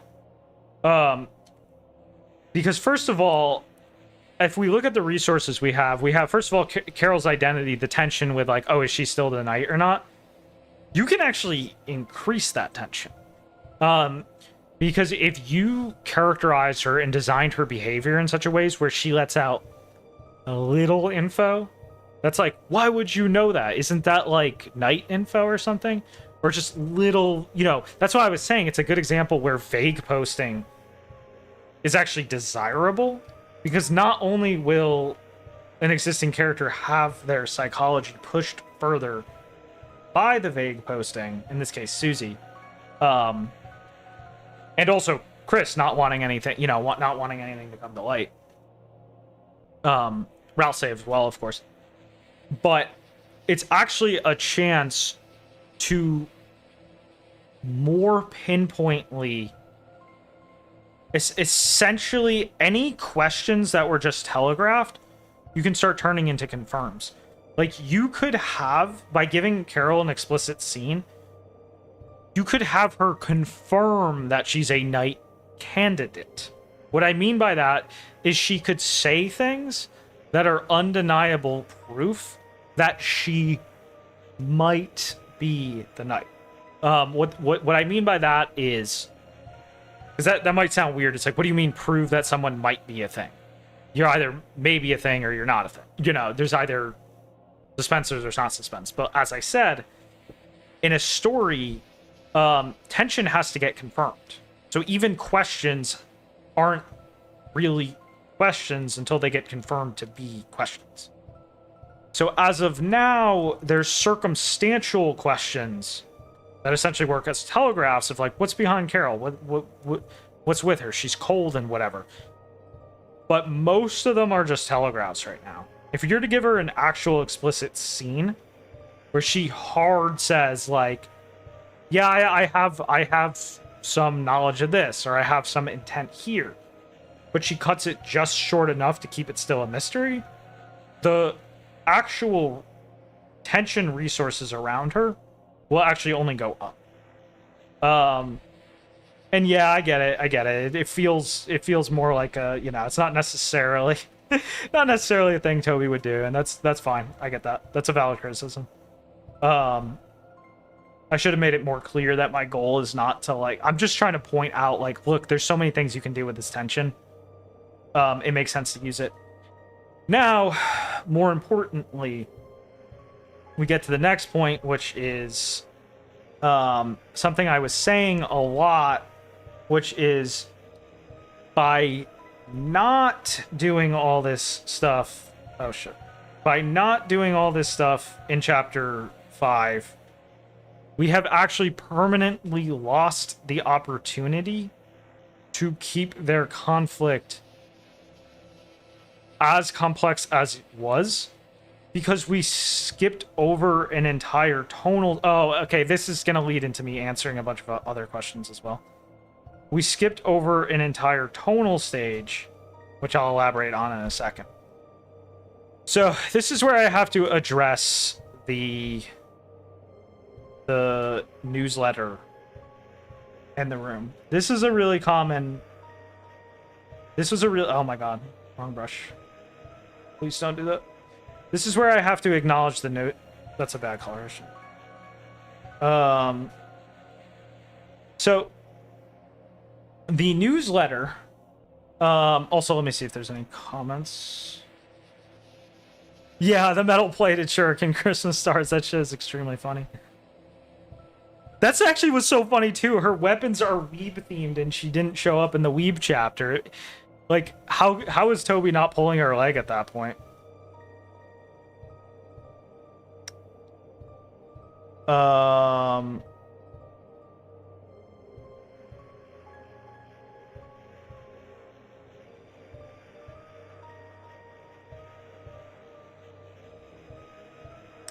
Unim, oh no, the influx of non-otaku viewers led us to a point where people are actually taking issue with characters being Bishoujo. Oh no. That's so bad. Give me a time code to where you explain the lolicone thing, bro. Bro, imagine witch hunting. Imagine witch hunting Rory's in the gargantuan 26. Like, bro, that's gonna get you ratioed on. That's gonna get you canceled, ratioed, like lolcowed, spit roasted, the whole nine.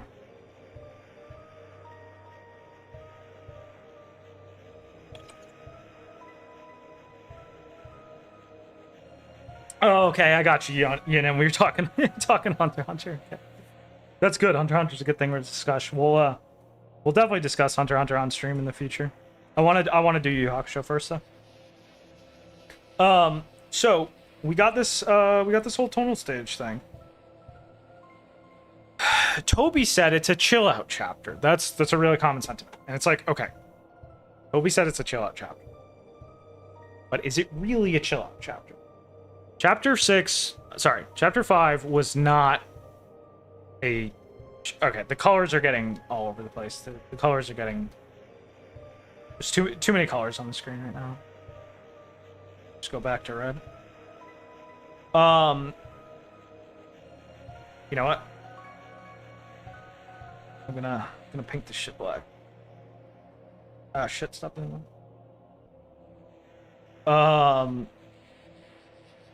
Go back to black. Actually, this can stay red. Okay. You know what? I changed my mind. We only want... Oh, no, you goddamn it. Goddamn it. We only want this to be black. Okay, okay. So, the Chapter 5 progressed an entire tonal stage. I am going to explain exactly what I mean by that, except for the fact that Titania says did have some more comments about Susie stuff earlier. Okay, I'm gonna dig that up right now. Titania. I am sorry. I apologize for missing that. Okay. Oh, I saw this. I just forgot to comment. Cram Crumb also has a question.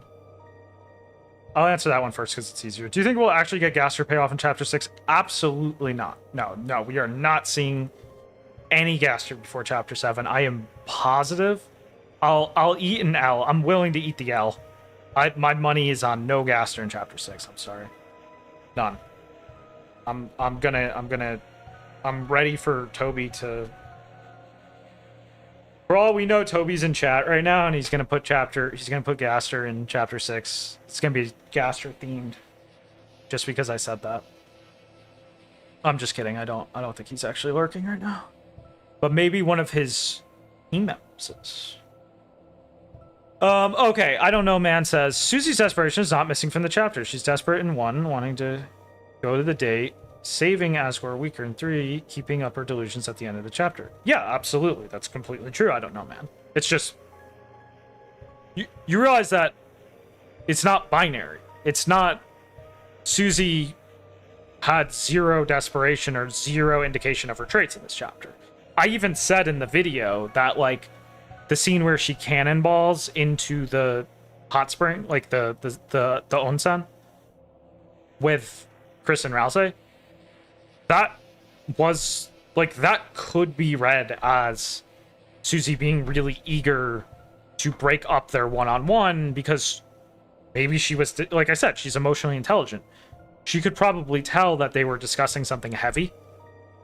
And so it easily could have been a passive-aggressive act to try and, like, brighten the mood and stuff. And that's great.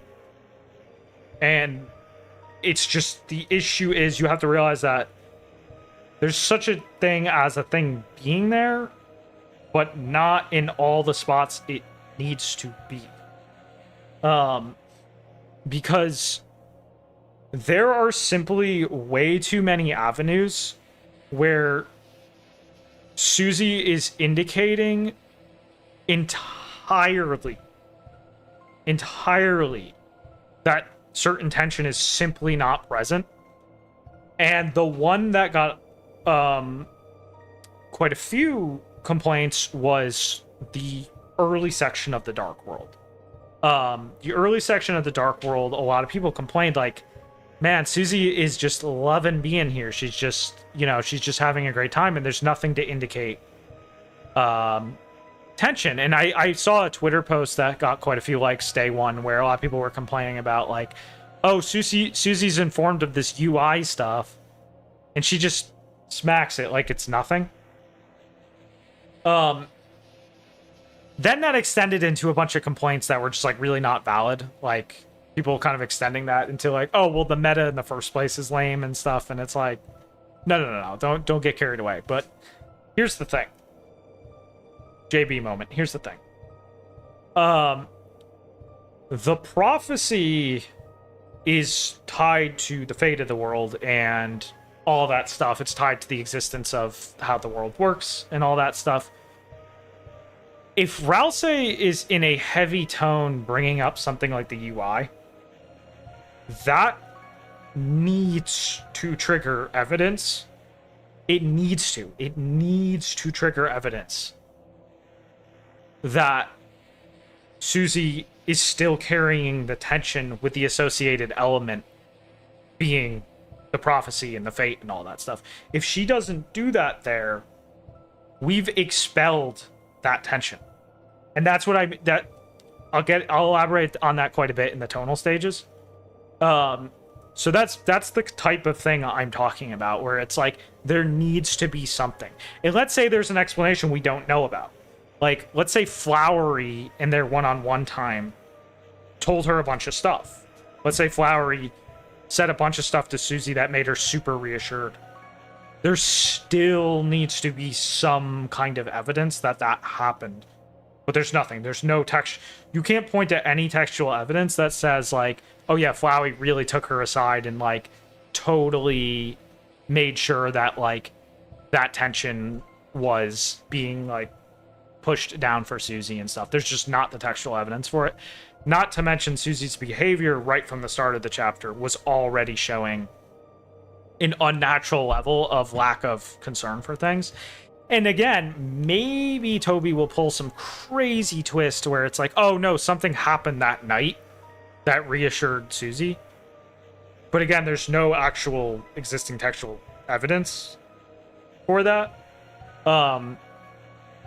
Not to mention, even if there's textual evidence for it, but it's so subtle that none of us picked up on it, it still didn't actually affect the arc of Susie in that given tonal stage, which I'll elaborate on in a sec.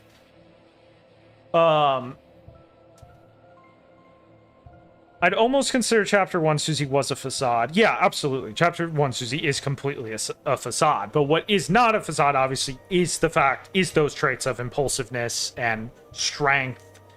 Like, especially when it comes to a sense of justice, desperation, that kind of stuff. That sticks no matter what side of Susie we're seeing. The other solution to why is Susie like this now, which I suggested back on the stream, is prototype Susie coming through, because yes, exactly. That could get insanely meta. If Deltarune is flat out doing some shit where it's like two stories are colliding under our nose, or the stories like distinctly like losing layers without us knowing. And this is on the table because Noelle flat out ranted about NPCs. She was like, these people are programmed. They're programmed, man. They're not even real people. They're obviously it's a metaphor, but it's also a shout out to the meta. And it's like, I mean, it's metaphor. I mean, those words are linked for a reason. Because this is such a meta story, it can catch its own tonal misses with a meta excuse at any given time. Like, any mistake in the plot or characterization or whatever can always be caught by some crazy meta explanation after. But what it still leaves is the damage done to that given arc. It would just mean like you essentially made trick art, where a given arc is bad on purpose, and then you play on that. And there are similar advanced techniques you'll see in stuff like Higurashi, but it's never actually bad, if you know what I mean. Like, it's never actually making tonal misses. It's telegraphing tonal misses sometimes, or creating like essentially a pseudo tonal miss, where it's basically like it acknowledges the attention properly, but it essentially parodies its own. It essentially parodies its own tension by making that tension take a deliberately lame form. And that's the other issue too. Like, if the chapter was playing on simplification of things, it needed to push it further to the point where it's not just where it's actually confirmed. Like, if Toby wanted to intentionally make things simplified in this chapter, and there's a lot of evidence he did, especially with stuff like Flowery talking about his fake stats and stuff. There's a lot of evidence in this chapter that he wanted to make it feel like the whole thing is ripping at its seams. But I think what confused people is, if you do that, you have to push it to a point where it's actually functionally established. Like, it's to the point where you can say this is parody levels. I don't want to spoil Higurashi, so I can't do it, but if you've read Higurashi, you know at the end of chapter 6 of Higurashi, there's this crazy over-the-top scene. It's so over-the-top, it makes no physical sense. It's absurd. And it also feels like it's shitting on the story in this way that's, like, comical. That's the level of, like, you need to push. That's the level you need to push the story to if you're going to do something that meta and weird. Like, that worked because Ryukishi is a super genius and knows how to make pseudo-tonal misses, where he essentially parodies the tension of the story and then uses that parody of the tension to respond to. Toby might be intending to do that, but there's no evidence he's actually doing that. And so he'll always be left with real tonal misses. And maybe that was his intent. Maybe he's trying to make trick art, you know, that's cool. But it's a chapter release format, so you know, even in a non-chapter release format, you'd still be taking a hit to the story with that. So I think I said everything there. I think I said everything there. Oh my god, there's so much stuff.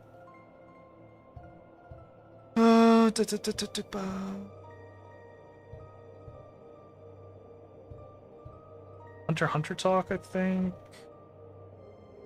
Yes, I agree, Asteroid. I could see us seeing Gaster minions. I could see Gaster followers in Chapter 6, for sure. I could definitely see Gaster followers. I definitely wouldn't count out Gaster followers. Yeah, LV knows what I mean. I was coming up with all sorts of theories like that to cope. Yes, Alien. Higurashi has 2 anime. One which Ryukishi was not involved with. That's the original anime. It's basically if you had a SparkNotes version of the VN, missing tons of details with mistakes in it. And that's not to say that anime isn't cool for its own right. Like, by all means, watch Higurashi after reading it, because it's a show with some nice episodes and stuff for sure. But oh my god, it mutilates the story like you've never seen. And then there's a sequel story which was mostly written by Ryukishi himself, not like entirely. Basically what Ryu did is he gave them a fat stack of like story stuff, and then they organized it into a show. The sequel show is super good. That's a really good show. But the original... first of all, it makes no sense if you haven't read the VN, and then second of all, yeah, you have to read the VN. Please learn Japanese and read it in Japanese, but, you know, if you can't, you can't. Whatever. It's fine. Judah. One RPG dev to another. Is there advice you give someone trying to do two endings? Yes. I actually came up. That topic came up a little bit in this stream, but basically, anytime you start introducing branching paths or any of that stuff, don't think of it as possibility. Don't think of it as additive. Don't go, oh, great, now I get to add shit, and this makes things easier. That's awesome. If this isn't sick, then I have this. It's two cakes. It's not two cakes. It's not two cakes. Branching paths options, they are not two cakes. It's not a two cake situation. You are adding restrictions on your story. You're making it more difficult. You have to account for both being satisfying, and you have to account for their synergy.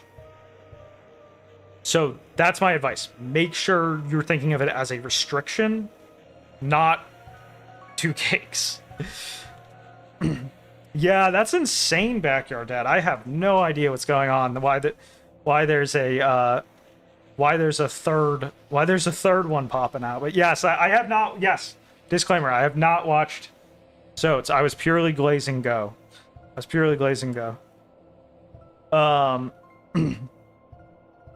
I don't know if Soats is a dumpster fire or not. All I know is that Go is good.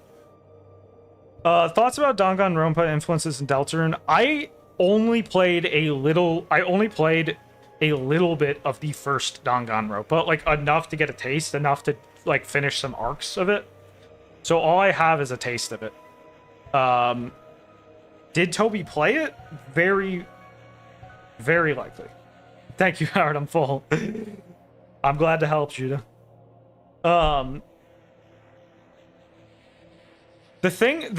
Okay, let's not turn this into a Rikishi stream, but the thing with Ryu is that his ideas can get... First of all, Ryu is an example of a top-class writer that isn't always on his A game. Like, a good example is like Loopers. Loopers is a very well-written story, but that is not Ryu on his A game. That's just a very well-written story. It also kind of rehashes Higurashi and stuff, which is kind of like, why are you doing that? But then on the other hand, he'll write stuff like Garo Kass, which is just like a, fucked up level masterpiece of basically a collection of short stories that connect. He's a rare case of a top class writer that's not always on his A game. On top of that, there's a middleman with Ghost Oats, and that he didn't directly write the screenplay. Like, he just gave them the material for the screenplay. Could I see him dropping the ball with Soats? Absolutely. And would I consider Go as good as like Umineko or Garo Kass or whatever? No, absolutely not. Was it very tight though? Yes, absolutely. Nobody can ever say now you aren't a fan of Deltarune. That's fucking true. That is true. No, I'm secretly Gaster. I am Deltarune. It's my Deltarune.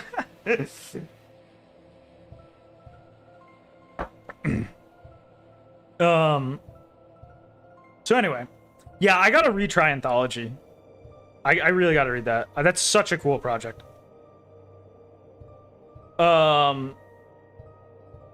Yeah, Barry, I already I actually said at the beginning of the stream that I'm fine with tangents because I'm actually gonna cut this stream up after into just the Deltarune, just boom, boom, boom analysis. And I'll even cut out like relevant clips and stuff. So I'm sorry that we had to format it like this, but I knew that was gonna happen. Future analysis won't be like it's not like, because next up is SAO. We're gonna be talking about early SAO. I'm not gonna stop talking. I'm not gonna interrupt talking about SAO to start talking about like Ryukishi stuff unless it's directly relevant. The reason we're doing it here is just because like I wanted to start more of like an open general forum in regards to Deltarune, less a super structured analysis. We got confirmation it's a sequel, Nova? Are you shitting me? Oh, believe me, Asteroid, it's almost 5 hours. I feel like I just started. I'm sorry. Like I can go on forever. I'm just endless. I could talk forever. Mine's Howard is Gaster. Yeah, pro gamer. Oh, that's interesting, Cram. I never thought about that in terms of relating to Super Mario RPG. Maybe elaborate on that. Everyone's getting so hyped for Howard Rune. Yeah, let's fucking go. Howard Rune will be peak. Anyway, let's get back to Deltarune and finish up.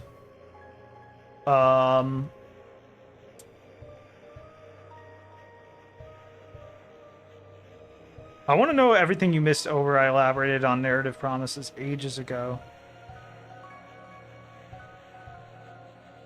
Can you elaborate on that, Barry, maybe? Narrative promises, exactly what you mean by that? I'm sorry for letting that get slid. Deltarune is peak. We will get Jinmei analysis streams, Chris, for sure. It's just, he's so difficult to analyze because, like, you know, he's just so fucked up good that I don't ever see us going through a full Junmai work unless it's like an early one. Like if it's like, you know, Air or Canon, whatever. But Clanad onward, I don't ever see us going through a full one just because it's like too much.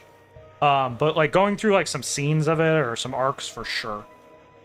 Oh yeah. Peace out, Barry. Thanks for showing up. Oh, interesting, Nova. All right, I'm excited. If Ryu's writing it, I'm excited. If he's not, I don't really give a shit.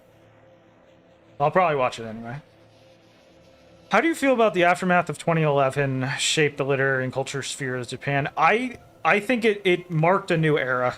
I think it marked an era where they realized that the world is a lot crueler than, you know, and that tangibility. I feel like it moved the desire for conversation from an abstract level a little bit more to a tangible level. That's my personal thought. I don't know if there's proof of that, but that's always the feeling I got. I feel like you can feel a difference pre-2011 and post-2011. So,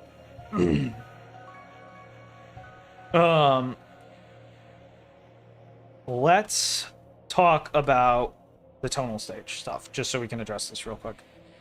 I guess this ended up being I respond to comments generally as I memorize them, and then I only directly respond to Azartarin's comment directly. So I'm sorry, everyone.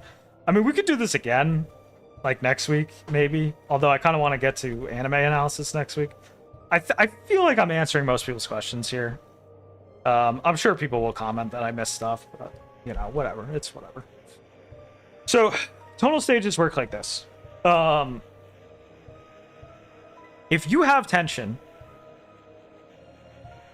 we're going to use a question mark. If you have tension and then it progresses, sequence matters. So if I have tension and it progresses to the next stage, and in that stage, we get some release, we get some answers. We have to progress from here, and this is what you call a tonal stage. Basically, what we can do though is anything that didn't in any aspect of this tension that this arrow doesn't correspond to can get then its own arrow. So, for example, good example is like Asgore. Okay, for Asgore, there was two components of Asgore's tension. His psychology.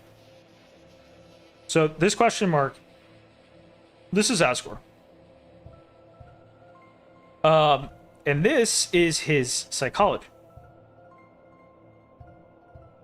But then there's another aspect to Asgore, and it's his history, his backstory. Okay. We didn't get anything here. Nothing was developed here. In chapter 5. We don't know what the hell happened. He didn't tell us. He gave some clues, but not enough. What we did get is a lot about his psychology. Okay? So we have taken this tension. We have taken this Asgore tonal state we left chapter 4 with. And we have advanced it to a point now where we actually resolved one component of it, the psychology, while not resolving the other half. This actually creates a situation in which the way the tension lived here can never be resolved on again. In other words, we have less total tension coming out of Asgore now. Which this can be fine. This is not. Notice how I didn't like say that like Asgore is like a huge issue with it. The problem comes in when you combine it with Carol and the stuff that was going on with Chris and Susie. Carol, Chris, Susie. These three had and Noelle. These four had a really tense thing going on in chapter 4 in the house. Everything in the house was building up all their tension. What actually happened now is that chapter 5 advanced pieces of all of these into new tonal stages where they're actually their net tension is now lower than chapter 4 ended with, because they were in and then Asgore. So these five all together had this great composition just dripping with tension. In chapter 5, what it did is it split all their respective tensions out into different resolutions. And this is a really common pattern for disappointment in stories. Is a really common pattern. So take notes on this. If you watch Andrew Cunningham's latest 2 theory videos, one is called like the Night Conspiracy video, where he's like, oh my god, all this stuff is connected. How is it connected? How does this make sense? How is Toby going to handle all this complexity? And then the next one is dedicated to motifs, diving into motifs. And he's like, oh my god, look at all these motifs in the story. There's hidden motifs. There's motifs within motifs. There's motifs that are Siamese twins with other motifs. What the heck is going on? How does all this stuff work? And he says a few times in the story, this is a pre-chapter 5 world, he says, Toby, I really hope you know where you're going with this. Sarcastically. And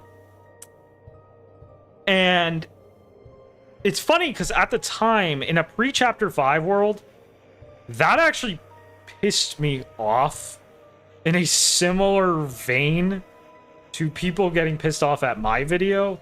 Because I was like, fuck you, man. Like, who are you to judge? Like, let him cook. Let him cook. Like, he's building this nice tension. Like, just let him cook. Let him cook. Chapter 5, I'm a lot more sympathetic now, because suddenly it's like, okay, Toby, you actually split these things into new tonal stages by pulling off pieces of them from each other. They can never again can these resolve from the point that they were all conjoined together in chapter 4. You missed that chance. That can never happen again. If you've ever played have you ever played Puyo Puyo, where you stack the little guys like this? There's these little guys that you can stack, and it's a game called Puyo Puyo. It's a little less famous than Tetris, but it's very famous. It's really awesome. And so what you do is you stack the little guys. And what happens is, as you stack the guys, all the different guys have different colors. There's like different color codings for them. Like there's some blue ones, some green ones, some red ones. What happens is, as you start stacking these guys, you get opportunities to do combos. You get opportunities to do combos. And what happens is, you can goof, and you can actually have the most badass combo in the world set up. And what you can actually do is you can ruin your combo by deleting some of your Puyos. And the goal, you might think, well, that's all right. You deleted some of your Puyos. The goal of the game is to delete your Puyos. Like, you want to kill these guys. You want to get rid of these guys. These guys are bad. They make you die. So the goal of the game is to get rid of them. Problem comes in that comboing with the Puyos, and comboing is when you get rid of tons of them in one move. Comboing is exponentially more rewarding than non-combos. Like, so the more a combo builds, the more exponentially you get rewarded. Stories work the exact same way. And that's why you get this mixed message where some people think, hey, chapter 5's developments were great. Like, Asgore's psychology, that was good. Suzel, that was good. You know, like, that was good shit. Like, you know, Rudy fell down. You know, Rudy fell down. Like, that was dramatic. That was cool. You know, new Chris psychology. Chris and Flowery interactions were incredible. I mean, like, I'm not joking when I say that, like, the Flowery fight is, as of now, my favorite thing Toby Fox has ever done yet. Like, that, like, I'll glaze that scene. Like, I might even like overglaze that scene. I just think it was peak. I think it was absolute peak. I loved everything about it. The composition, the timing. Props to Camellia for the music. Like, I just thought everything was perfect there. That doesn't leave me not upset about the fact that this Kino Puyo combo, this shit that could have been like, oh my god, the combo of the ages, how did you pull all that shit together? It got broken up. It's broken up. Every single one of these factors broke up from the positioning they were in at the end of 4. We're in a different tonal stage now. And that's the issue. That's the heart of the issue. And that's why I say, I'm not saying Deltarune is trash. I'm not saying Toby can't write. I'm saying, dog, you had the combo of a lifetime setup, and you ended up just picking off a few of them. You ruined your combo. You can still do a combo. You can still do another combo, but you need new Puyos. You need new little guys to set that one up. And as of right now, I don't see the setup. I don't see the setup. I don't see this Kino Puyo setup he had at the end of 4, at the end of 5 now. I see a chance for some really good combos, but just not that combo. That combo was the combo of a lifetime. And, yeah, so.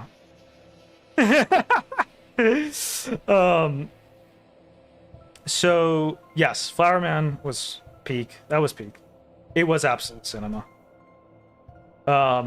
It's funny because he left such a bad first impression. You'd think he was, like, trash. Like, Flowery came on, and I was like, no, man. No, Chief, this just ain't it. And, like, I can't remember the first scene that made me think, like, he was really, really cooking. It was quite quick. I think it was, like, his second or third scene. I was like, wait. Let him cook. And he was... If Flowery wasn't in Chapter 5 and that ending wasn't how it was, I would be actually like, I would be angry at Toby, but, like, unironically right now. And obviously Aqua was fucking Kino too, but, you know. Yes, Toby can win state, but he can't dominate. That's really the issue. Yes, storytelling is Puyo stacking. 100%. Storytelling is Puyo stacking, and that's why it explains why it's so hard. Yeah, Asgore definitely got some redemption. Like, I think Asgore, if we're talking, like, how was he treated as a character, like, from an abstract, I think he was treated well in the chapter, but yeah. I just like all of Toby's goofy guys. I don't care if he does the same things. Yeah, I gotta tell you.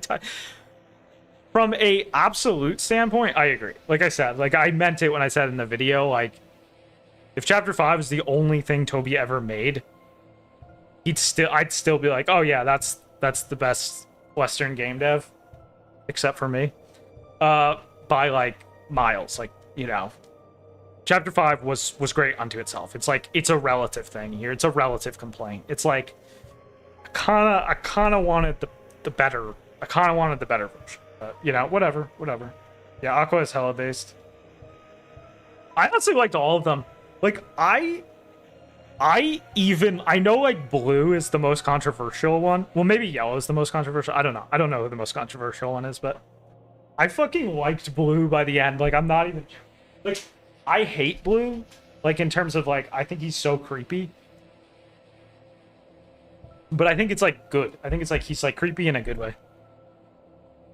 Yes, I'm definitely clipping the Puyo Puyo thing. Well, a lot of this stuff is getting clipped. I'm actually pretty proud of how articulate I ad-lib some of this. Yeah, oh my god, Aqua did a lot for Chris. Absolutely backer. Aqua is super interesting with Chris because I don't want to. It's Deltarune. Like if this was any other work, I wouldn't mind talking about this stuff. But it's Deltarune, and like shit gets like political in like 5 fucking seconds. But there's times we have to go here. Aqua was super interesting because, like, gender, sex, whatever you want to call it, like actual like boy versus girl dynamic, that was like an important part of Aqua's character, and like she's very binary about it. She's very fixated on like I am a girl. What are you? And I saw one person complaining like, oh, the scene with Seth where it's like, oh, Seth hides their gender and whatever, and Aqua asked that. It's like that was like a Toby wokeism and whatever, and it's like that didn't read as any sort of political to me. To me, that was just super interesting because it was just like, oh, okay, he's really trying to emphasize that Aqua has this very simplistic view of the world that's like very like set in stone. Everything is kind of novel to her, and everything is very straightforward to her. And as a result, if you're to take her as a mirror of like a more immature Chris, like maybe childhood Chris or something, there's so many interesting questions that rise from that. Like, because notice how game is a keyword for her too. She keeps saying like game. And remember the chapter 3 egg room was called Man Country, but it looked like a Game Boy? To me, I felt like that was like really deliberate, because it's like, first of all, the Game Boy, the console we played things that looked like Man Country on, was called Game Boy, emphasis on male, emphasis on, and what were the games you usually play? The games you play are usually like very like male power fantasies. You beat dudes up, you're strong, you rescue a princess or whatever. So we have this interesting thing now with Chris where we have two things showing insight into like young Chris. One of them puts an emphasis on the keyword of man and male, and then the other one puts the emphasis on the keyword of girl. And they both hover around the keyword of game. And it kind of goes back to us saying, like, with the Puyo, like, I would normally be more excited about this, because this is a great Puyo combo that's set up. Like, this is really, really great stuff. But I've seen Toby systematically break up a Puyo combo before.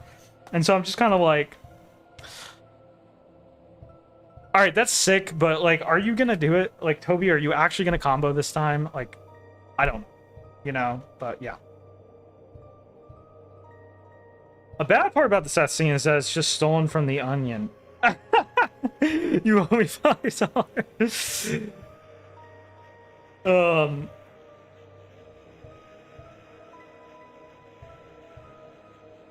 Yeah. I think I know what you're talking about. I think I remember that. You might have to elaborate a little more. I feel like I remember what you're talking about, but yeah, blue is kind of nothing.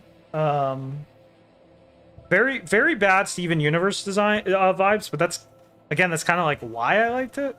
It's almost like I just like trust that something's cooking, but I don't know what the fuck do I know.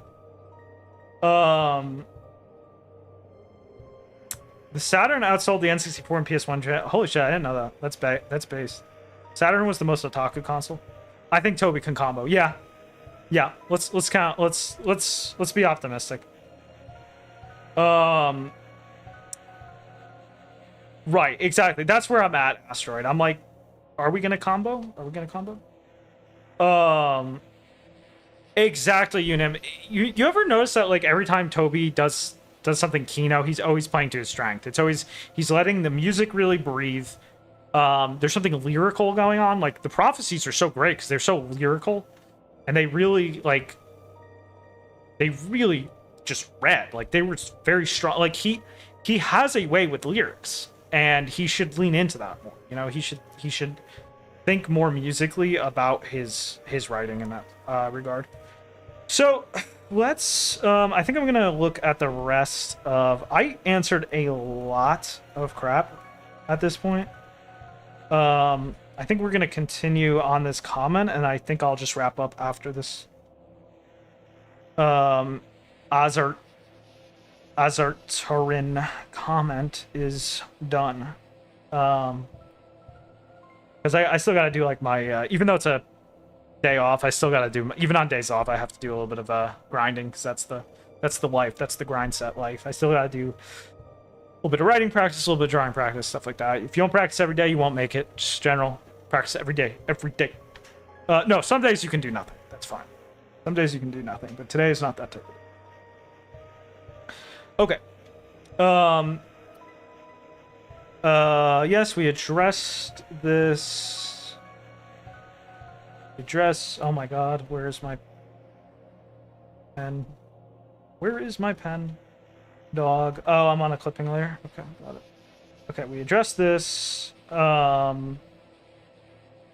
think you have also fundamentally misread Susie's direction as a character, as to where she's heading throughout the story.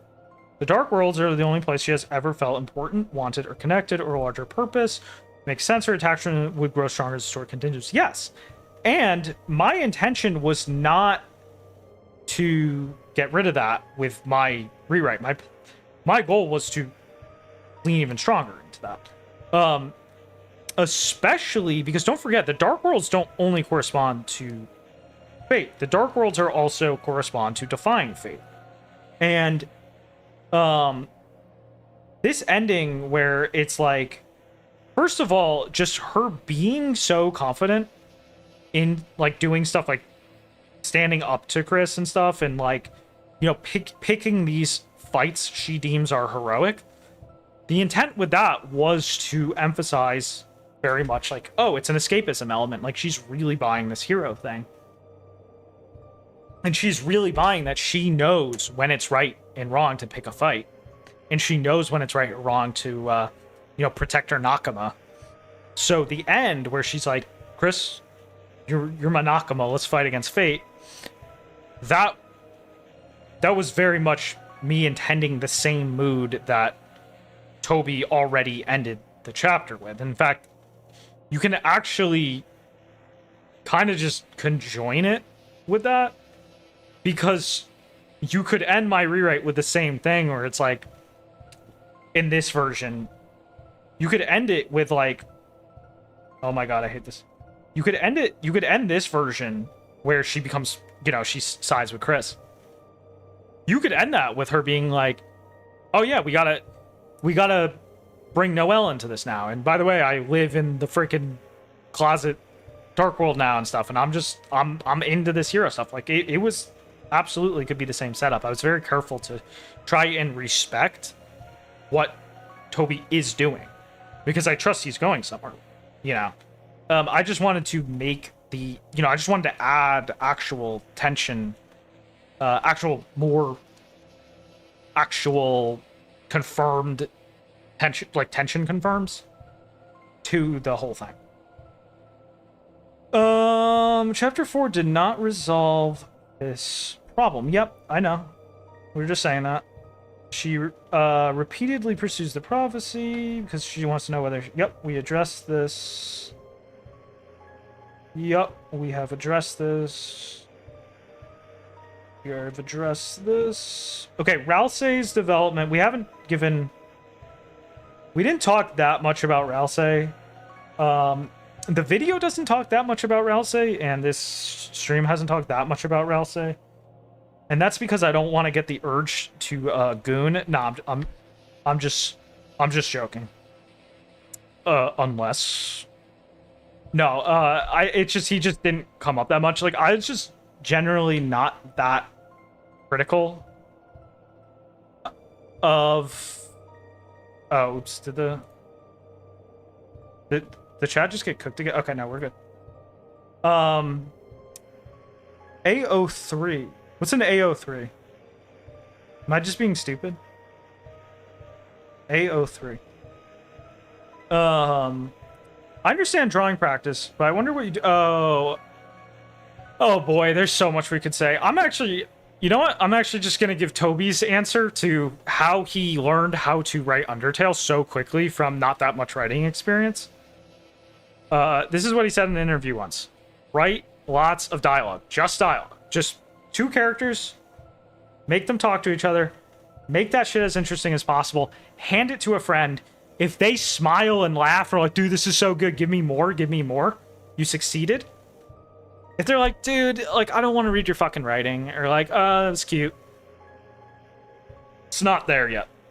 So that's the simplest answer. Lots of dialogue, right? Lots of dialogue. One-on-one character interactions. Add in a third only once your friends really start smiling, really start loving what you're writing with the one-on-ones. Not just friends, like acquaintances as well, like as many people as you can get. Then add in like more characters and stuff. That's the simplest exercise in the book. There's a lot more, but that's the simplest one. Orcastle is Godot. It is woke dot.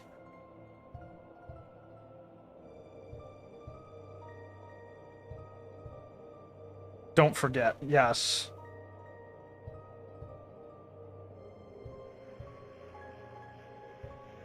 Yes. Haters were thinking. Yes, haters were not thinking about my plot. There. On Chris and gender in chapter 5, you also have the king and queen vote. Yep, that was really interesting as well. Exactly. Someone say combo is an ultra combo. Yeah.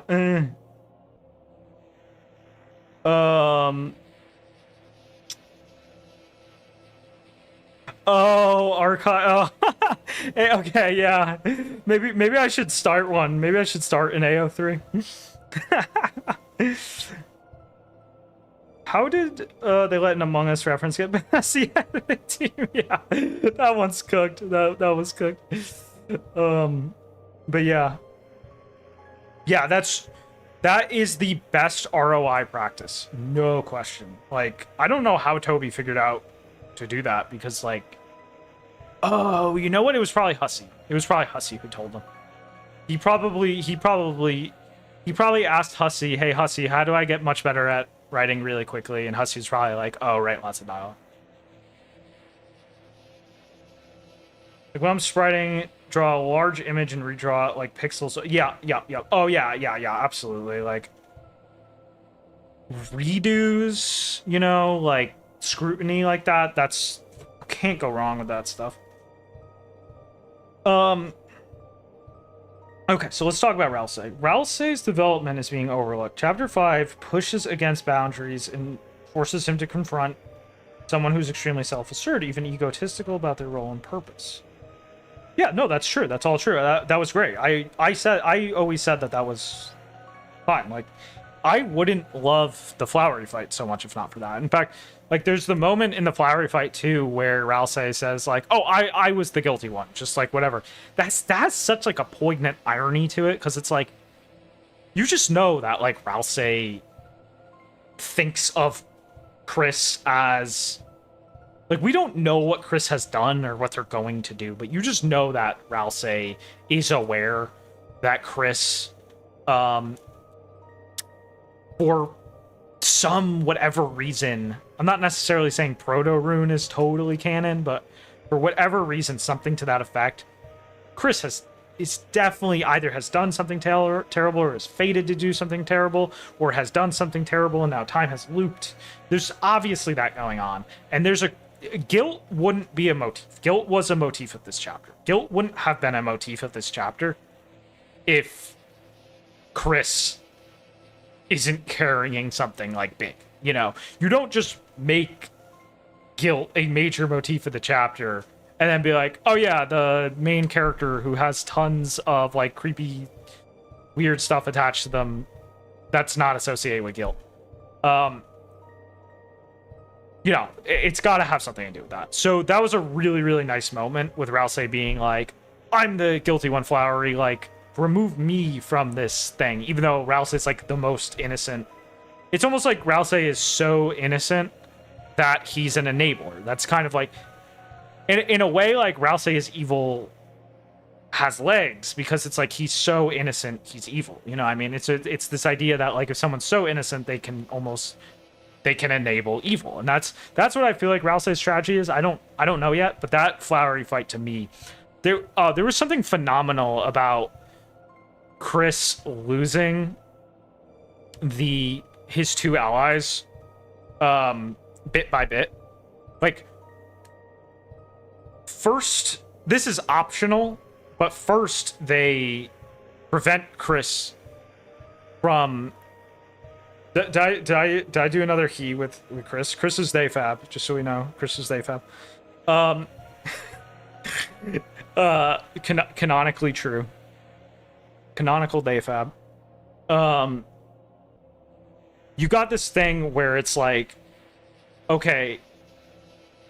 I actually feel like this shit was so good that Toby should have enforced it. I feel like Toby should have forced you to attack Flowery at some point because it was just so interesting to see Susie like and Rousey refuse to actually let you hurt Flowery while still not actually shifting any blame on Chris. So you got this thing where it's like, oh, Chris can't attack. Like Chris you can't do like mean things as Chris.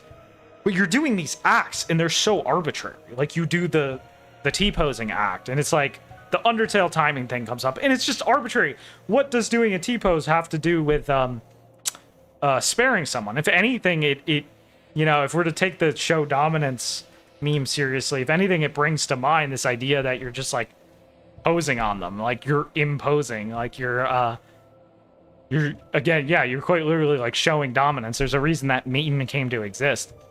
So it's almost like at that point, sparing is really breaking down because it's just like, what the fuck is sparing other than forcing someone to no longer be able to fight you, which is just a form of dominance. And then on top of it, Flowery confirms that because he shows that he can do sparing on us. And I get a lot of people were disappointed that I didn't take that further.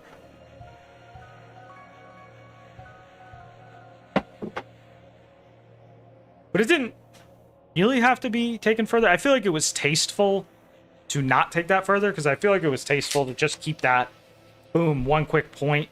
Like, you know, sparing is so stupid, I can do it too. And it happens against your will. Like, it was just enough to tell us, like, yeah, you know, every time you spare those enemies, like, it's just random and arbitrary. And it's just, like, I can do it too. And you don't want it to happen. And after you spare me, you're going to shut my Dark World down and end our lives anyway. So it's like, either way, you're killing us. It was really good. Anyway, the point is Chris systematically loses their allies. Like, first, they get off page with Chris. Then, you lose Rousey. And then finally, Susie throws you up, and so you lose her. And finally, you get that great imagery with Chris all alone. And it's like, what do? They break out of the rules of even the normal battle system and just go into pure action RPG where there is no sparing. So it's just really, really nice progression, really nice, really satisfied with Rousey's characterization there. I'm not sure why you thought I was against that, but I was very for that. Rousey, oh, let me see if there's any good comments. Here's a fun thought. Do you think Asgore was talking about the Descents or something? Knowing Toby, it's something entirely different. He's tricking us. He's using misdirection. My money is on misdirection there. I didn't really like Rousey until the end of... Yeah, I understand that. That was a big turning point for his character, for sure. Yeah, Hussey was in the trenches way too much. It fucked him up. Yeah, no, Hussey was not. Hussey is a cautionary tale. If there was ever a cautionary tale, Hussey is it.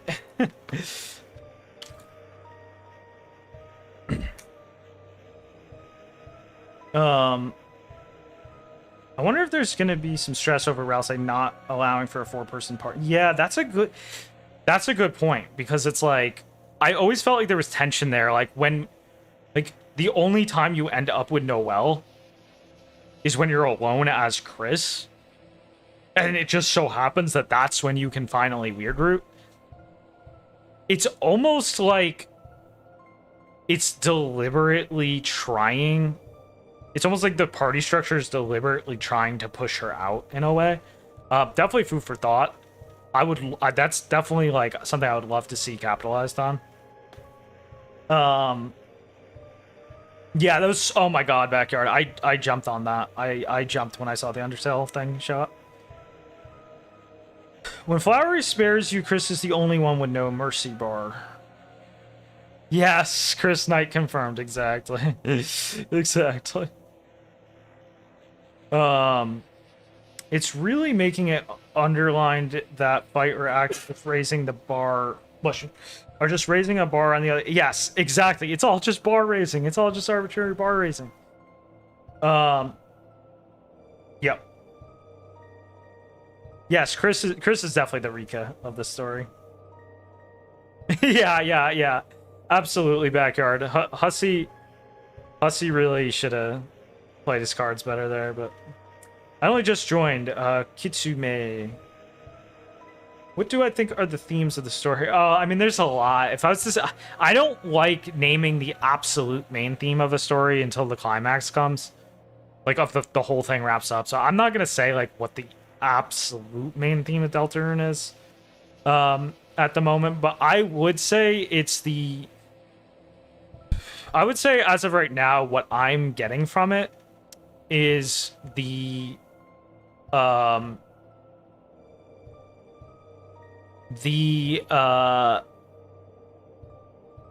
value in distinguishing identities versus how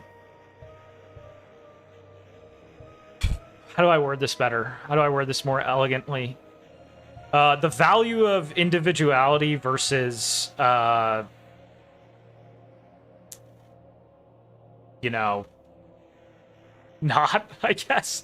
There's definitely a better way to word this, but it's just like everything in the game is constantly pitting you against, like, do you see this thing as a human, as an actual creature, as an actual thing? Do you respect its depth, or is it just a number to you? Is it just an NPC to you? Is it you know, is it just your entertainment? Is it fiction? You know what I mean? It's like, that's the biggest tug of war I keep seeing. But, you know, who knows what theme we're ultimately going to resolve to. And yes, the prophecy does, that's a really good point, where it's the prophecy the prophecy insists on a three-person party as well, which is really, really interesting. Any advice on not getting too affected by your fan base then? I would just say, like do good work. You know, just do good work. That you can never beat doing good work. As long as your eye is on doing the best work, like you know, nothing can go too bad. As long as you're cranking out, like, sick work. Fighting Gersa on my Switch and God, yeah, that shit was fire. Oh, Hussey Asteroid? Just a lot of drama. I'm not gonna try to summarize Hussey drama, but you know, you can look it up. Yeah, for sure, Will, because there's almost this idea of like, oh yeah, like roles, like the definition of a role. Like, does a role like remove individuality? Is a role reductionist, or does a role make you like more special and more, you know, of a meaningful thing? There's definitely a lot of that going on. I just don't know exactly where we're headed with it. So,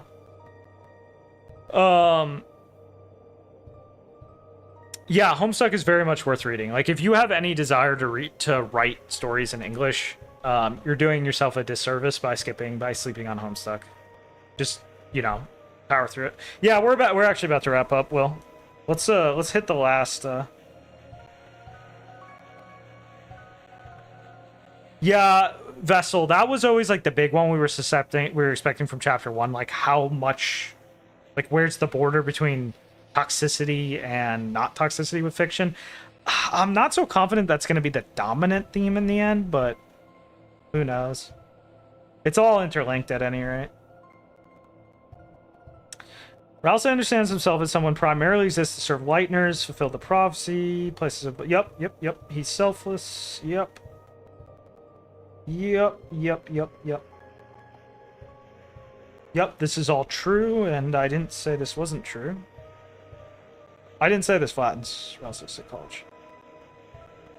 Okay, so I think what you're trying to get at is the issue I had with Rouse in this chapter. And it can mainly be summed up as not enough, to be honest. That's one of the reasons I didn't want to draw too much attention to my criticisms of Rouse. It's really just, like, not enough. Like, we needed more. Like, what was there was good. It was just, like, feels kind of water treading. Like, how much of Rouse really progressed in this chapter? How much, like, really on an actual plot and tonal and character level really came further here? Like, it was, his interactions with Flowey were very nice, and it was, like, nice to see that side of him come out and stuff and tell, but it was mostly just telegraphing what we already know in chapter 4. There's definitely some Flowery interactions, some Rouse Flowery interactions we're gonna look back at and go, oh my god, how do we not notice? Like, when Flowery says the impossibility himself, like, yeah, after chapter 6 or 7 we're gonna look back and go, oh my god, how did we not notice what he meant by that? We were so stupid. But at the same time, it's also like, okay, Toby, please give us something. Like, please give us more of an arc to this. Don't just ask questions. Like, that's really the issue. Like, Rouse's characterization was fine in the chapter and stuff. It's just, there's not really, like, an intrigue arc to him. Like, his characterization is fine. He's got some good scenes. But he's not evidently progressing anything. It feels more like he has to be the way he's being for the duration of the chapter until something new comes along that actually lets him kick open and become more stuff. Barring the Flowery fight. The Flowery fight was a great climax. Like, again, Flowery fight, that Kino. Rouse volunteering to be the guilty one. Perfect. Great. No complaints there.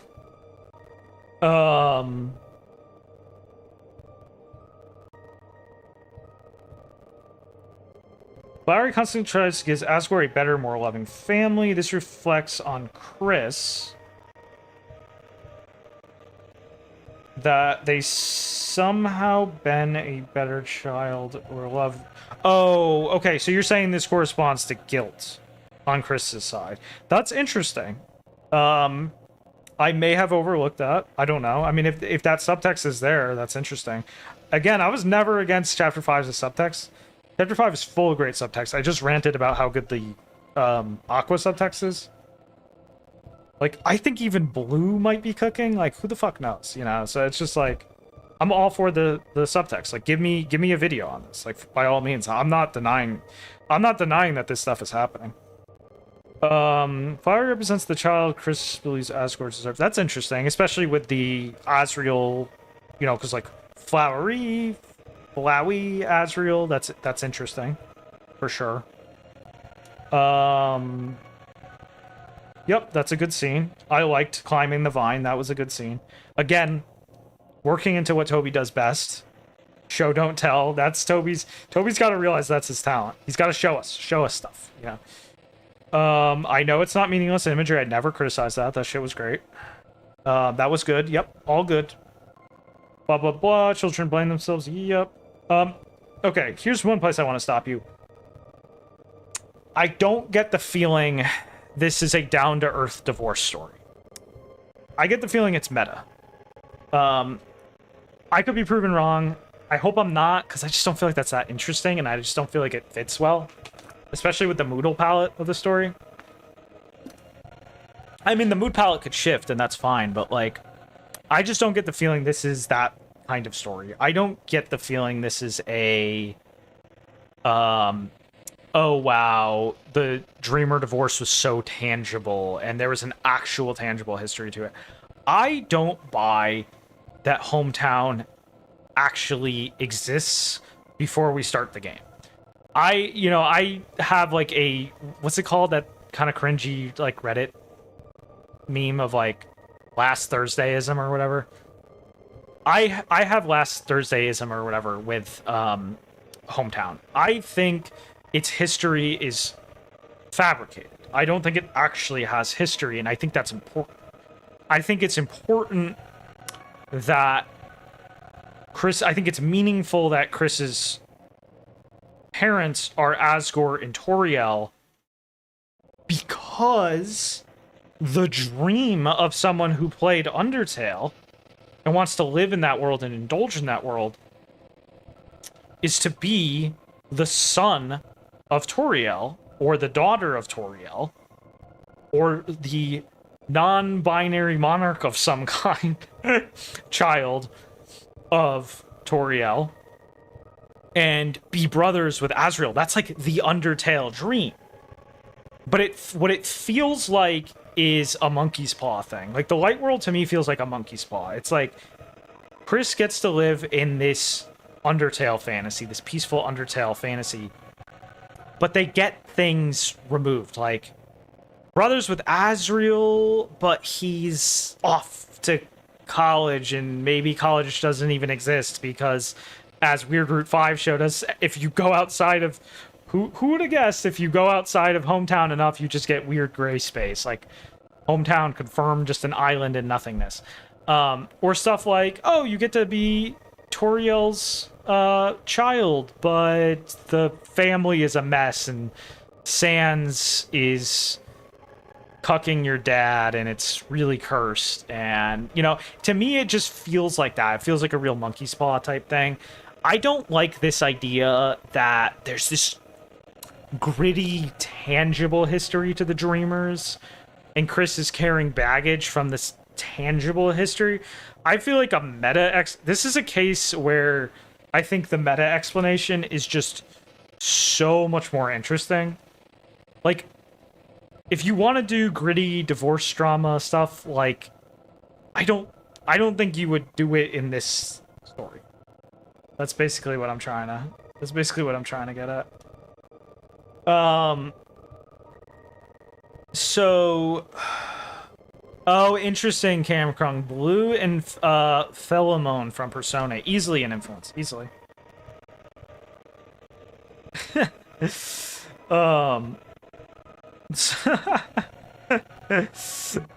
Yep. Goner Maker was such self-insert bait. Absolutely.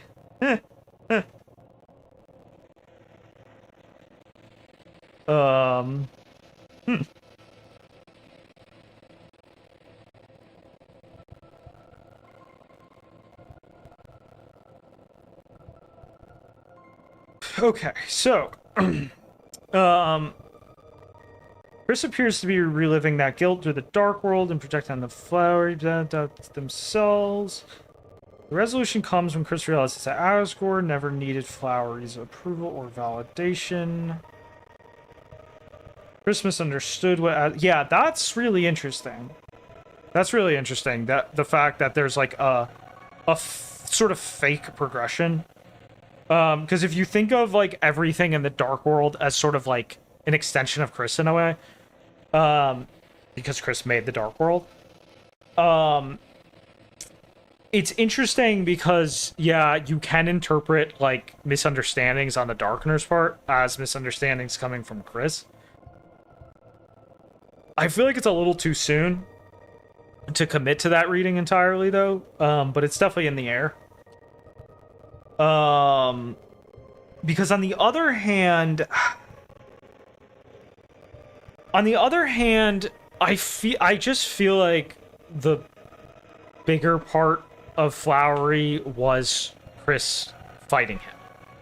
Like, there's no, like, you can't tell me at this point, especially with Flowery pointing out that the stats are even a facade, like, it's fake. The stats are, like, fake and shit.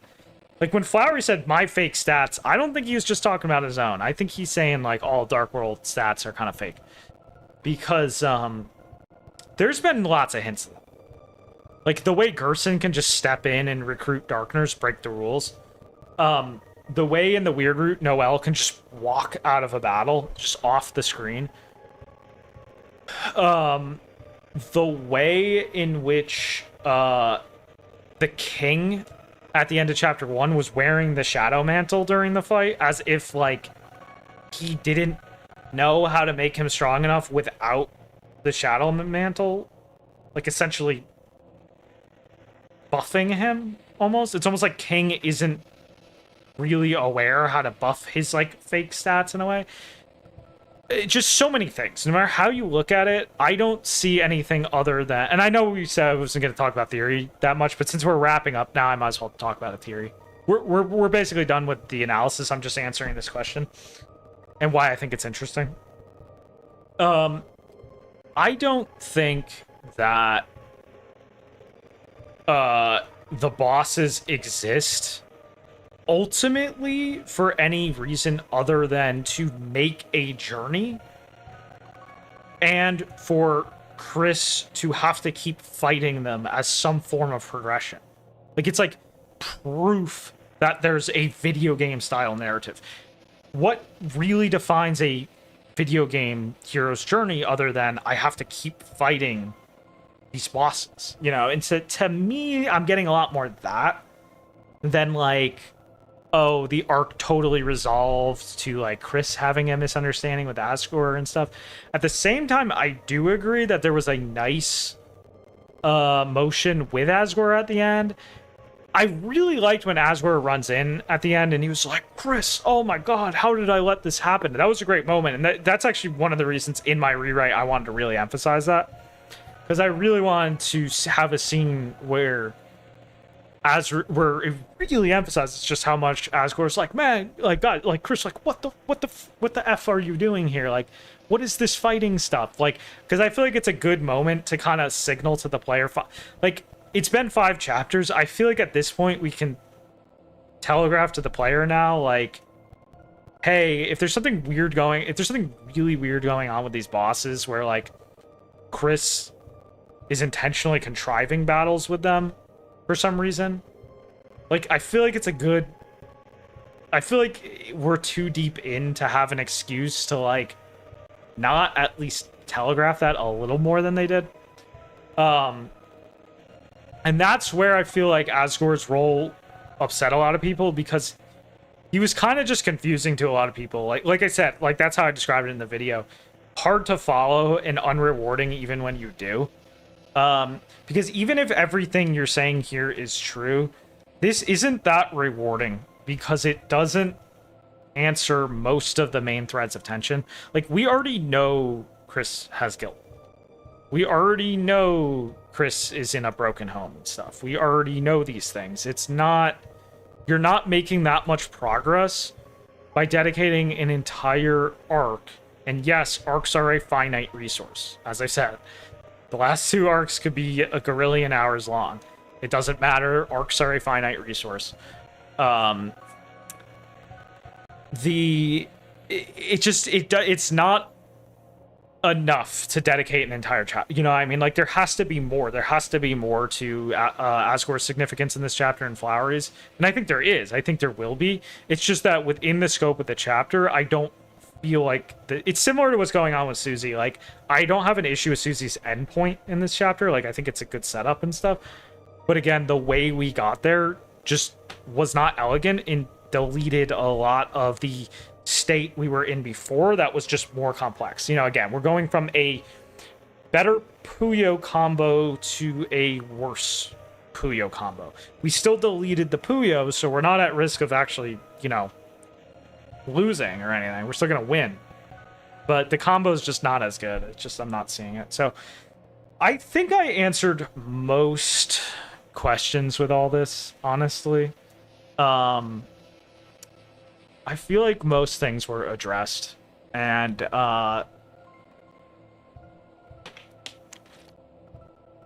I'm sorry that this ended up being like responding to one specific comment while like grouping all the other ones together. But I mean, I think we did a good job here. If anyone has issue with like this, you know, I'm sure people will comment in my like I'm gonna make clips from this stream. I'm gonna make a cut up version with all the tangents cut out and stuff. So there will be a nice like, you know, there will be a nice clean. Oh yes, the autos absolutely, yeah. Yeah. The autos transcript will help a lot. It's not something I'm gonna rush. Like I'll just chip away at it for like, you know, 15 minutes here and there. Like I'm not gonna spend too much time on it. That is a good question. Like Asgore's definitely gonna play a role in the end.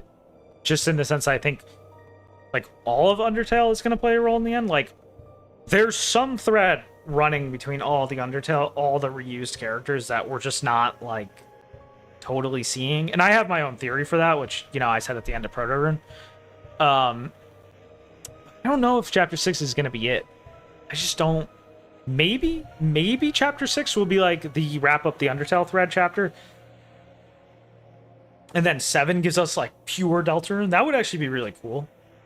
That would be quite cool, in fact. Yes, Kinarino, you can find, if you go to the channel Howard Clips, you can find it, but it's absolutely tragic. It's heartbreaking. Only a lower quality version survived of the second stream, which is absolutely heartrending. But if you go to Howard Blast 9479, you will, also known as Howard Clips, you will get my other channel where you can watch that.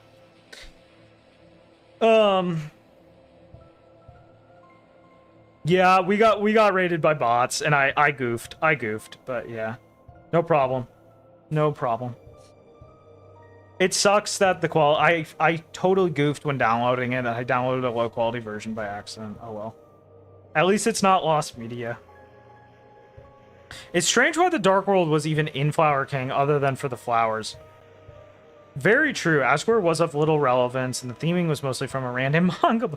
Super strange. I feel like a little bit of that was like deliberate to get us thinking like, okay, the Dark Worlds aren't quite so rule bound, but again, I don't know if Toby took like a course in subtlety or something, but like he's being too subtle. Like he needs to understand a telegraph versus a confirm, or he's just trying to make trick art and he's doing something so meta that it's like, okay, that's cute, trick art, but please just give me Umineko, please. I just want Umineko. I don't really need the trick art, you know.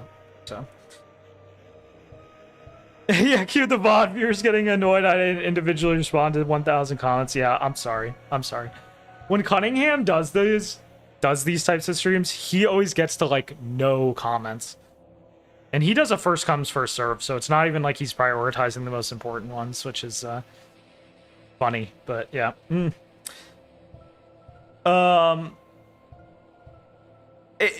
Exactly, Asteroid. How many things at this point are obscure for no reason? You know, it's just like, again, Umineko exists.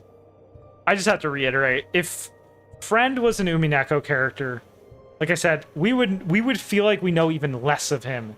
And yet he would have dialogue, epic scenes, just sweet moments, you know, like he would have killed people or something. We would know we need to be invested in this character. We just wouldn't know exactly what he is, you know, and that's what Toby's really missing, and hopefully Chapter 6 will deliver. Yeah, Alien Run, enjoy it, I guess, yeah. Why can't we just get some answers to why this happened? Yeah, exactly. It wasn't even an interesting looking Japan. I like the art, but Yeah, I see what you mean. Like, I like the art, but yeah, there's also, I feel like, you know, it was just kind of like, the theming was confusing for sure. It was confusing. You know, we'll see. We'll see what he cooks. Oh well, yeah. I think Friend probably. That's the thing. Friend probably did do lots of crazy shit. It's just we don't have proof and we don't have scenes. We don't have any tonal motion from it yet. So exactly, Friend isn't even a character yet, though. Yet he has so many Chekhov's guns attached. That's why I crashed out. I was like, "Oh, please, Toby, can you give us things that actually do things instead of things that don't do things?" You know, that's what I was trying to get at. Yes, it's just a pack of monsters, exactly. Deltarune stealing Howard's time from the Hebon analysis. I'm sorry, Johnny Jova. This was a good tutorial stage. For everyone who wants to come back for the anime analyses, because we're doing them weekly now, please watch the first, like, 3 hours of this stream, because they will be super useful. I'm not gonna rehash anything I did in the first 3 hours of the stream for future analysis streams. So next week we're doing early SAO, and it's probably gonna last in, like, we're probably gonna have to do it for the, I don't think I'm gonna wrap it up in one stream, so we're probably gonna have to do it. Next week is probably gonna be early SAO. Week after that is probably going to be early SAO, maybe one more. Then we're going to do Madoka, because I promised that. I don't know where we're going from there, but Hebon is a doozy, because like I said this during a stream, I don't know if you were here, but Clannad Onward Jun Maeda is so dense that like, if I was if this was a Hebon analysis right now, we'd be talking about like one scene. Like, we'd be 6 hours in and I'd be talking about one scene, and I'm down for that. It's just that it's so dense that it's like it doesn't always make it's not gonna make for like a perfectly great, like, comprehensive work analysis. But yeah, we'll go. Oh yeah, I will watch. I plan on getting back into ReZero, absolutely. Kino SAO. I think there are things we're supposed to do over, but I think it's entirely possible Friend and Mike got away from him and became something he did. Yes, I kind of get that feeling too, yeah.